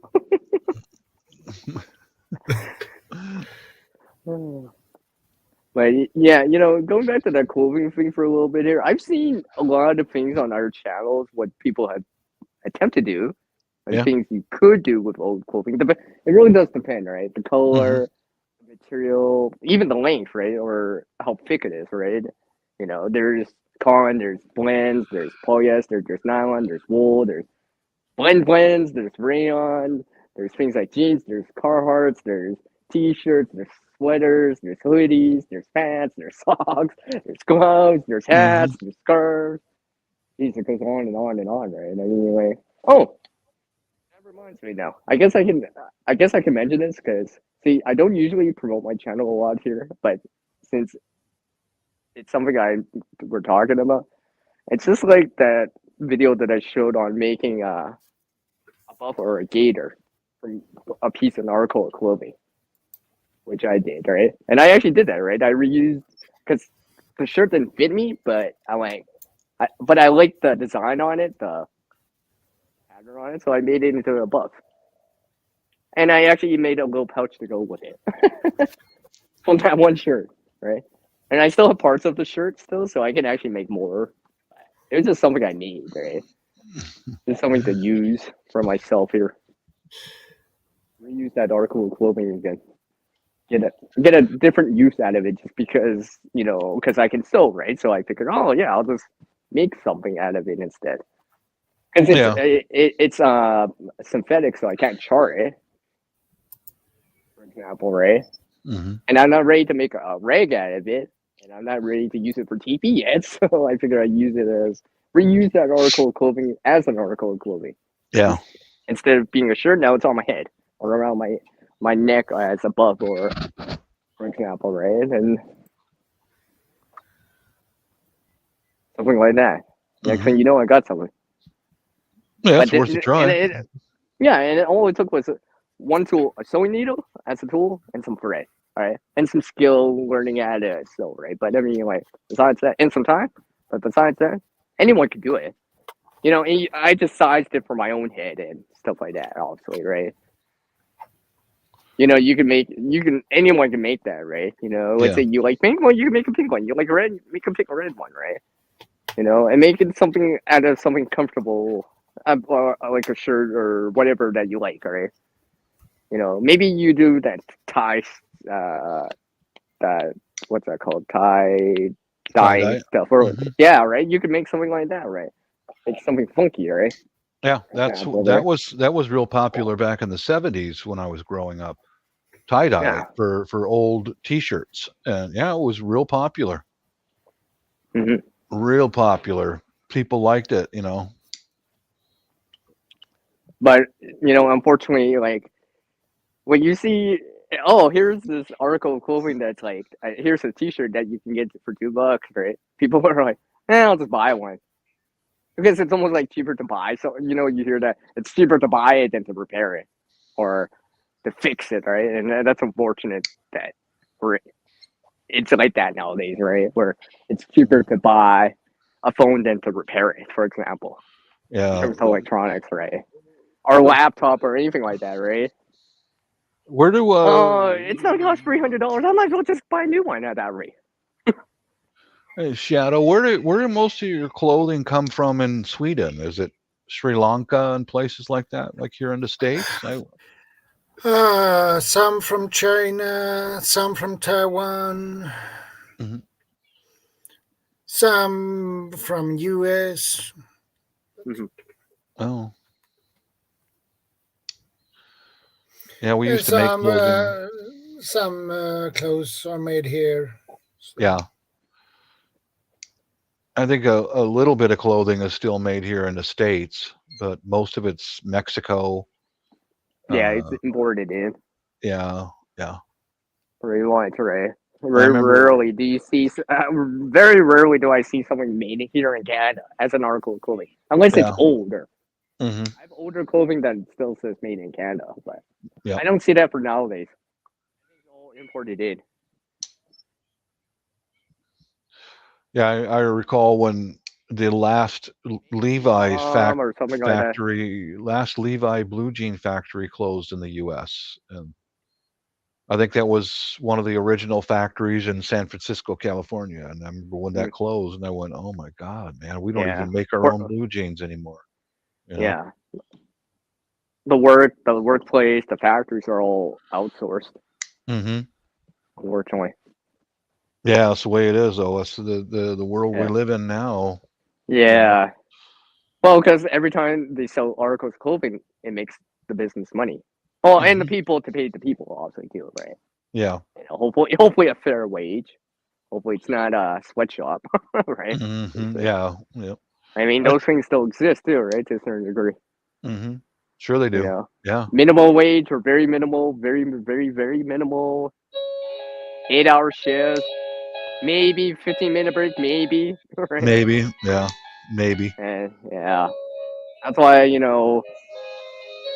haven't bought new articles of clothing for a while. It depends. If I need to, I need to, but I try not to. But you know. Hey, McBean, good to see you, brother. What's up, McBean? Nice to drop in. Nice of you to drop in. So, yeah, it's just a shame. I mean, and that's a real thing, fast fashion, that all the clothing, right? You've seen some of those videos out there here on YouTube, or the documentaries. Look how much it's like literally like those shipping containers full of clothing, used clothing, right? You know what I mean? It's just full of it, right? And some of it doesn't even get to a person. Sometimes it gets incinerated or just litters the environment, right? Mm-hmm. And it just, yeah. It's everyone, I need the newest fashion, and stuff like that. And some things like, say, you have an old high school shirt with your high school name on it or whatever. No one else is gonna buy that. No one else is gonna wear that, right? No one's gonna wear, right? Stuff like that. So it never gets sold. So donating it doesn't work for something like that because no one's gonna buy that. No one's gonna buy a shirt that says a high school name on it because I never went to that high school. Yeah, maybe you might get lucky. It's 100% con. Someone might be like, "Oh, and that makes charcoal off of it," but I mean, like, it's not like everyone, right? Yeah, most of that stuff goes overseas. Yeah, quite a bit of it too. Mm-hmm. I remember years and years ago on Yahoo Chat. Okay, years ago, I remember seeing. I always liked talking with Filipinas. They're very nice and English that's and all no surprise. that. Yeah, I'm a married one, and okay. I would see a lot of the Filipinas years ago. They would have a T-shirt that said like Nike on it or something. Those are one of those that get sold overseas in bulk. And let's say if the collar was worn out, because that's where a lot of T-shirts wear out, is right there. Mm-hmm. These girls were creative, man. They would take that section out and make it a little bit lower cut and show their cleavage. Oh, okay. Or they would take out the worn out part on the sleeves, when they cut the sleeves back, and they'd sew lace around. My daughter was doing that with her clothes. Man, that's really eye catching. Just click, Yeah. That's, I mean, they were buying secondhand clothes that we basically got rid of, and they were picking it up and making it into custom. It was beautifully done. And those clothes and stuff like that come from like every country, every country, pretty much Canada, Germany, France, everywhere, England, the U.S. Yep. Right. That's cool. And just ends up in those places. Yeah, my daughter was doing that with some of her shorts. She would take off the rack shorts and she'd sew lace and ribbons onto them, and like, oh, that's pretty. Good thinking. Yeah, girl. It makes a style. It makes a style, right? Well, I recall kind of one of a kind. Yeah. One at a mall with my daughter, or maybe I was there. Hey, Dior's. Hey, Dior's. I was looking for some looking for some work boots, and three young ladies walked past, and one of them was an Asian girl. Of course, that's going to catch my eye. And she had of course. She had on short pants that she had cut them way back and all that, and put lace into it. And the other girls that were with her didn't have that. I went, "That's a smart girl," because she's getting attention from men's eyes. You know what I mean? This is different. What's this? Yeah, exactly. Yeah, look at that. Hey, look at this. She's pretty. Who are your friends? Well, I don't see them. I can tell if the four of us were just walking down, I'd be like, "Can you hear me? You didn't know me? We got loud you. And clear. Mm-hmm. Okay. Yeah, my headset's not working. It's about last second I drop in here because you're talking about the clothing and everything like that, like not being made in the U.S., but you're also talking about the old clothing that gets donated to thrift stores, how a lot of it gets destroyed. I'm actually okay with the clothing that gets sent off to the thrift stores, gets shredded and gets basically turned back into raw material again to be recycled in the new clothing. That I'm okay with that. But just to incinerate it, I don't know. I mean, or it's just on the ground, just there. There could be better ways of dealing with that, but at the same time, it's better than it going into a landfill. Yeah. At least reuse it into rags or something. Yeah.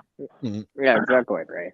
Yeah. My dad I agree, but there's some clothing out there, you find at thrift stores. I don't do a whole lot of clothing shopping at thrift stores, but you'll find some shirts and some pants. It's just so badly wore out. It's like nobody in their right mind is going to want to buy this for the reasons of, using it for pants or using it for a shirt. Like for instance, for like me, most of the time I get a t-shirt or pair of pants or pair of jeans or whatever, I wear that crap out. Like, so if I was to donate that to a thrift store, it wouldn't even be worth donating. That's how my clothes are too. Guys don't buy new clothes until it's falling off of us. It's just rags. Girls, man, they go through the clothes like just crazy. Yeah. Myra Page, thanks for telling me that you're pretty. But I am very married and I am very loyal to my wife. So strike one. I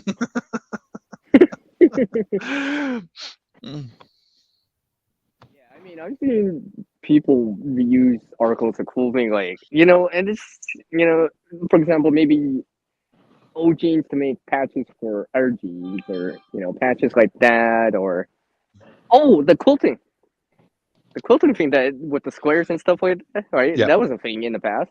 I know some people still do it nowadays, right? Yeah. Yeah, a lot do. Yeah, that's the Amish community. Right? Yeah, my mom, for example. My mom. Yeah, she would take. Was mom got older, and we would spend a day going to different secondhand stores, and she bought sheets of all different kinds. Didn't matter what color it was, it made no difference to her, because she did quilting, and God, she came up with some of the most beautiful artwork you have ever seen. I mean, just astounding, I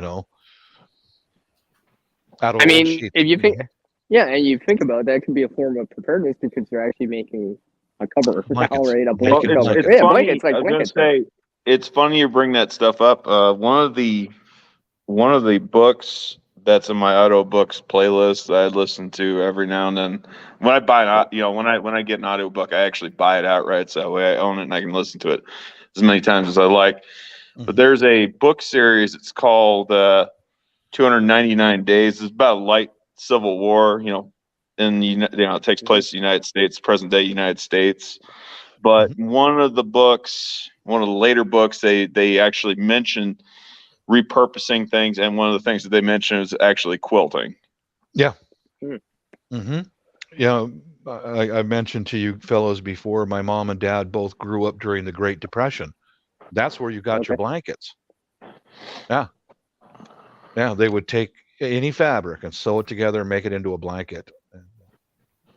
They had flour sacks.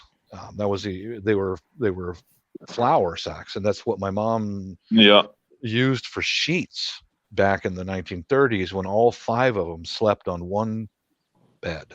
I was gonna say burlap too was a thing. A lot of things came in burlap. Not anymore. Now it's just like single-use disposable plastic bags for just about everything now. Yeah, I mean, even though technically back then, that burlap was kind of, in ways, a single-use item, but people would reuse it. Certainly. Well, like I said earlier, I've seen the channels out there. I haven't actually personally done it with a shirt to make a reusable bag out of it.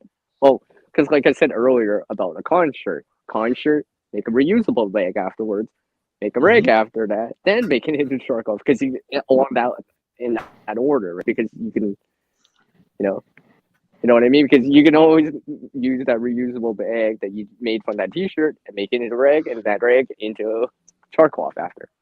100% cotton, right? Yep.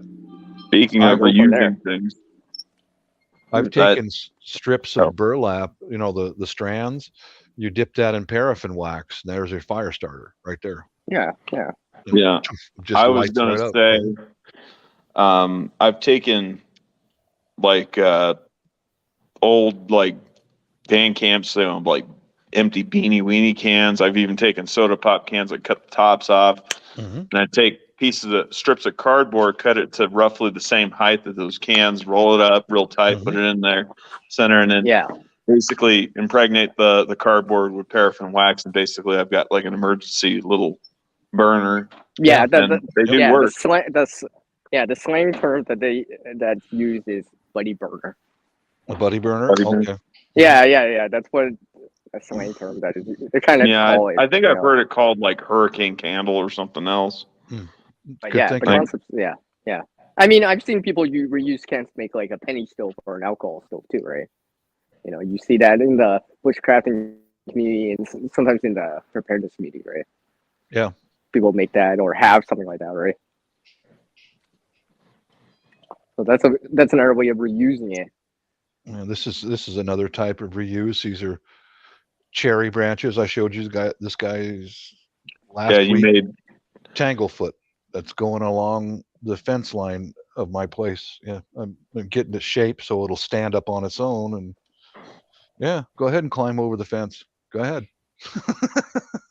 Well, I remember you taking some of those cherry branches and making what the heck do they call those arbors? Or no, they're not arbors. What were they? Oh,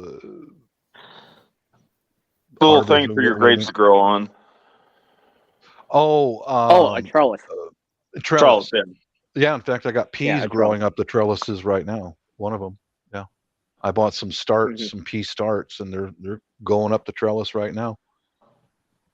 Someday here, I'll plant a whole bunch more seeds in the soil, and I'm going to have those trellises. Yeah, just right on. Yeah, stuff like that. Like I've seen people reuse branches, especially like longer, thicker ones for trellises. You know, you just kind of tie it together and make a tripod or something like that for gardening or something like that. I'm going to take the buds off of these cherry branches, cut them off, and those are going to get dried out, and ground up, and made into fertilizer. You know? Yeah. There we go. Everything can be reused as long as you have a good working brain.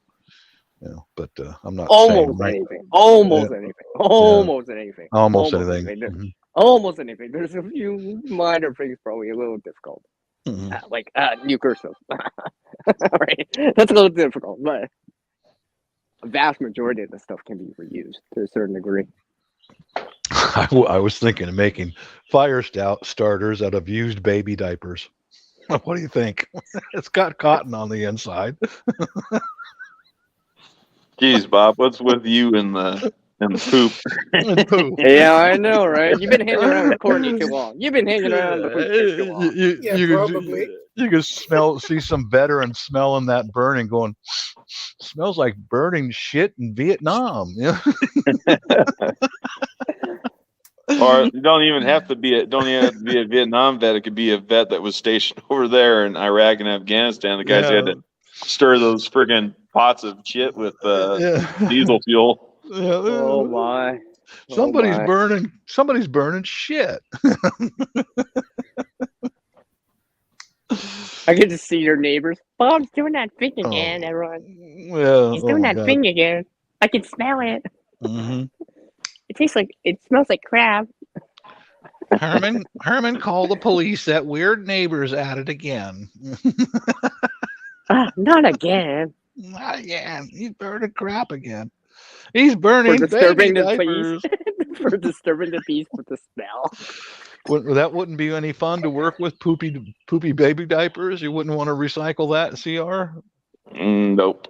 Nope. I swear, if I have a video about diapers, they'll be like, I'm just gonna be like, and shout out to Bob 942. I swear, if I ever do a video like that, I'm gonna give you a shout out just for fun. I've got some adult diapers in my trash can right now with piss and blood for the last few days, so maybe I could repurpose. There's going to be some trash for me. It's just going to straight get incinerated. We're there's no repurposing it. There's no reusing it. Yeah. There's no recycling. Heck, I'm not even going to burn it in my wood burning stove. I'm going to have a designated burn barrel just for the trash that I absolutely don't want to be burning in my stove, and that even includes plastic bottles, anything that's plastic, anything that's just going to put off an awful smell that I don't want inside my house. Yeah, I'm into that. I'm into that stuff, but there is a limit. Yeah, there's a limit. Yeah. Like I said earlier too, right? I tried to reuse as much as possible, but I still generate waste or garbage. Right? I guarantee you, for a little the less people than that some live out people in the country, the rubbish piles are going to come back. There's, that's just plain simple fact. There's no reusing a lot of the stuff. Well, some of it's just too far gone, right? I mean, there's only so much you can do or reuse, unfortunately. Sometimes it's just too far gone. Let me look up something here. What happens overseas? Most countries live like this, guys. A lot of countries do. Then, unfortunately. I mean, you can see the videos on YouTube about it, right? The documentaries. Yeah. All that stuff. Right? I've seen it myself.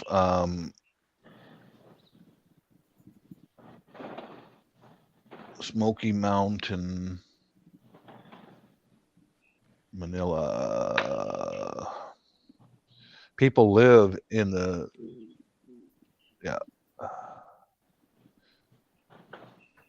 there's slums built on top of garbage, and people live off of the city's garbage. I mean, sometimes the garbage pile is so big it looks like a mountain or a hilltop. Yeah, it's disturbing to see, but it's the harsh I've seen reality. some photos of like Philippines, friggin' El Salvador, Venezuela.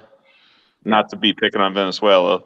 Yeah, I get it. Same with me about the Philippines, but I've seen it myself, and that's one of the videos right there. The links right there. But that's a harsh reality of life. If the United States goes down, or any first world country, the rest of everybody else is going down. Yeah. Yeah.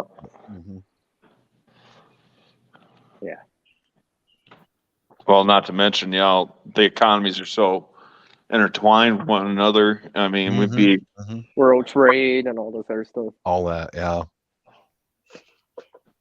I hope nothing like that happens. I really do, because we've got it pretty good. Even the first and second world countries, we've got it pretty damn good, and I don't want to see it disappear. That gives the people from the less fortunate countries a target to come. Come to here, come to Canada. Even Mexico is coming up to that point now where emergency market. Yeah, people want to come immigration. Brazil. Right. And migrate. Yeah. Nobody wants to leave their home. Like my niece is going to be a nurse here very soon, but nobody wants to. But it gives them a target to aim for, and the thing I admire about the families over there is they take the smartest child in the family, and the whole family pools resources and makes sure that one gets a degree that can be marketed overseas. And that's how the whole family, once that person gets overseas and starts working, the whole family comes up out of poverty because of education. That's where it all starts, right there. Education. Yep, standard of living. It starts to rise. Education is the top of the heap.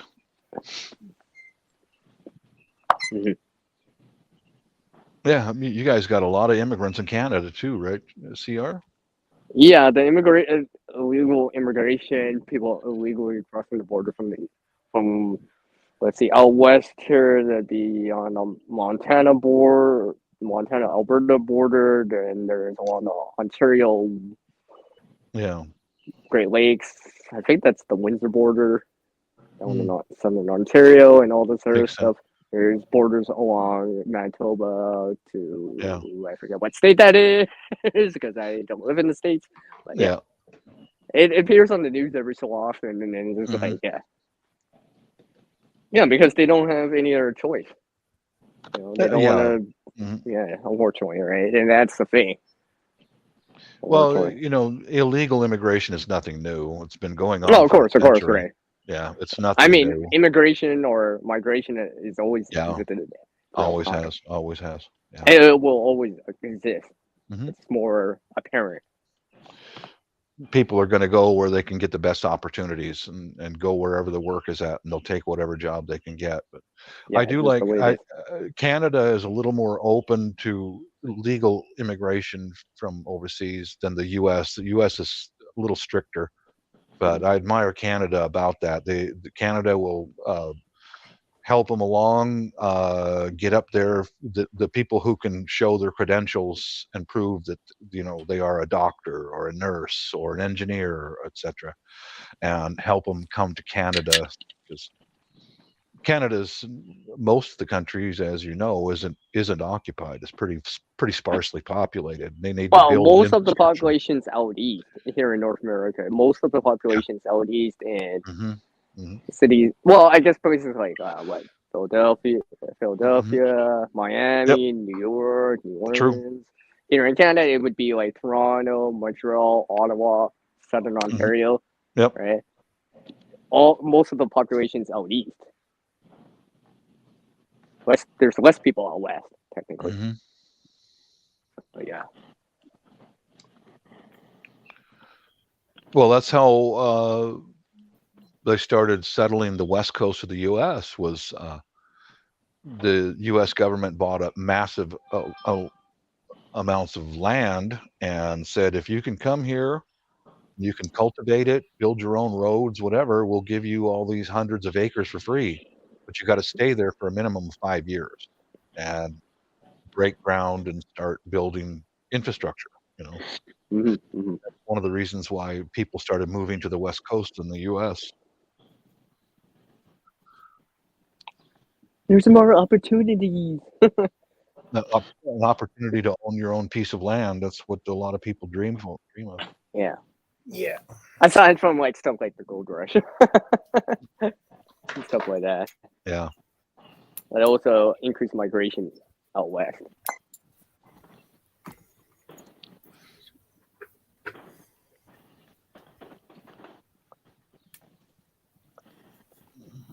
So, Steve here, Doris, your inputs on this topic here about reuse.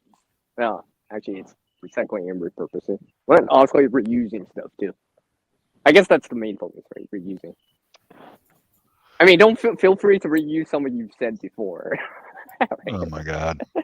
Fired twice in one day, CR. That ain't good. I mean, I already gave you some examples.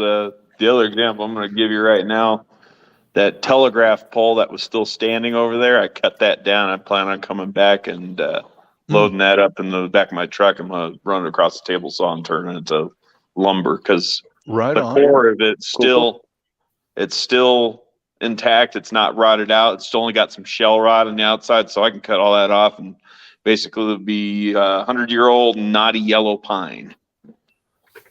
Very cool. Yeah, I hope you post up some videos of that, Steve. I want to see how you do that. I saw you taking some of that hardware off of that was like, man, that's a smart guy. That's some good hardware. It's still usable.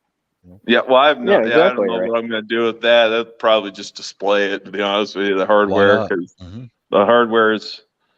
I took, like I said, I took the hardware off the cross arm, and like I said, that almost needs to like go in a museum or something. Yeah. And if I get a chance to, I might take all those insulator pins off too. Once I get a chance to, maybe I'll see if I can't go on the internet and track down some old Coke bottle style glass insulators. Oh yeah. Here we go again.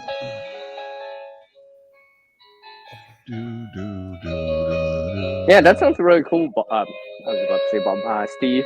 Yeah. Yeah, Steve, when I was growing up along the railroad lines here, the railroad used to have a closed circuit of communication through telegraph. And there were an awful lot of telegraph poles still along the railroad lines with the glass insulators on them. And it was a game for us kids back in the 60s and 70s to go get those glass insulators, Yeah, well, like there's the Union Pacific Railroad out there along Interstate 80. Actually, I'm not sure if it's 80 or if it's. See, once you get across the state line in the Utah, that kind of gets. I think it might be 84. But we're going to say 80/84. There's actually some telegraph lines that are still standing, partially standing, but a lot of the poles have fallen over. There's still glass insulators on there, and if I ever get a chance to, and I'm in that area again, I might pull off to the side of the road and walk down that steep ass embankment and see if I can't steal any glass insulators off those poles. Why Hopefully, not? I won't get a trespassing charge because I think the railroad, like, even though the tracks are up on the what do you call it? Up on top of the rail bed. I think the railroad property still extends up to the highway easement. Yeah, So I know out here, even the spikes that are left over on the railroad, that's still railroad property. But I've heard about that. Yeah, I've never heard of anybody actually getting prosecuted. You know. Yeah, I don't want to be the first one to find out. Yeah, I hear that. Yeah. Better, if you're gonna do it, my friend, do it quick, do it quiet. You know. Yeah. climb up that pole, get those insulators off, boom, go. You know. Nothing to Well, see actually, here. Nothing to there's see here. a couple poles I won't actually have to climb them because they actually fell over. You know, that's how Nice. badly rotted out they are. Mhm. And nobody stole any of the insulators off, which shocks the heck out of me. So I saw a video like that. It was somewhere back east where some guys were walking through the woods and they found a telegraph pole laying down on the ground, and it was all covered up with brush and leaves, and they found it and all the insulators were still on there, all unbroken. And it's like, wow, very cool. You know? the one thing that sucks is, like, a favorite thing for vandals to do is to, like, shoot the insulators off of the poles. Yeah, that I've even seen goes that. that even goes for modern day utility poles. You know, they like to shoot the insulators. They like to shoot transformers and with either a 22 or a BB gun or with a shotgun. Yeah. The hell is that? Well, that's the I'm gonna have to close. Whatever. I gotta close the door, guys. Neighbors are starting to cut their grass. Be right back. Oh, all right. I do have something when Bob comes back to mention, because technically it is repurposing or recycling. And actually, I remember Bob explaining this one story about scrapping, right? The scrappers out there. There's a lot of scrappers out there in terms of scrapping metals, right? Out there, there's a lot of channels out there. You probably have seen them. Hey, Doris, Shadow. What? About the metal scrappers that that are scrapping steel, copper, brass, aluminum, all that other stuff. Yeah. Yeah. We had some copper they stole copper, they stole brass, they stole aluminum. No, well, I'm not talking about those people. I'm talking about people that like find an old microwave or they disassemble it or whatever. TV, stuff like that, right? A lot of the scrapping that takes place over here, it's usually somebody who's got a drug addiction, like a meth addiction. Well, it's not always like that, but because I know a few channels out there. I even know someone personally, right, that does scraps. And like I said, I'm not talking specifically about Colorado. I'm just talking about in the States. Well, I know that's a thing too, right? So they give scrappers a bad name, right? Because, the drug-related stuff for it. But, there's people that actually legit just do it, right? They find it or it's given to them, right? They don't steal it per se, like the copper wire from a new apartment building, right? It's that microwave or fridge on the side of the road, right? That's abandoned, right? And stuff like that. And they take the stuff off of it and stuff like that. So, I mean, it's a form of recycling because really they're taking the time to break it down and then bring it to the scrapyard to gain money. And for some of them, it's part of their income, or they pay off the gas that they use or whatever. They can buy more food with it and stuff like that. Oh, Bob's back. I think Bob back. Oh no, he's not back yet. I thought I heard him, but I know that's a big business for some people.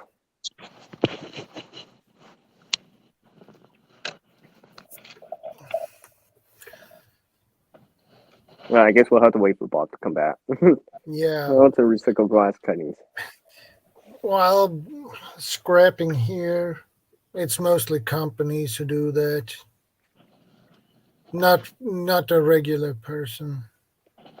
Well, I know here in North America, right, both in the U.S. and in Canada, you can look on YouTube, Scrap Roll. There's a lot of channels that do that kind of stuff, Yeah. right? And you see them breaking down a lot of different components: fridges, TVs, microwaves, stoves, air conditioners, stereos, and so forth, home theater systems, a bunch of different tech, right, and stuff like that. It's interesting to see what's actually on the inside, because obviously, as normal consumers, you don't see that, right?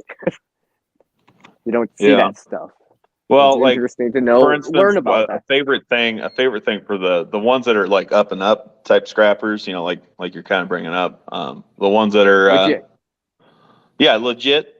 One of the things that they like to do, they will find old computers, old circuit boards, and computers. steal all the contacts off of those, because those contacts, those metallic gold looking contacts, those are actually made out of actual gold, and they will go through the process of doing the acid baths to extract the actual gold.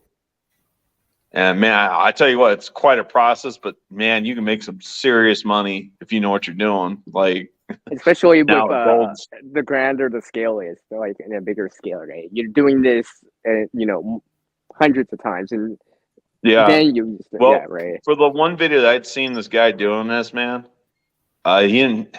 I mean, it took him a while to save up all the pieces of circuit board to extract the gold from, but he didn't have to scrap that much, and he had generated like a little more than like an ounce, maybe 2 ounces of gold. And like I said, if the price of gold currently going right now, just for spot price, I mean, it's like $1,900 USD, $1,900, almost $2,000 an ounce. That's insane. Yeah, exactly. Yeah, I mean, I've seen people scrap like hard drives for the aluminum. That'd be like what, 200,000 krones in Swedish currency? 200,000 krones. Does that sound about right to you? Shadow? Yeah. Part of a price for a freeze dryer, right?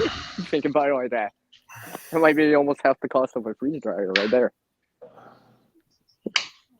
Well, that's a generator that you can buy. 2,000 crowns.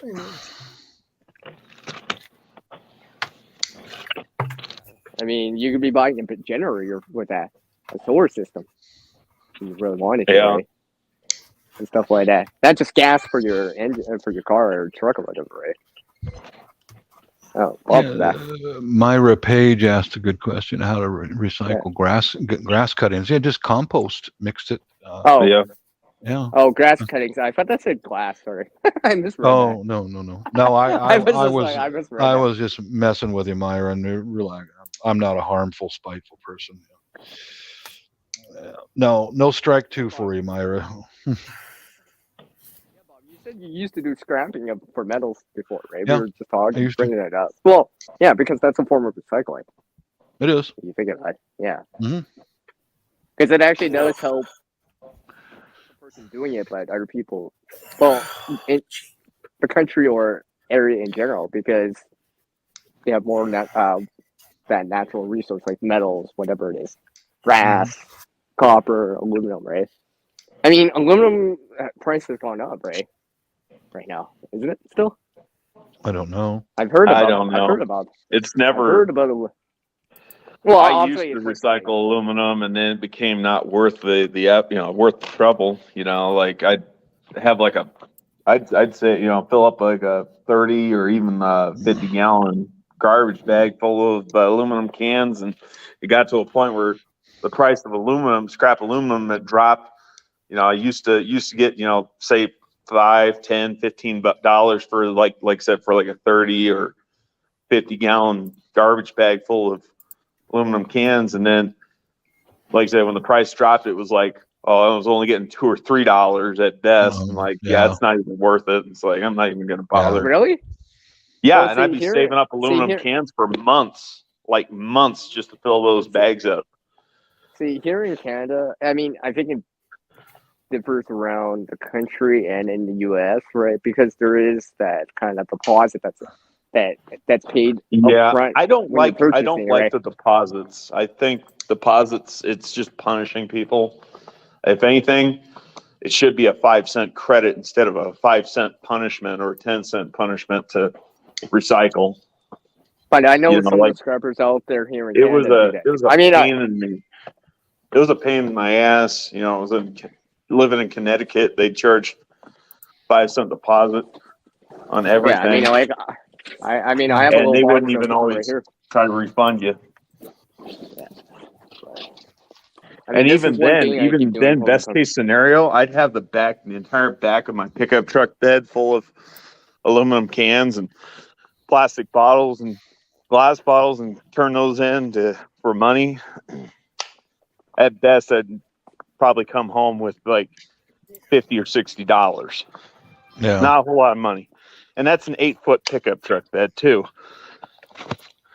Well, I've sometimes every so often I'll be like, even stretching it to 90 Canadian.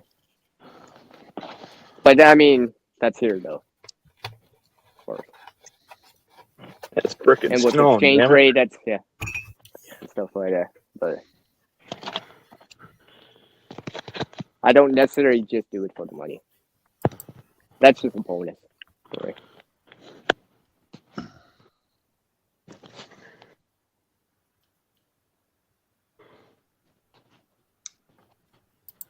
Yeah. I mean, I've seen my buddy show his receipt to me. He's just like, and he shows the cash. I'm like, well, I guess there's something in there. You just, I'm seeing like a couple 50s in there and all this stuff, right? I'm like, well, that's something right there. Depending how much time it took, right? It's probably worth it because you're seeing it now, the cash in front of you, but stuff like that. But there's that work that goes involved in it. Yeah, there is. There's a lot of work to it because if you take the time to and consider your time is free and you disassemble all this stuff and separate the aluminum heat sinks and all kinds of stuff, brass, and it does add up, and you can walk out of there as long as it's like clean brass or clean aluminum, then you're going to get a little bit of money, yeah. But I mean, if you got no money at all, or or you acquired it for free, it's just your time. Well, you know what? Yeah. Yeah. But that was back in my days of paying child support for 2 kids. So I had this. Well, you had to do what you had to do. Yeah, I had this bad habit called eating and shelter and gas to get to work. Even though I worked full time, I was still paying over half my wages just to my kids. Mm-hmm. So that's the way it was. But you had to do what you had to do. Well, yep. See, Dolores, Steve, you weren't here earlier, and I was mentioning about this. This is why I don't judge people for picking up cans or bottles or anything like that, because I do that too. Oh, I don't either. Yeah, no, because I used to do that. I used to do that back in high school, and then, like I said, and at the time when I was doing that, I figured I was getting roughly about 1 penny per can, which was worth it. It was worth going through the trouble. I mean, it's not a lot now, but I'm just saying back then it was worth it, and that was about 13, 14, 15, 16 years ago. Mm-hmm. So it was worth going through the effort of doing that. But then when the price of aluminum dropped, so at that time, I think at that time it was like aluminum was going for 33 cents a pound. So like I said, which would have got me my 1 cent per can. But then the price, scrap price of aluminum dropped down to 20 cents a pound, or the place where I was turning in the cans for money. Yeah. Mm-hmm. They dropped their prices down even further. I think I was getting less than that. So it was like it became not even a penny per can. So that was when, like I said, when I'd be bringing in 30-gallon trash bags, 50-gallon trash bags where there's aluminum cans, and I wasn't getting hardly any money at all. I was getting at best maybe $5 or $6 for a big old bag of cans, and it's like, and I'm dragging these over there to get recycled on my bicycle because at the time I didn't have my car. You know, I didn't even have a license to drive. You know, and Like of course, I said, you know, I'm you not got kidding. the other problem, the other issue. What do you do with all this stuff? Where do you store it at? Because you know you got to store a large volume just to even make it worth your time. It just got to a point where it's like, yeah, I'm not even going to do this no more. Not to mention the insects and the stink. You know, the insects. Yeah. I wasn't joking. Mhm. I wasn't joking about this. I mean, I've shown this on the channel before.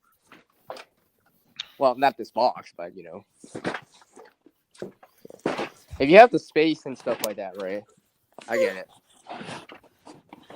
Because you need to store it, because obviously you're gonna make it worth your while, right? So you don't bring in like a couple cans, right? You bring in loads of it, boxes of it. Yeah.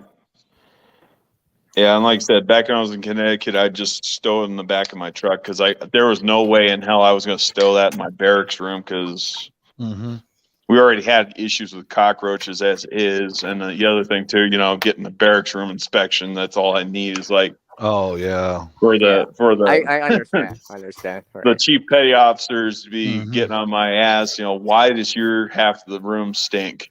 Why is your what's in your closet? What you got stored in your wardrobe, or why do you have trash bags of cans stashed because the in your sugars bed? and the pops, the beer, the liquor, right?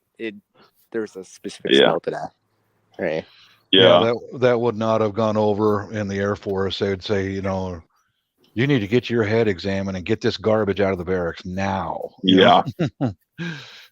Or else you're out. Yeah, no, I'd probably get a counseling shit or something. Yeah. But like I said at times, right? I mean, you're gonna do it. You gotta do it. I mean, you know, if you can, obviously, and store it or bring it in and stuff like that. I wouldn't judge anyone that does it or has done it. Yep. You know,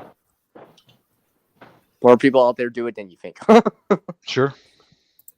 Right. I mean, I've been to turn them in, and I'm like, I see people all the time, right? I mean, different walks of life, different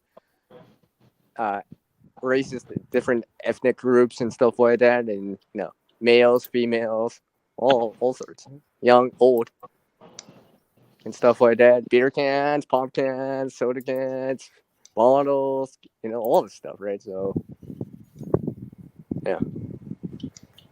Yeah, like I said, I don't do recycling anymore. It's just they've disincentivized me to want to do recycling, and I'm not going to deal with it anymore.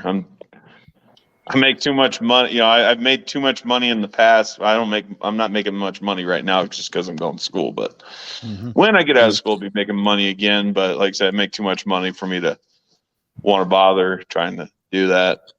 Like I said, they disincentivize it and they make it so inconvenient to want to recycle anymore. Like it's amazing with the amount of aluminum just in the United States alone that goes to the landfill. Like on average in the United States, we throw out so much aluminum that literally we could build an entire, like, I think it was like enough aluminum goes in the trash that if it was recycled, that 3 brand new 747 jumbo jets could be built out of it. Well, just, you know, people forget how much aluminum we actually use on a daily basis, and even indirectly, from those long-range power lines to those Mylar bags that the preparedness community is using, right? Yeah.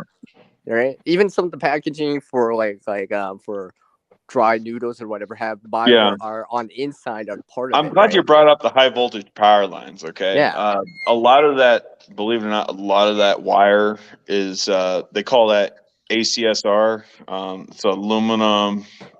It's aluminum reinforced steel. So basically, it's majority of it is aluminum wire. It's stranded aluminum wire, and it's got like a couple, like maybe 1 or 2 steel wires in the core to strengthen it. But majority of that conductor is aluminum, whether it be distribution lines or if it be sub transmission or transmission length. The majority of that's aluminum, just because it's lightweight and it's very, very cheap.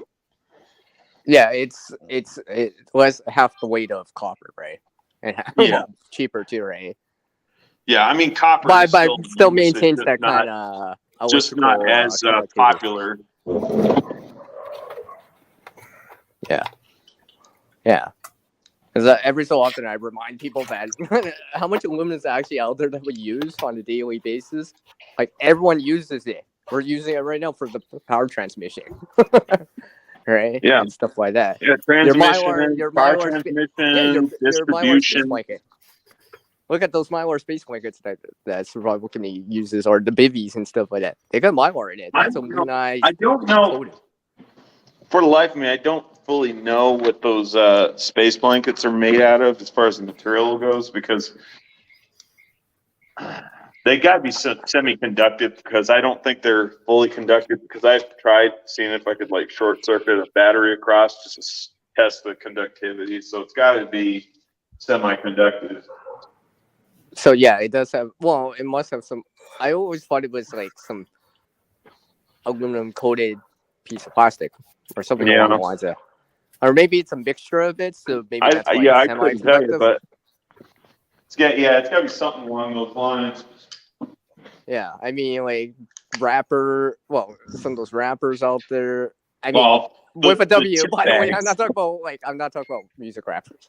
No, I'm talking about like bags. Like your Cheeto bags for your Cheeto eaters. Oh yeah, the chips, the chip bags, right? That's more or less like Mylar, or those Mylar bags that people are using for long-term storage, right? At the time, and stuff like that, right?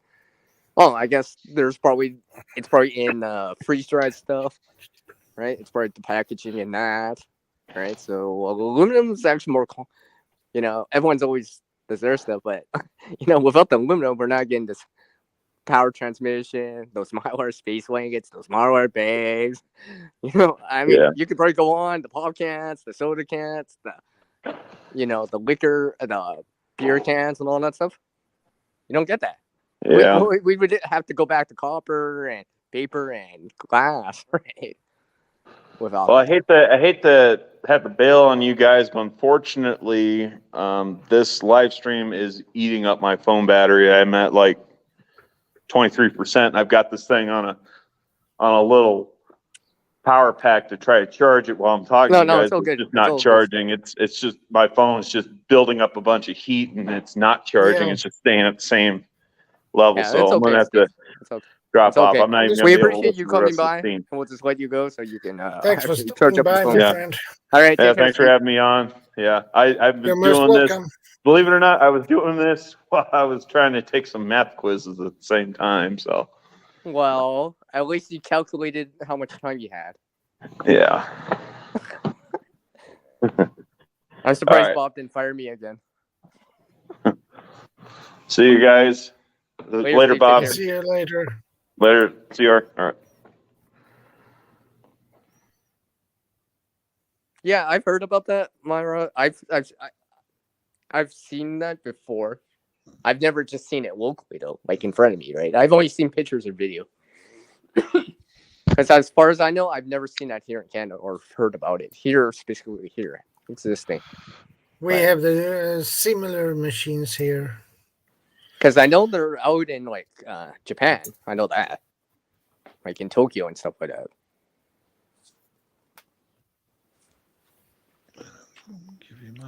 Yeah, we have those machines like that here in the States too. In some places, you just drop the cans in and it counts the cans. And yeah, and you push the button and you get a receipt and you go and get your money. Mm-hmm. Or if you buy some food, you can when you pay, they take that money off the cost from your groceries, so you technically pay less. But, so that's pretty good.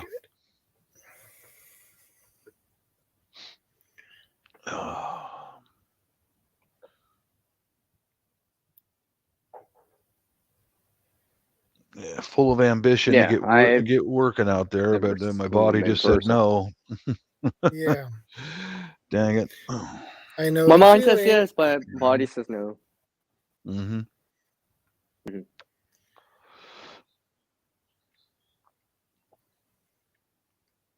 Oh. Yeah, I'll have a smoke with you guys, and then I'll bounce out of here. Yeah. Well, we always I don't appreciate think. you dropping in, Bob. Yep. Yeah, it's always nice Mm-hmm. to have you here.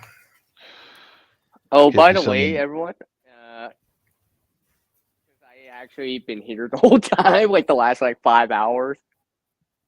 Yeah.